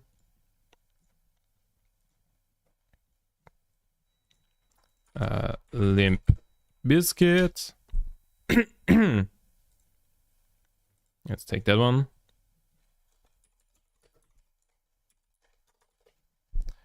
And Volbeat was the last one.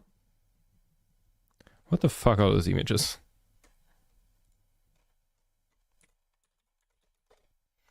Okay, so throw those on there. Where is it? Here.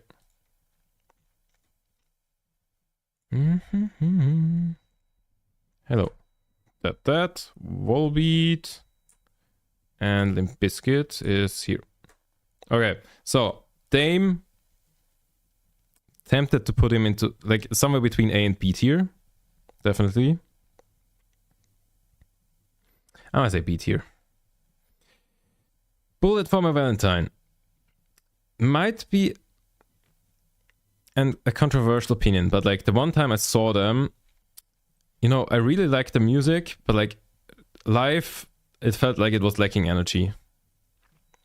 Limp Bizkit, I don't know, average-ish. That said, now that I want to put like an average thing into C tier, I mean, they weren't too bad. Also, there were Prophets of Rage were there that year as well. Weren't they? Wasn't that same?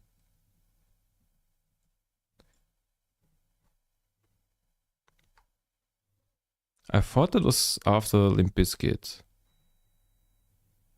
I might be wrong though. I don't know. Yeah. How did I put them as like kind of average in B tier? I mean, C tier would be kind of... I should probably like readjust.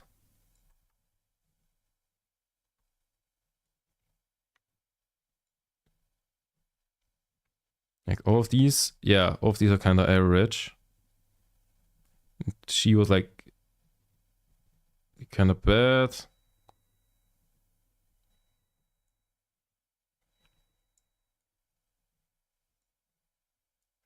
Okay, I think I need to readjust. Yeah, I should call this E tier. I think I need to readjust a couple of things. So like we have average, good, very good, top tier, kinda bad, very bad. Average.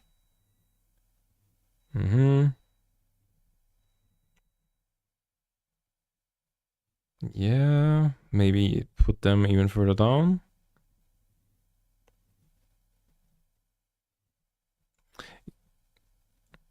Then that's a very... I don't know. Anything else I need to adjust based on that? I don't even remember who that was. Oh, Dropkick Murphys, I think. Okay. Anyways, where was I? Right against Stanford, yep. Dame, Volbeat. Oh yeah, Volbeat. The thing about Volbeat is two things. First of all, they are at Nova Rock basically every second year. Wait, now that I think about it, didn't I come across Volbeat in like 2022 or something like that? How have I not ranked? Oh yeah, I haven't ranked them because like 2022 Delirious and stuff. But like in 2022 they were there. It feels like they're there constantly. And the second thing is, almost all of their songs sound exactly the same. If you don't know them, like they have Verewigt and Still Counting and maybe like Warrior's Call, but like all of the other songs, they could play the same song 15 times. I wouldn't notice. So because of those factors, I'm gonna say kind of average. I don't know. I've seen them twice. Once like very Delirious and like From Far Away. And like once, yeah, still Far Away, but like I don't know, still feels kind of average. So then, Venice Blasmusik, Billy Talent for the first time. Yeah. I saw Killswitch Engage and Iron Maiden here. I'm pretty sure I've seen Sunrise Avenue as well though at some point. But I couldn't... Okay, maybe I've seen Sunrise Avenue like just the beginning. Nah, I feel like I've seen them at Blue Stage. And that's like Red Stage. I don't remember. Okay, Billy Talent, already ranked them. Killswitch Engage and Iron Maiden. Killswitch Engage.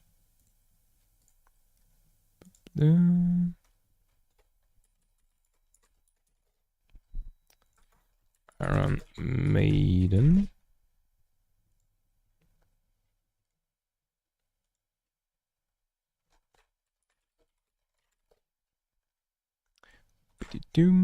Okay, let's throw those into the mix.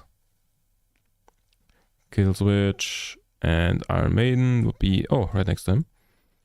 So Killswitch Engage, I knew like a couple songs of them, but not too many. But like the live show was like really good. I'm gonna put them into A tier, and Iron Maiden right next to them. Iron Maiden was like, had like, once again, very good like theatrics, whatever you want to call that. Theatrics, cinematography, whatever. Like their like stage thingy was like very nice and like very thought out and everything. Yeah, was amazing in that regard. Yeah. Then 2017. That's the first time I have been to No Rock.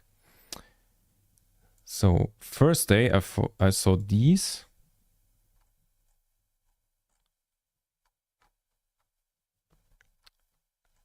Wait, have I seen anything? Oh, that's terrible. Like, oh yeah. Oh, Wednesday they also only had. Oh, Wednesday back then literally only had the blue stage. Okay, so Airborne I already ranked. Steel Panther, Five Finger Death Punch I don't remember. Linkin Park, and I don't think I even watched Fatboy Slim. Okay, so Steel Panther would be the only one I can add there. I'm kind of scared what the results show. Okay, that's good enough. So, okay, Steel Panther is an odd one to place, because the thing is, their show is very much like, it's less a concert and more of a cabaret, like a comedy show. It's more a comedy show than a concert, but it's like comedy, a banger song, more comedy, banger song, comedy, and so on. And like comedy in the sense of jokes that are very much not okay. But like if you accept that it is kind of like their art form, it is very funny. I feel like I have to put them into A tier. I think at this point it's a good time to say I distance myself from everything that Steel Panther has ever said. But they do put on a very good show. And I watched them like a decade ago. Where their jokes were... I mean, their jokes were already like not okay back then. And more so now. Anyways. It's only good fun, right? First day. Me First and the Gimme Gimmes. Wait, I thought those were on the same day as Green Day. Huh. Did I see Alter Bridge?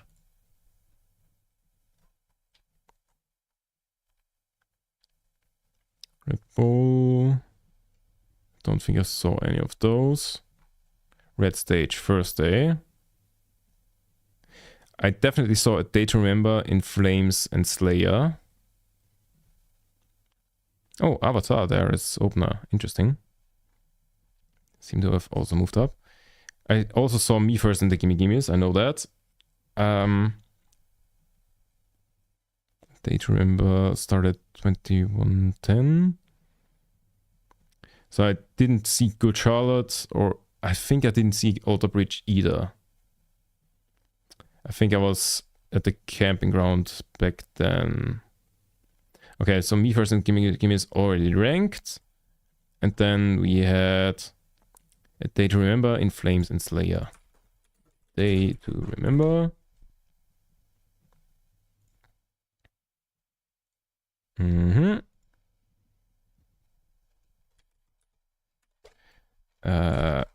Flames.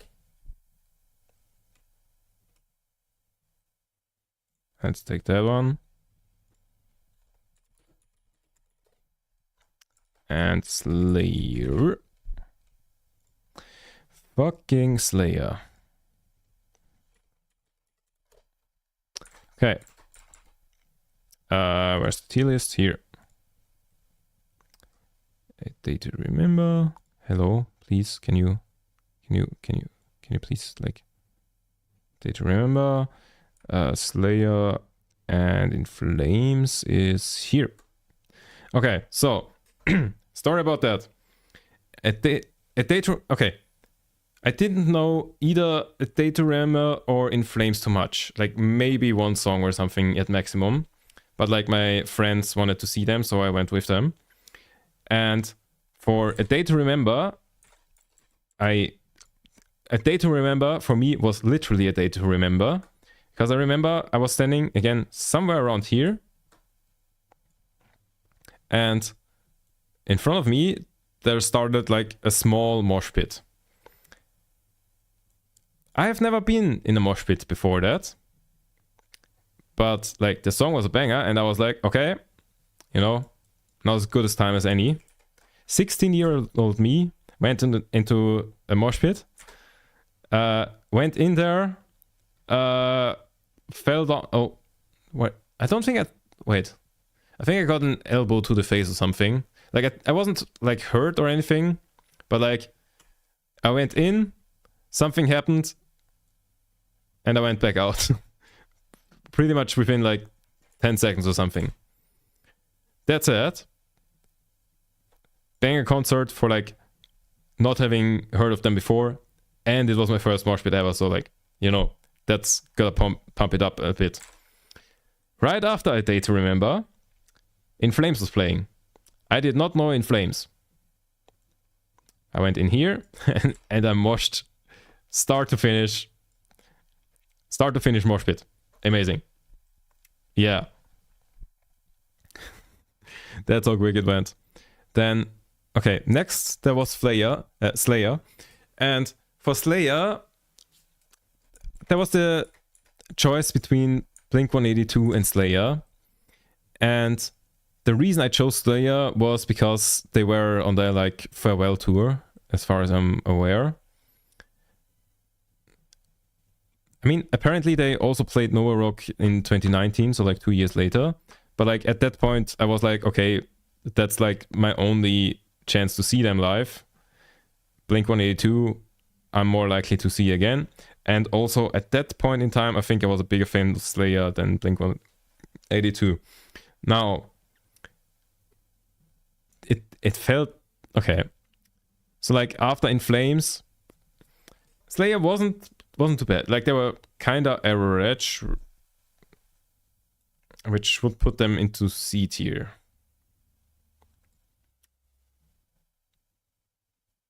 Like they weren't too bad. I feel like my ranking doesn't make sense anymore. Like kinda average is anywhere between B and C.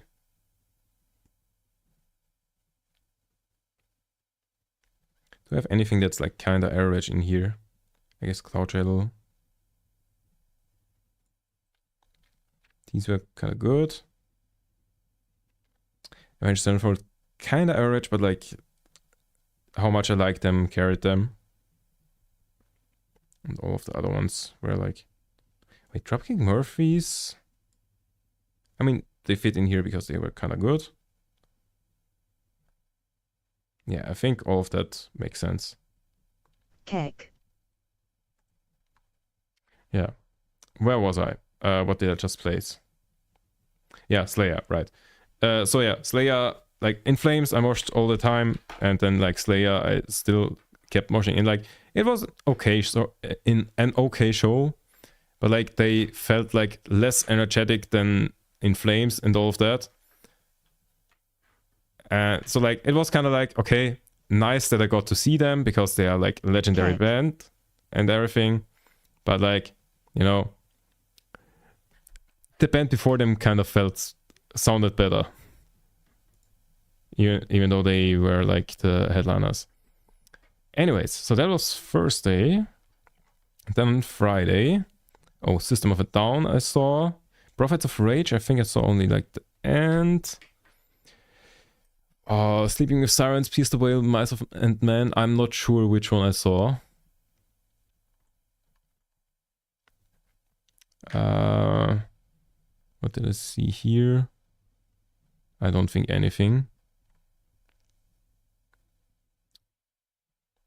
Yeah, I think...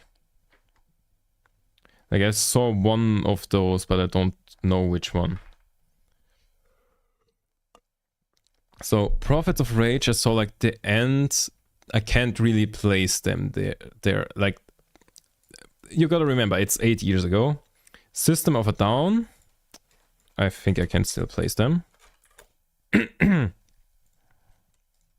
So, the thing about System of a Down is they were quite good.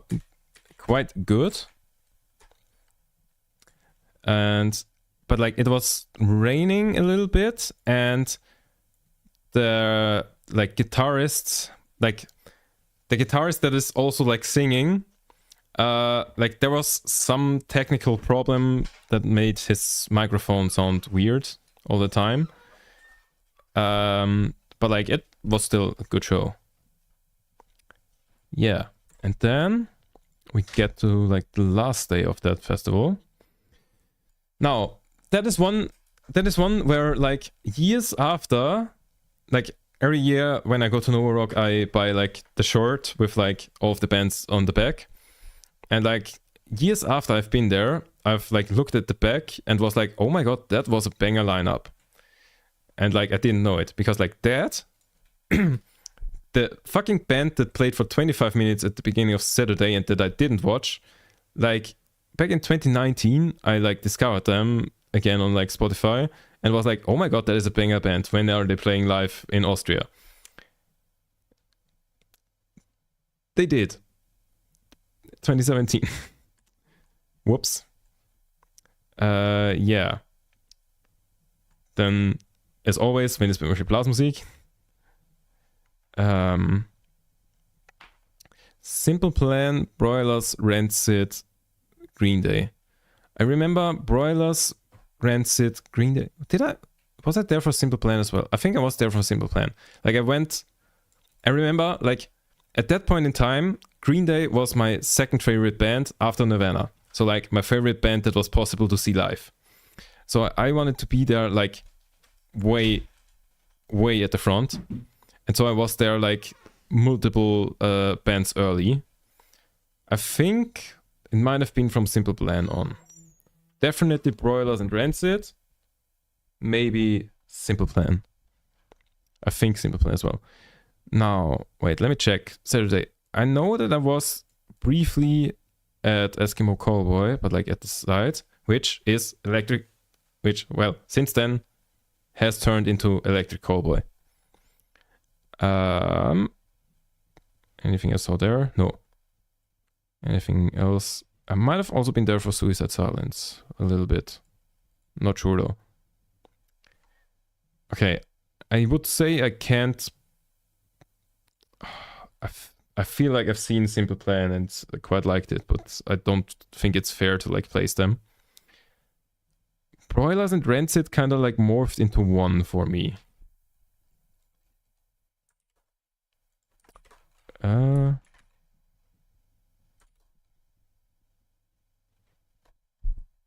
Kind of like, which one is which? Oh, okay. Okay, they were both 8 year, I think.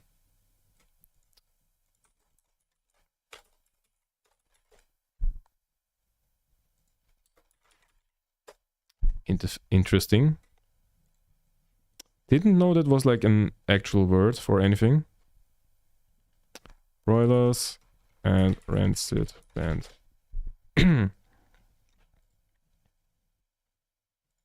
That's like a good photo of them, I guess that.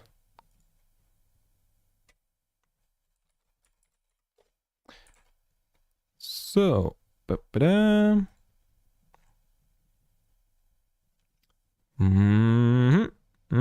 where's Broilers? Here.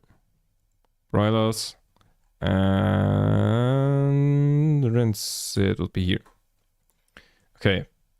I think those are both like 80. Yeah, I feel like they are 8 here.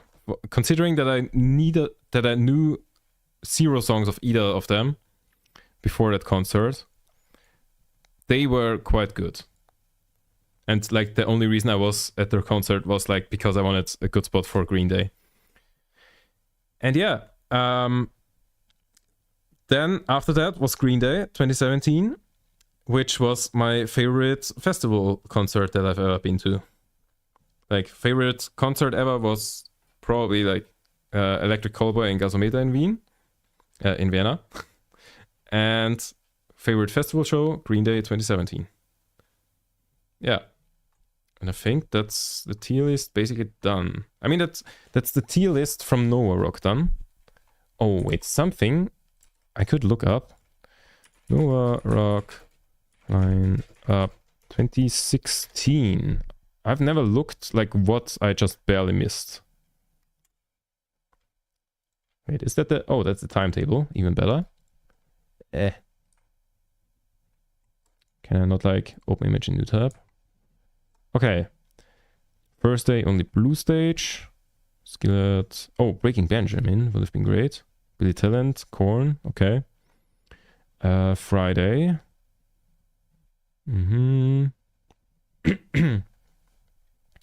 Atadeu. Cool. Trivium.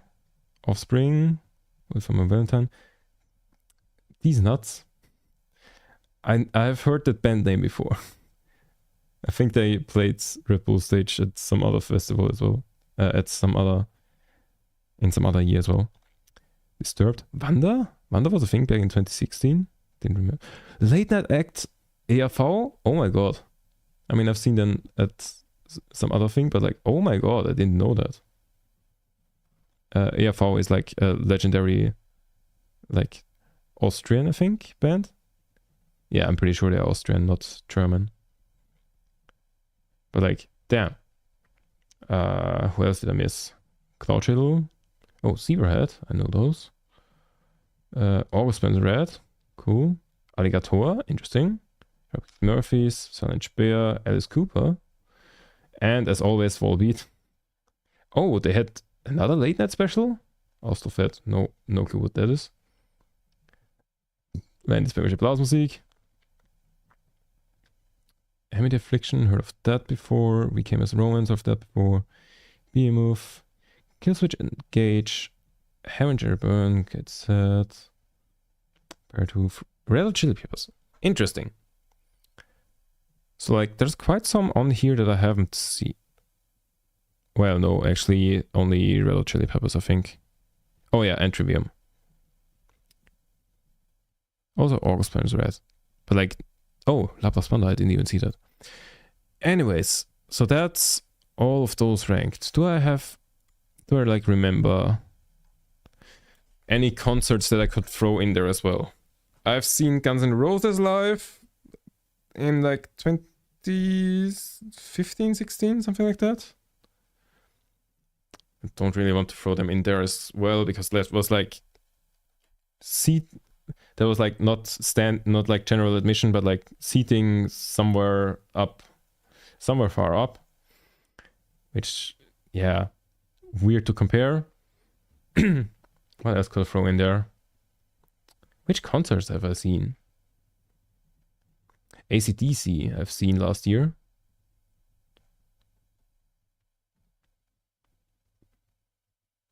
But that was like, yeah, I was AC/DC I've seen when I was like still a little bit recovering from being sick after Nova Rock.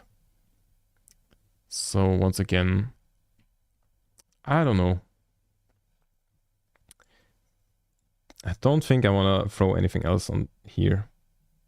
Bye bye, Hollywood else forever.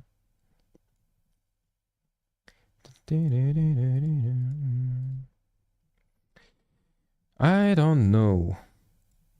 What else could which concerts have I been to?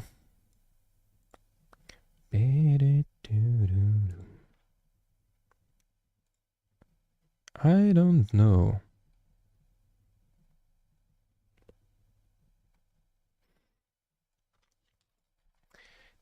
Do any come to mind where I was that I could throw in there? Like Track Shitters or Crow, I don't really want to throw in there because they were like 12 years ago at this point. Like, I know I've just ranked things from 8 years ago, but like, that's still 4 more years. Yeah. What other concerts have I seen? I don't know. Anyways, yeah, so that's basically everything that I wanted to do today, I think. So, thank you very much for watching. If you liked what you saw, then just press follow, subscribe, or whatever platform you're watching on. Just like press the button in front of you, go wild. It's gonna be fine. And the next stream is gonna be on Thursday. First of all, let's see how much voice I have after the Green Day concert on Wednesday. And wait, I had something planned for Thursday. Oh, if my voice is okay, I don't want to promise this, but like if my voice is okay after the Green Day concert, which there's a good chance that it won't be, you know, there's this rule that I have that like, if my stream is late for 1 hour, or if I cancel a stream, then I have to do karaoke at the start of the stream. But like I only ever do like one song of karaoke at the start. And so like, because I canceled multiple streams in a row and then was late and stuff, I have a karaoke that at 10, or like I think it should be at 12 by now. If my voice is okay on Thursday, again, high chance that it isn't, there might be a karaoke stream. Not promising anything, but like there might be a karaoke stream. Other than that, I don't know what I would do on Thursday. We will see. Then like the next stream after that, not sure if Sunday is happening because there is Stoner Inselfest. 0.0. Yeah. Not sure if the Sunday stream is happening because there's Stoner Inselfest in Vienna, and I might be going there, even though like the headliner then is Beast in Black, I think, which I have seen before and don't really care too much about. But like, you know, it's a free concert, so might as well. Oh, but like Saturday. Oh man, I wanna go see Beast in Black. I mean, we can go. I definitely want to go Saturday. That's like the one I want to go. Camo and Crooked. Camo and Crooked. Okay, actually, let me look up. Donau Inselfest 2025 lineup. Oh wait, no wait, that's not the page I usually use. 88.6 is the interesting stage. Okay, so Friday there's Steel Panther headlining and like nothing else that I know. Yeah. Okay, maybe. I'm not sure. Saturday is the one I really want to go because Hailstorm. I've not seen. Bohas bangers like Gruppen Sex im Altersheim. JBO. Wait, that is JBO? Why the fuck are they? Okay, fair enough. Yeah. Hailstorm. Wait, is Autumn Bright? I think Rings so, a bell. but I'm not sure though. Okay, never mind.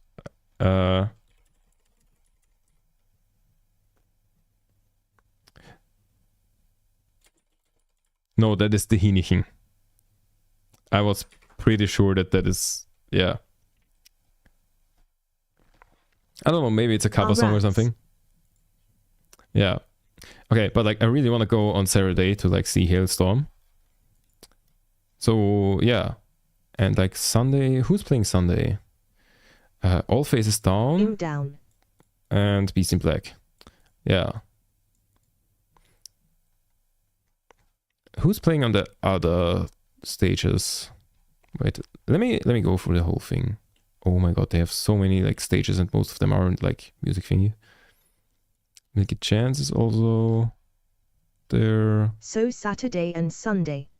Jazz Kitty. Oh, that would be a funny one. Oh god, Schlag. Okay.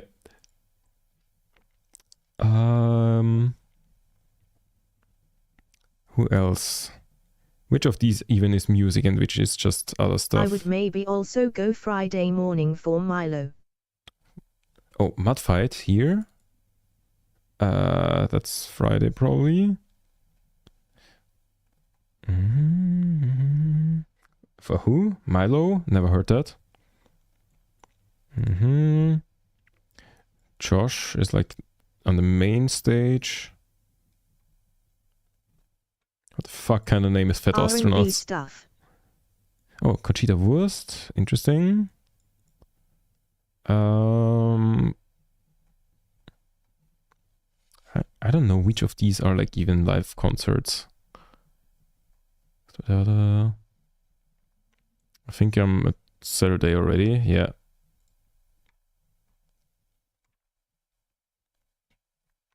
But like I think most of the stuff that interests me are on the rock stage. Is the glove Out of Order? Wait, Out of Order is playing at the same time as Beast in Black. Maybe I go there. But like, I don't know. Not necessarily. I don't know. I'm not sure. But I'll definitely go to Donauinselfest on Saturday, maybe Sunday. Not sure yet. So looks like Friday, you'll be maybe there as well. every day since Camo and Crooked are there on Friday, then Hailstorm on Saturday and Beast in Black on Sunday. Yeah. Okay. Yeah. We will see. I will definitely be there on Saturday. Let's see about Friday and Sunday. So like if I'm not going to Donauinselfest on Sunday, then there will be a stream. If I am going there, then maybe there will be a stream, but like very late night. Yeah, so next stream Thursday, if my voice is IRL okay. stream. We could do that, but like that might be the same problem as with Nova Rock, where there's like a lot of people at the same place, so like the mobile network is just like overloaded as fuck. Otherwise, actually we could do that. Like if we are 2 people, then it's like even less scuffed than like usual, where I like have the phone. Diff vlog. No, like if we that would be more work. But like, hey, wait, Stachy, would you be up for like if it's working, would you be up for that for a stream? Because I feel like that could be fun. Because then, like, I wouldn't have to be the person who is holding my phone and everything. Sure, at the same. but only if I don't have to do cringe shit. Only if you don't have to do cringe shit? That's surprising. I would have expected you to say, sure, but only if I get to do cringe shit. But yeah, okay, we can do that. Let's see. We'll just go there on Saturday and like... Pull up. We'll just go there on Saturday and like check how like phone signal is and everything, and then we'll see. Yeah, so next stream Thursday, maybe karaoke stream if my voice is okay.